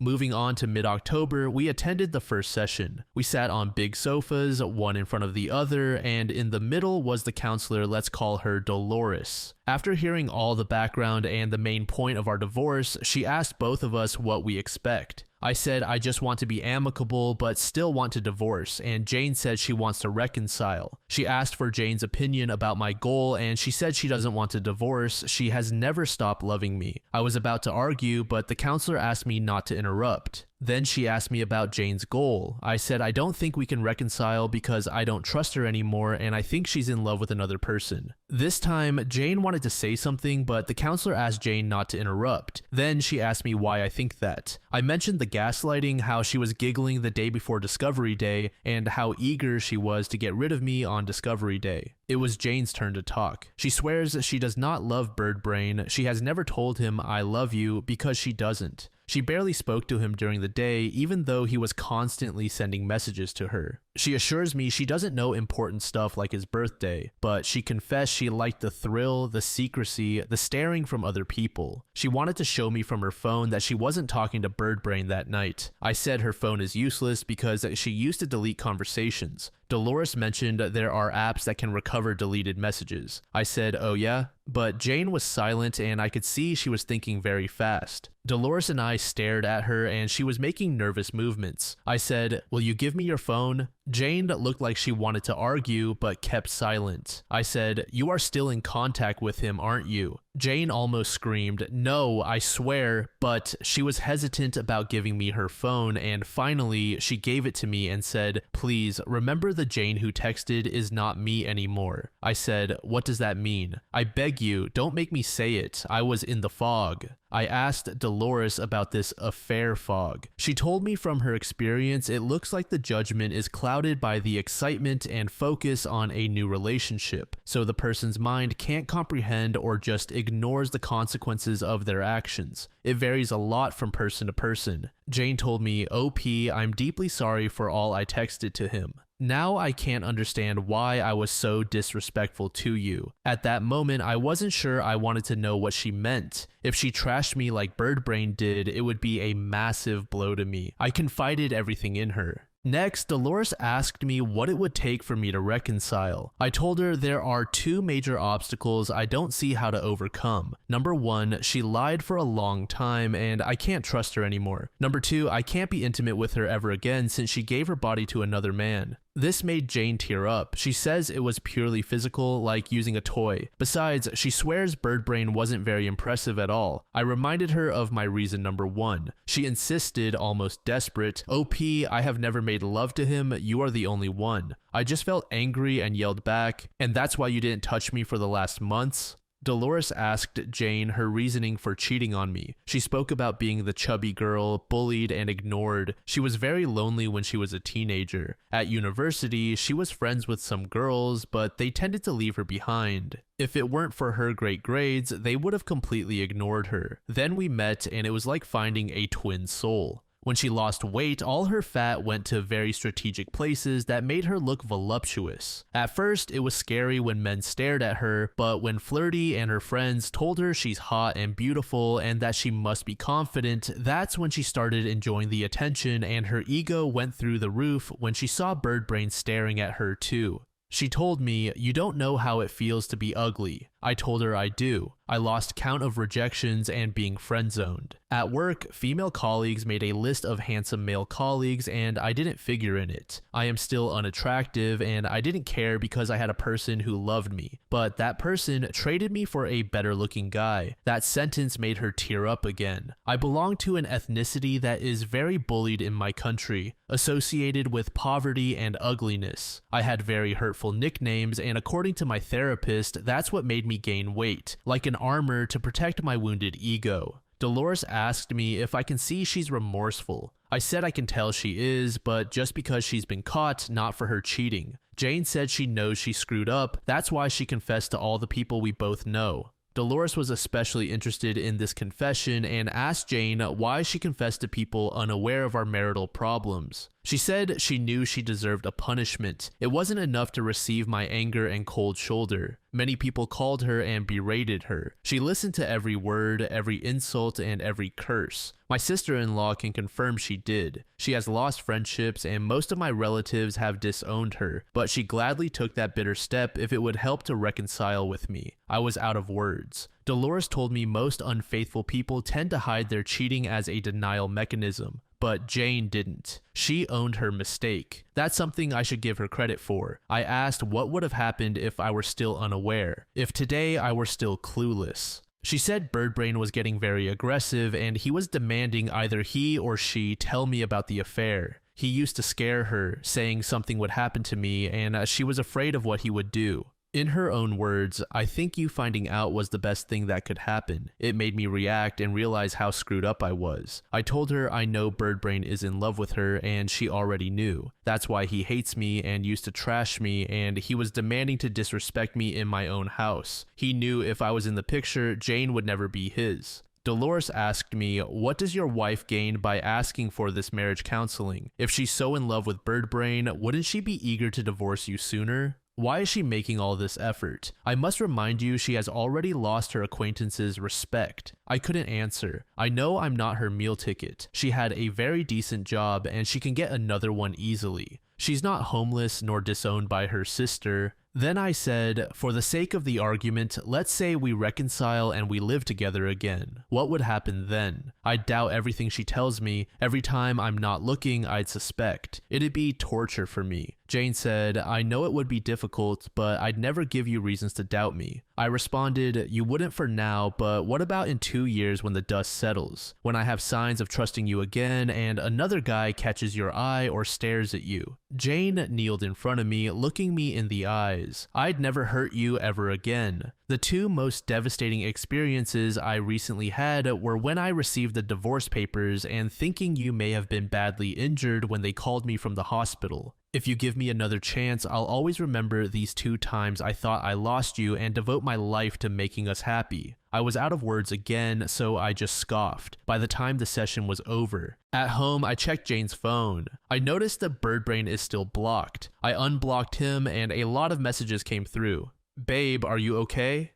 Babe, call me. Babe, I'll go to your house to check on you unless you call me first. Babe, where are you? I bought an app to recover deleted messages. I was very nervous. I got most of the earlier messages back. The older ones were difficult, so I got only a few of them. I was expecting her to be disrespectful to me, but she tries not to mention me. I found some sexting conversations, but knowing Jane, she didn't enjoy it. Birdbrain uses rude words a lot, and Jane hates that. He called her babe and some other ridiculous pet names I didn't even dare to use when we were in the honeymoon phase. Lots of I love yous from him, but I didn't find a single one from Jane. I felt some relief and then scolded myself because I shouldn't feel that. Also, as Jane said, Birdbrain used to mock me. He called me fatty, pathetic loser, and little girl. Whenever he mentions me, Jane just said, I don't want to talk about my husband. In the most recent messages, I can tell whenever she didn't play along, Birdbrain got angry and told her he was on his way to my job to tell me everything while she begged him not to. Obviously, it was just a bluff. He doesn't know where I work. I looked for the messages from the day before Discovery Day and she didn't text him. No call records either. I snooped some more and saw she was messaging a chat group with Flirty and 2 other girls that night. They are hilarious. Some of their comments made me chuckle. The day after Discovery Day, Jane was kicked out of the group. The next marriage counseling session was related to our past. Dolores asked how we met. It was at the university. We both were in the library doing homework. I had the last copy of a certain book. Jane asked me for it because she had to go home early, but I also had to go to my job, so we both needed it. And I told her we could photocopy it. We were in different majors, but we had the same teacher, so the assignment was the same. We chatted while we were in line. We hit it off, and I noticed how beautiful, intelligent, and kind she was. She just thought I was a good person. I lent her the book and I got the photocopies. That way she had to return the book to me and we would chat again. I arrived late at work, but I felt it was totally worth it. We were friendly until I invited her out, but she turned me down. From there, I just greeted her in the hallways like a friend, but I didn't make a move on her. Suddenly, a week later, she invited me out. I babbled a yes and we started dating. Next, Dolores asked what made us fall in love with each other. In my case, it was when I took Jane to eat Japanese food for the first time. She was clumsily trying to eat using the chopsticks until she had enough and said, "Forget this," and she pierced the meat and ate that way. I'd never heard her curse before, so it made me laugh and I said, "I love you" for the first time. Jane took longer to open up, but she says it was during a trip we both took. She knew it was going to be our first time being intimate, but she had cold feet because she thought it would disappoint her father.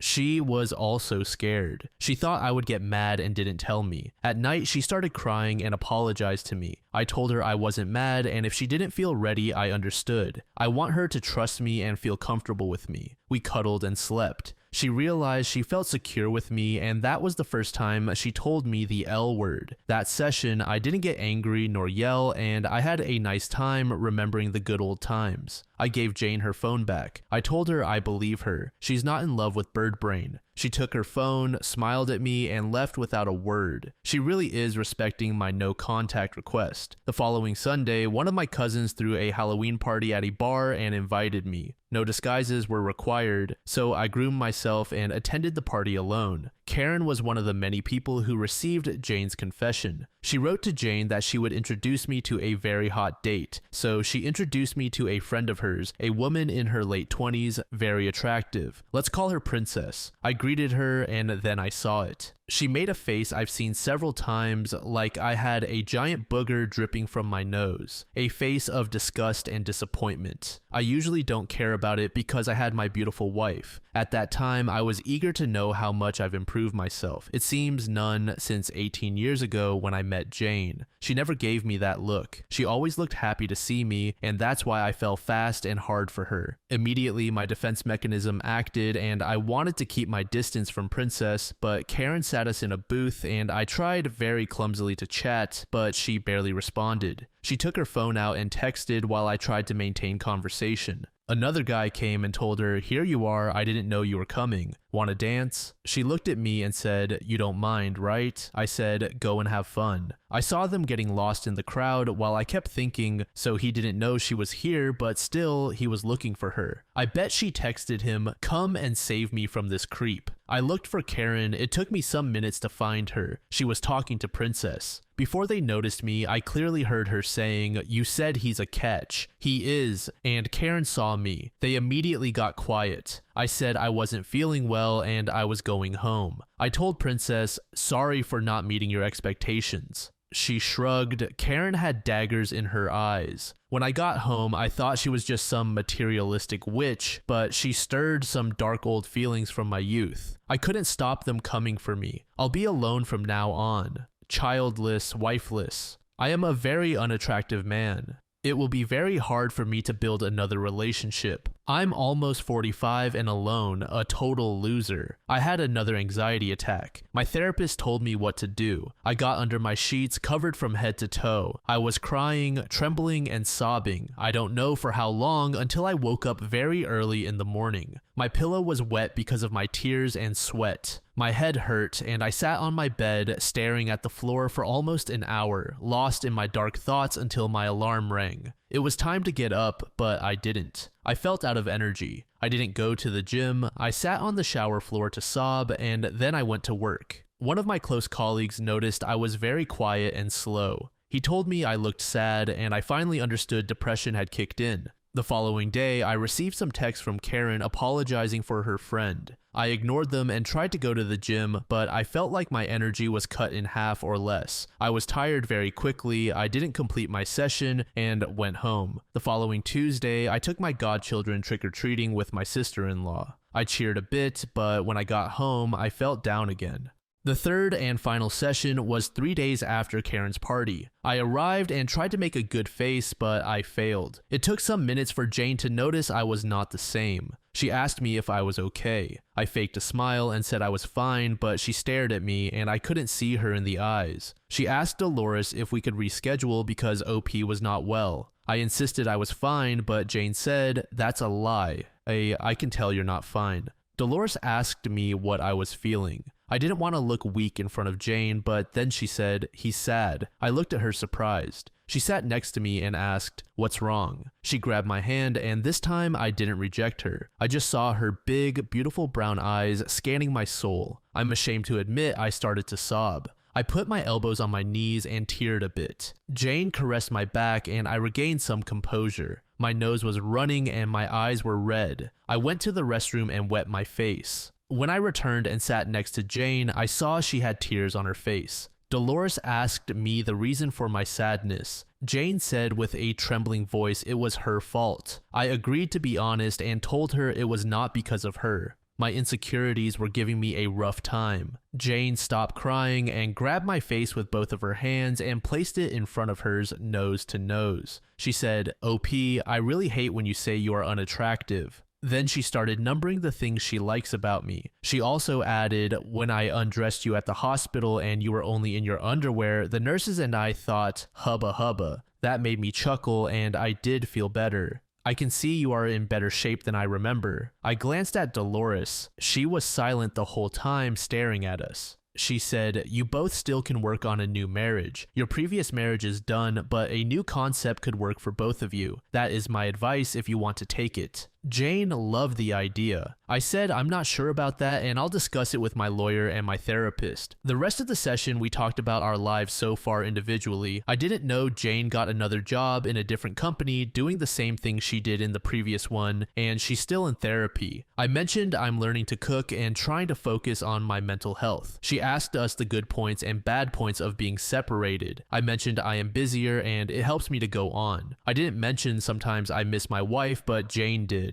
She said she hates being alone and not in her house with her husband, who she loves dearly, and she pressed my hand. I hadn't noticed we were sitting next to each other and she was still holding my hand. I'm sorry to admit, in that moment of darkness, her warm touch felt like a pure ray of light. The session was over. Dolores signed the documents given by our attorneys. We walked together and I took her to her car, still unsure about my feelings for her. She asked me if the no contact request was over. I told her I guess. Then she asked me if we could have a date for my birthday. When she saw my worried face, she hurried to say it was only a dinner. She just wanted us to chat like the good old times. I agreed, but asked for no kisses and no excessive touching. We agreed to meet 2 weeks later. Meanwhile, I asked for no contact again. Final update. I'm back with the final update. I appreciate everyone here. It is because of you that today I have high hopes for my future. Thank you to all you anonymous strangers who dedicate time to help all the hurt souls and lead them to heal. This kind of club sucks, but in the shared pain, we find truly kind individuals who give us a hand simply because they've experienced the same pain.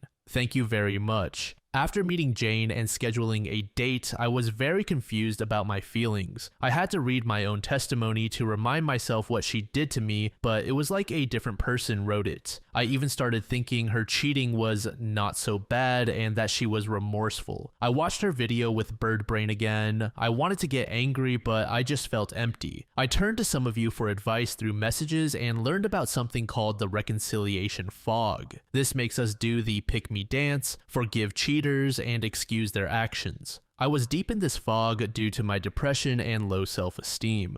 Fortunately, I had 2 weeks before my date with Jane. First, I had a meeting with my attorney. He said it was a bad idea and that I should only meet with both attorneys present. I told him it was important to me and that it was going to be my litmus test. He said, "What if she's recording you and presents it as evidence of reconciliation?" I told him I was still not sure what I wanted to do, and that's why I needed to see what would happen. He shrugged and said, "You won't be the first one to have cold feet, but if you still want to divorce, you need to avoid any reconciliation topics and show no signs of affection." I told him I understood.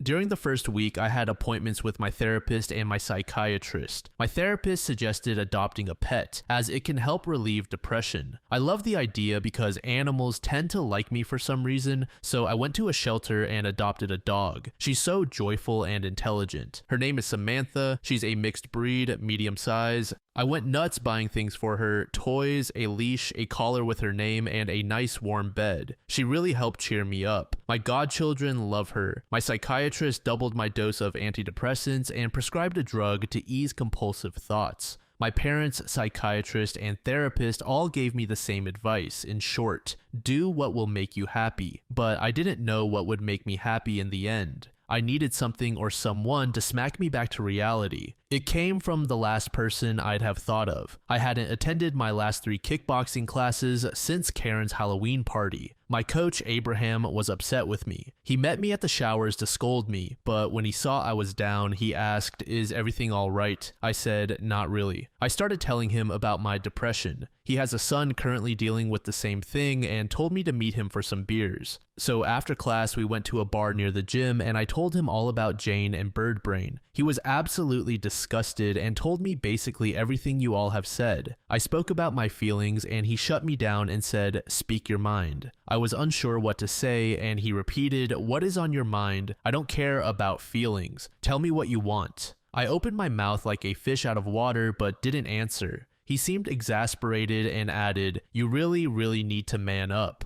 He told me to come earlier to the gym the following day. He paid for the drinks and told me, "You're going to be born again." The next day, I arrived 1 hour earlier. Abraham was expecting me. He gave me sparring gear and told me to meet him at the ring. I had never sparred before. I sometimes practiced with a heavy bag, but that was it. Abraham told me to punch him. I threw a punch and he almost laughed at me. He said, "Is this all you've got?" I felt myself blushing. There were some other students watching and I'm the oldest person there. I tried again and Abraham easily blocked me and pushed me back. I tripped and fell on my butt. He said, "Your determination is weak." He helped me stand up and repeated, "Man up." I heard somebody chuckling and I felt mad. I took it more seriously and tried again and again, but I wasn't able to hit Abraham once. I know he was going easy on me. I was tired and he told me to come the following day to repeat it. He added, "You're not giving your all. Show yourself what you can do." That comment stuck with me all day.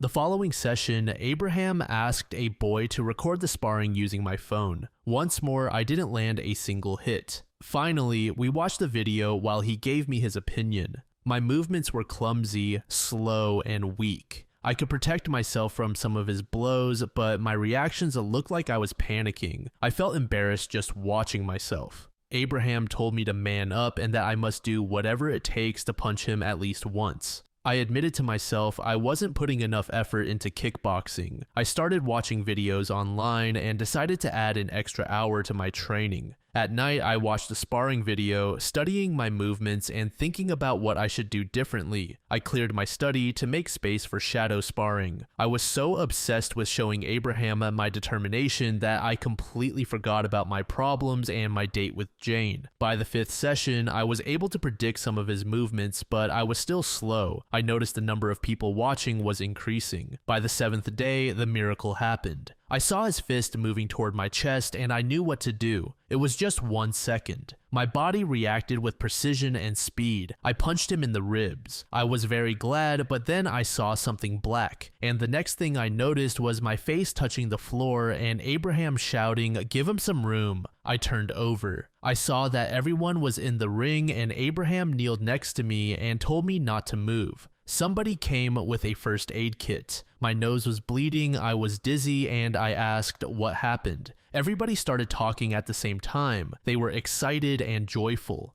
Abraham was apologetic and told me, "You did it, man. Sorry, it was a reflex." The kid who usually takes video of us showed me the moment I punched Abraham. He reacted and punched me back in the face and I passed out for about 5 seconds. It took me 1 week to connect a single punch on him. I joined the kids and shouted, "Hell yeah." I was euphoric. Somebody helped me stand up while I felt some pats on my back. I was smiling and Abraham asked, "I'll repeat my question. What do you want?" I yelled, "I want to be stronger. I want to be the best version of myself. What about your wife?" I made an angry face. "She betrayed me. She doesn't deserve me." He smiled and raised my hand as if I had won the match. We all yelled. I know it was just a punch I finally connected, but Abraham knew I needed this victory more than any therapy, medication, or advice because since then, my confusion, sadness, and doubts all disappeared. Welcome to the last stage, acceptance. In the following days, I put much more effort into my training and I took a series of decisions the old me would have thought over more than once or asked for Jane's opinion.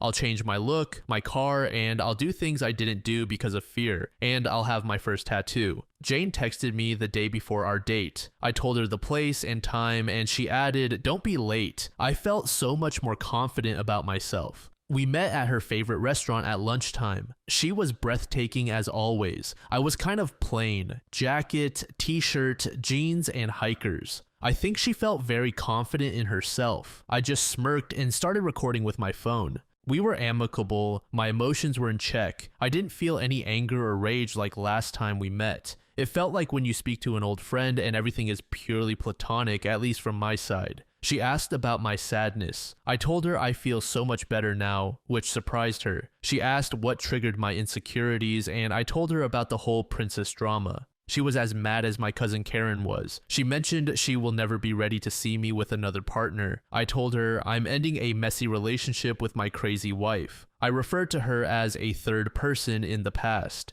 She caught what I meant. Then she told me, she sounds like a slut. You should get away from her. We laughed. God, how I miss these conversations with her. Before Bird Brain, we could chat for hours. Then she told me one of my coworkers contacted her and asked her out. I laughed. I've seen that weasel secretly staring at attractive women or girls. I wouldn't be surprised if he has stared at Jane. She turned him down and he got mad. I asked about Flirty. Do you know what her problem is with me? She says she doesn't know, but her theory is that Flirty dislikes my ethnicity and can't stand that I have better qualifications and a higher salary than hers. I'm at least 2 levels above her. Also, Jane discovered Flirty is seriously dating 2 guys, whatever that means to her. We talked about Bird Brain. He called Jane from another number to convince her to run away with him. She swore she didn't speak. She just listened and eventually cut the call. He's gone to another state. I said some nasty things about him. She was amazed at how much of a liar he is and completely agreed with me that he's a loser and a jerk. She asked about the time he and I met. I told her that seeing him so apologetic gave me confidence and I was pissed, so it was easy for me to threaten him. She pleaded with me to repeat the scene, and I did. I told her exactly as I recall what I said and how I said it. Her eyes were wide and she wet her lips. She told me she had goosebumps. She has never seen me so aggressive before, and she repeated that she liked me more. Then she got all flirty with me and asked if I wanted to go stuffing the muffin. This was it, the moment I was waiting for. Jane was bringing her face closer to kiss me. I didn't have time to think, but I felt it again, the anger and resentment. My body reacted and pulled my face away. I made an angry face and told her in a deep voice that stopped her immediately, no.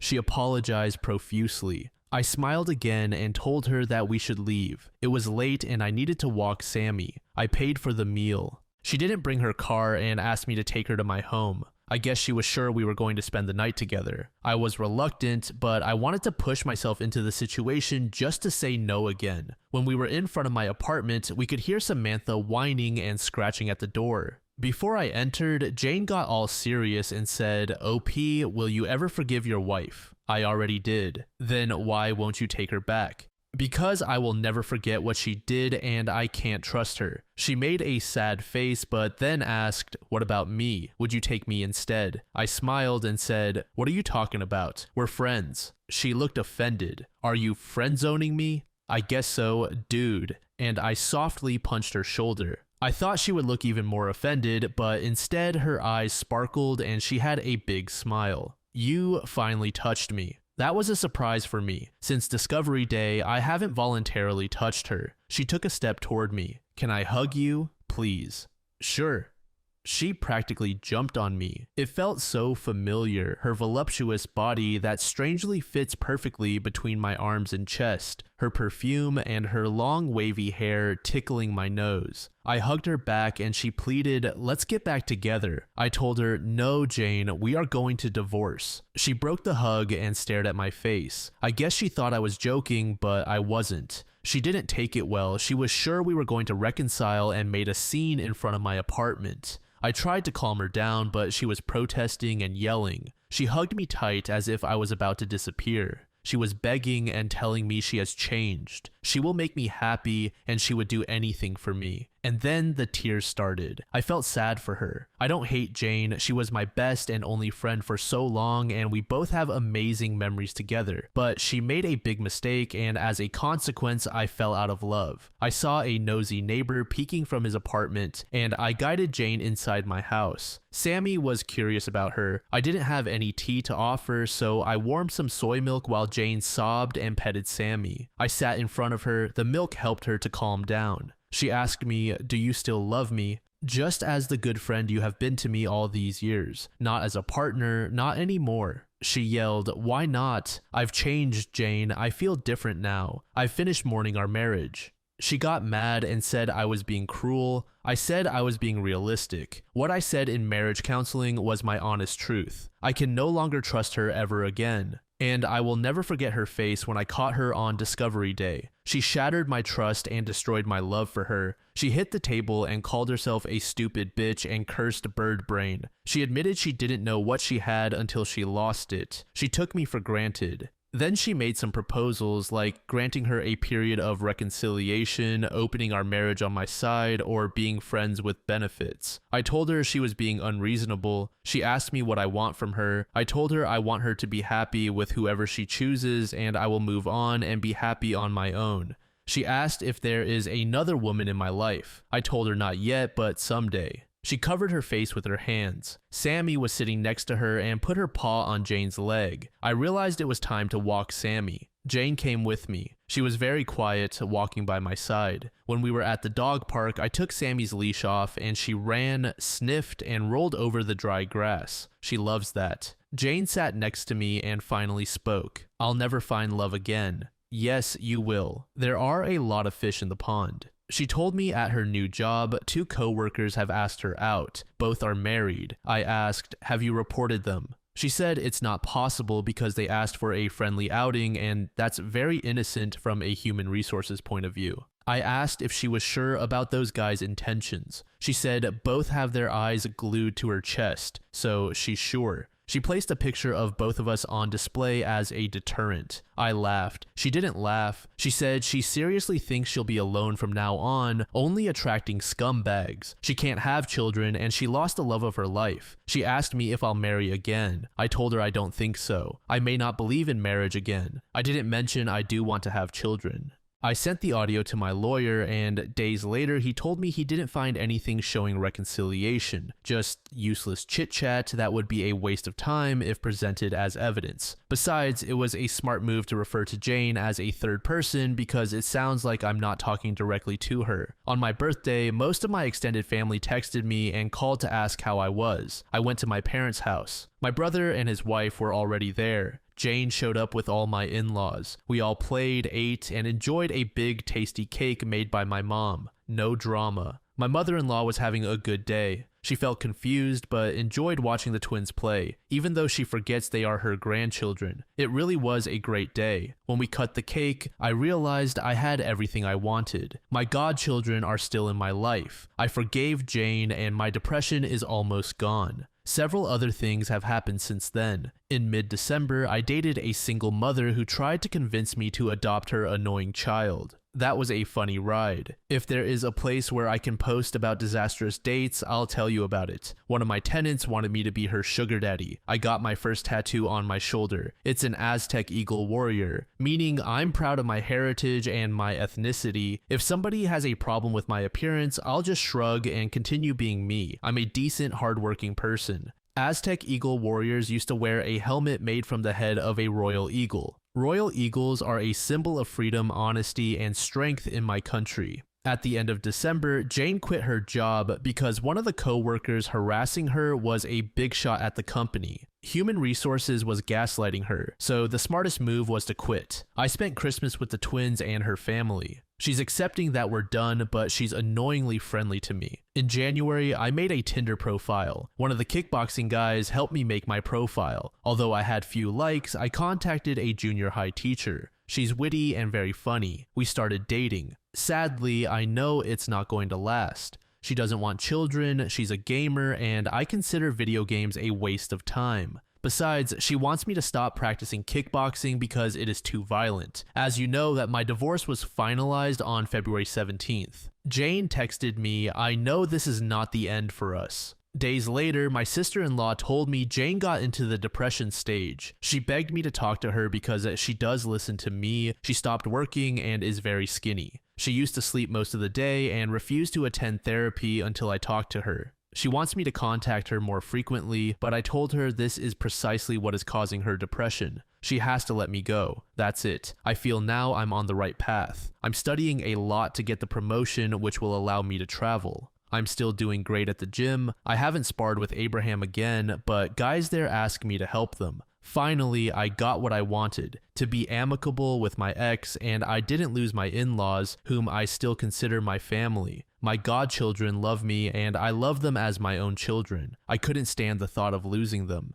Because of them, I went through the rabbit hole, I went through the stages of mourning, and I got over Jane. In my country, godparents are responsible for the kids if anything happens to mom and dad. Godparents are the second parents. To all who are mourning a marriage, don't let bitterness get the best of you. There is light at the end of the dark tunnel. It takes time and dedication from you. Maybe not today, not tomorrow, but someday you'll get over all of this. I wish you the best.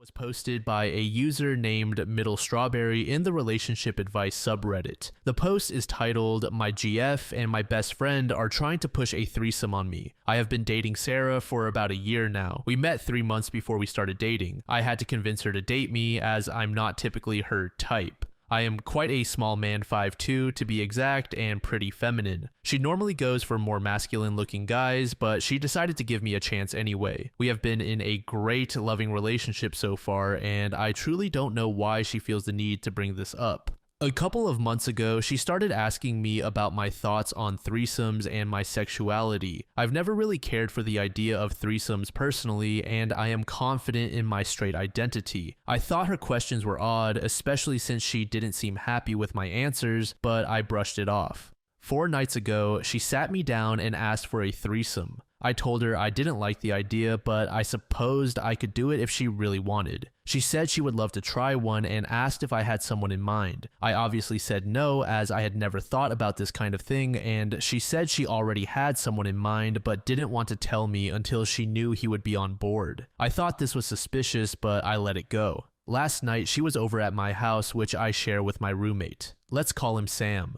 We're all university students. Sarah and I were watching a movie together when she went to the bathroom. She was gone for a while, and when she came back, Sam was with her. They sat me down, and Sarah started saying that Sam was the person she had in mind, and Sam was on board. I have known Sam for 3 years. We originally hated each other, but we became friends 2 years ago, and roommates for 1.5 years. Sam is the opposite of me, definitely a 10 out of 10 on the attractiveness scale. He is also my best friend, and I definitely don't want to have sex with him. Sam and Sarah sat me down and were very adamant and pushy about the threesome. I told them in no uncertain terms no. They let it go, but they didn't seem happy with my answer. I'm afraid they will bring it up again, and I don't know what to do. I'm also concerned about why Sarah chose him, my best friend, and even more concerned about why Sam agreed, especially since he has always hated her and has tried to get me to leave her multiple times. I don't know why I'm posting here, maybe just to get it off my mind, maybe to ask how I can get them to drop this. I love my girlfriend and my best friend, and I don't want to lose either of them. Update. So against my better judgment and everyone's advice, 2 nights ago I went through with the threesome with my girlfriend Sarah and my best friend Sam. Before we had the threesome, I sat Sarah down as per people's advice and asked her why Sam. She said she thought he would be a safe bet since he's done threesomes before and he's bisexual. Then I asked her if she thought I was gay and maybe that's why she wants this. She said that while I am quite feminine and she originally thought I was gay, she now knows I'm not. But this is an experience she's always wanted to try. I also asked if she would be willing to try a threesome with another woman, and she got pissed, saying she was straight and how could I suggest something that gross? Which I think is incredibly hypocritical of her, but whatever. I didn't want to lose her. I had put so much into this relationship, and I felt pressured by her. I figured that since I loved her so much, I could try this one thing, this one Hail Mary. I figured if this didn't work, then that was us done. Since we had been together this long, I could at least try it. One last effort. It's safe to say the threesome didn't go well, but not for the reasons I thought. 2 nights ago, we did the threesome in Sam's room, and it was actually good. I was surprised and thought it was a good experience and hoped we could move on and forget about it, but Sarah wasn't happy with how the threesome went. Last night, we were lying in bed next to one another at my place. When she brought up the threesome, she said she was unhappy because apparently Sam and I ended up pushing her to the side. I honestly didn't realize, but looking back now, I suppose it wasn't much of a threesome after all. She started yelling at me for being gay and being in love with my best friend. She said things like, "You never were that passionate with me. I've never heard you make those noises." And then the cherry on top, Sam didn't even touch me. I asked her more about that last one, and after some probing, she admitted she had the hots for Sam since she met him, that she felt disappointed that she got with me first and didn't have a chance with him, until her girlfriend suggested asking me for a threesome with Sam, so she could have a chance to fuck away her crush on a non-committal man while not cheating on me, who is stable and reliable. Which is just fucking great to hear your girlfriend tell you. I just kind of shut down after she said that, which made her more mad. She ended up storming out of my house and called me the F-slur. Sam heard everything and came out of his room as she was leaving. He ended up yelling a "fuck you" as she slammed the door, which was admittedly kind of funny. He asked if I was alright and made me a hot chocolate while I sat on the couch. We ended up talking throughout the night about nothing important, dodging what just happened because I didn't want to talk about it. We ended up cuddling and falling asleep together on the couch, which was weird, but whatever. My girlfriend and I still aren't talking, and for some reason, Sam's been way more touchy than normal lately. I don't know why, but my best guess is pity, which isn't great. I don't know how the situation got to this. First, she wants a threesome with my best friend just to fuck him, practically begs me. Then, when I go through with it for her, she gets pissed that Sam didn't give her the time of day and is mad at me for going along with it. Gyro Bro said, "Hate to break it to you, but they're already banging behind your back." To this, OP said, "I really don't think they would do that, especially Sam. He was a jerk when I first met him, but he's changed now. Also, my family owns the house we stay in. If he fucked my girlfriend, both he and his dog would be out of the home. He can't be that dumb. Plus, he's always hated Sarah. It just doesn't make sense to me." Silsul said, "I'm afraid you might be on the way to losing them either way. I'm not sure I could ever trust them after this. The best scenario is that Sam has feelings for you and your girlfriend is into that. The worst is that Sam and your girlfriend have feelings for each other and they're willing to add you to the mix so that it doesn't count as cheating. In any case, do not, under any circumstances, force yourself to have a threesome to please your partner. If it's something you dislike and your partner truly needs, you would only be delaying the inevitable and hurting yourself in the process. Stand your ground. Let your girlfriend know that she deeply upset you by suggesting a threesome with your best friend, and that she has no business being pushy, especially in the face of such basic and important boundaries. The same goes for Sam. If there's any chance of your relationship surviving this, they need to know in no uncertain terms that they messed up, they hurt you, and that they need to properly apologize and reflect on their behavior so that they don't hurt you this way again.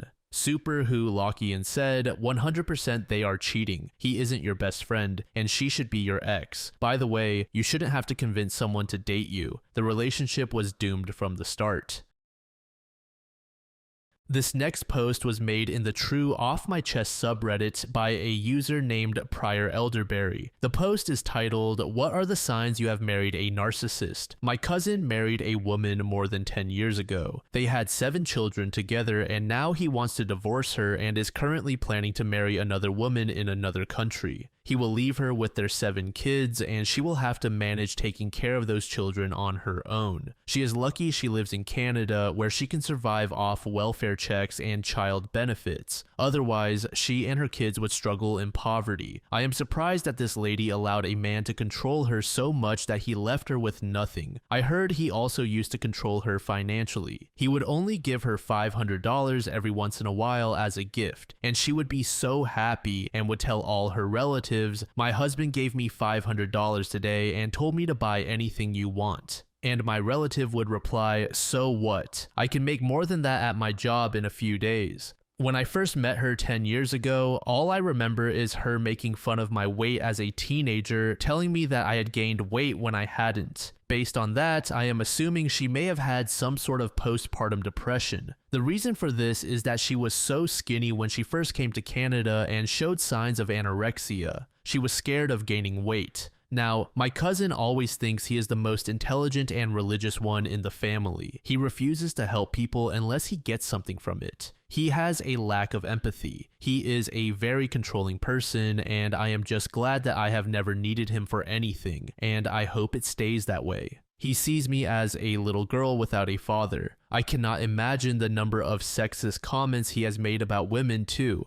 He said that women should not immigrate to Canada because they will not work like men do. He claims women would be too busy having children and raising them to be bothered to work and earn as much as a man would. He only used her to reproduce, and now he wants a younger woman. Vertical Perception said, why does it matter whether he is or is not a narcissist? At the core, he sounds like an awful person whose behavior is reprehensible. While a diagnosis might help you deal with him, anticipate his reactions and responses, or let you abdicate responsibility by pinning the blame on him, ultimately, whether he is or is not is moot. Finally, being a narcissist is not a binary situation. He may demonstrate several behaviors consistent with narcissism, but it's a matter of degree, not a checklist. This third post was made in the Rant subreddit and is titled, "Just wanted to rant about my experience living with my fiance's family." My fiance's mother is a hot mess. Here are some petty moments that have happened within the past 4 months since I moved in with his family. I-25F got engaged to my fiance 28M last year in July. We shared the happy news with everyone close to us, and to my surprise, his mom responded very negatively. As background, my fiance and I are both second-generation Americans. My parents immigrated from the Philippines, while his parents immigrated from Ecuador. I mention this because sometimes there's a language barrier between me and his parents. I learned Spanish to communicate and understand them. I've been told by my professors, family, and friends that I speak and understand Spanish well. Back to his mother's reaction. She told him things along the lines of, "How awful, you're going to ruin your life. What the fuck?" I watched my fiance's face crumble while listening to his mother's reaction over the phone.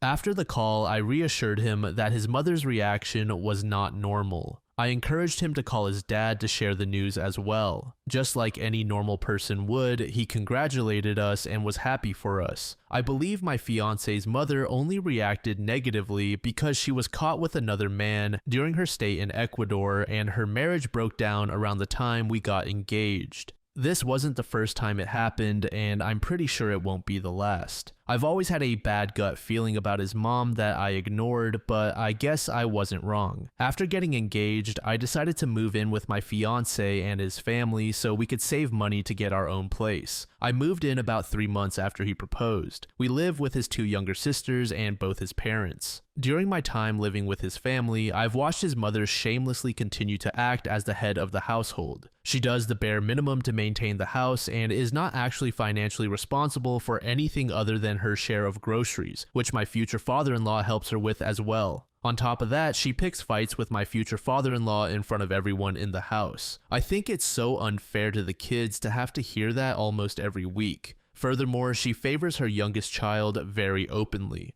My fiance is starting to believe that his mom treats him and his sister differently because their biological dad won't get back together with her. They sleep in different rooms and it's just cohabitation at this point. I tried to build a relationship with her. We would go on walks together when the weather was nice. I had to slow down my pace so she could keep up, as she just continued to huff and puff while talking about herself. She opened up to me about having ovarian cancer. She's cancer-free now. I told her she's really lucky they found it in the early stages. I opened up about my close aunt who recently passed away from cancer. I thought any normal person's response would be, "I'm so sorry to hear that," or "my condolences." Instead, she asked how old my aunt was before she passed and then replied, "Oh, she wasn't that young anyway," and proceeded to talk about herself for the rest of the walk. I watched cancer eat away at my aunt's vitality over 2 years. She was such a fighter for holding on so much longer than the doctors expected. After that interaction, I decided to keep his mother at arm's length.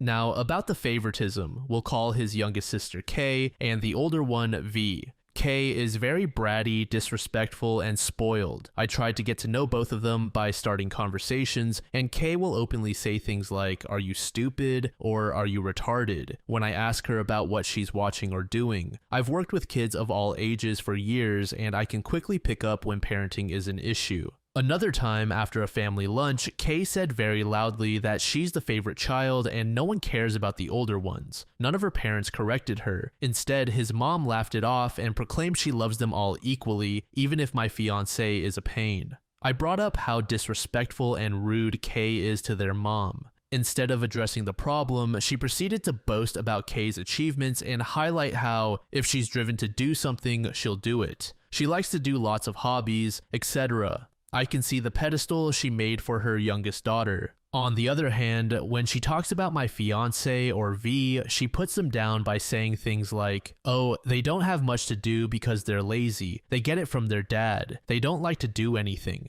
I had to interject by saying that they just have different interests and maybe choose not to share those interests with her. V is creative in other ways than Kay. She's very hands-on and likes to learn, whether it's cooking, working on woodshop projects, or bracelet making. She's also really good at storytelling and retaining information about her interests. I was able to figure this out within the first month of living with his family, but it seems his mother can't. A more recent display of her favoritism was when she yelled at V for not making Kay a bowl of cereal. She lectured and berated V in front of me and my fiancé right after we had cleaned and taken out the trash. I usually don't involve myself in these situations, but this was ridiculous because it was just a bowl of cereal and V was suffering from the stomach flu. My fiancé and I backed V up, and the moment my fiancé left the room, she told me not to say anything because she can care for her kids. This is the same woman who would leave her kids to go on business trips to Ecuador for months. She always complains about having to cook for them and refuses to give them any sort of medicine when they're not feeling well, only giving them medicine when they've reached peak illness, yet her room is filled with prescriptions and over-the-counter medicine that she uses for herself. When V had the stomach flu, she didn't want to give her any nausea relief medication and instead waited 2 hours to finally give her Tylenol, even though V was in pain and discomfort during that time and had a low-grade fever that ended up peaking. Beyond that, the way she talks to and treats me is condescending. I've tolerated her passive-aggressive attitude and comments toward me because I'm not looking to start drama. My fiancé will step in to keep his mom in check when she does so. I can hold my own, but I choose not to say anything because I know she'll turn it around and make herself the victim. I've worked with countless people like her who act entitled and shamelessly after all their dirty laundry is aired out. Also, after she was caught cheating, she tried to justify it by saying she was the victim. My future father-in-law stopped financially supporting her, but he does help with groceries. He owns the house and covers the mortgage. My fiancé helps him make other payments like electricity and internet. During Christmas, we did our gift exchange and she received a gift from my future father-in-law. My fiance's aunt who came to celebrate said no kiss after that exchange, which showed me she didn't know they had separated. She tried on the gift, which was an XXL bathrobe that fit her well. That night, I got 2 sweaters in a size small. She looked over at me and said, "Oh, too small." I told her, "Nope, it's the right size." Later that night, when my fiancé left my side, she asked me if I had gained weight and said I looked like I did. I've always struggled with my body image, so I learned how to eat right and lift weights to get to where I am now. I was planning on doing a cut to lower my body fat percentage, and those side comments she made about me really pissed me off and motivated me to stay consistent. How are you going to body shame me if you don't at least have a decent figure? Anyway, I used to be really petty and a good shit talker from all those years of competitive gaming in toxic lobbies as a woman. My fiancé encourages me to be feral, but I am trying so hard not to be. Every time we talk, she tries to put herself in a better light, and most of the time just tries to brag about herself. It's actually so embarrassing to listen to her say things like, "I had issues with my husband because I went to the gym for hours." I really just wanted to tell her that's not the case. It's because you turn to another man to try and support you when your husband says no to an unnecessary large purchase. She recently wanted him to buy a house, truly just shameless. I now understand why a majority of her side of the family doesn't invite her to parties. She'll lay in her bed watching the parties through social media. Her family went no contact with her a few years ago, but some of them have started to talk to her again. You must be wondering why we continue to stay. We could easily rent until we buy a house. We're both financially stable and have great credit. However, we stay because his mom tries to kick his dad out of his own house, and most importantly, we're worried about V, and we stick around to look out for her. We know that the moment we leave, she's going to bring another man into this house. The best my fiance and I can do is stick around so that she doesn't. I've always wanted younger siblings, and now that I do, I want to be there for them. I don't blame Kay for her actions because I know it's not her fault. My future father-in-law tries to step in to parent, but he is quickly dismissed by his ex-wife, which leads to arguments. I told my fiance that he doesn't need to be a mediator for his family anymore. I told him to be more proactive in his own life, and he decided to go back to school for a degree. We're moving in with my family and starting school together soon. My family adores him and they're happy to help us financially. I'm grateful for my family, and while his parents didn't charge us an unnecessary amount for rent, my parents are charging us no rent so we can build our finances faster. My fiance had a rough childhood, and what he said recently really broke me. He recently had a bad case of the stomach flu. I cared for him and paid attention to his needs. While I was rubbing his back, he said, "Thank you for caring for me. This is the most anyone has ever done for me." I kid you not, all I could think about was his childhood photos, and I kept going. Rabid Raccoon said, "Maybe you two should live on your own instead of with his family. If you can't afford it, don't get married until you're financially stable." To this, OP said, "It's a bit complicated. He was always the mediator whenever his parents fought or when he saw his mom treating his sister unfairly. I moved in with him because I wanted to support him when he was stressed out by everything. Financially, we could rent on our own and be comfortable, but we're planning to buy a house and start a family. So any extra money we can save will help us reach those goals. I just wanted to rant about how crazy his mom is."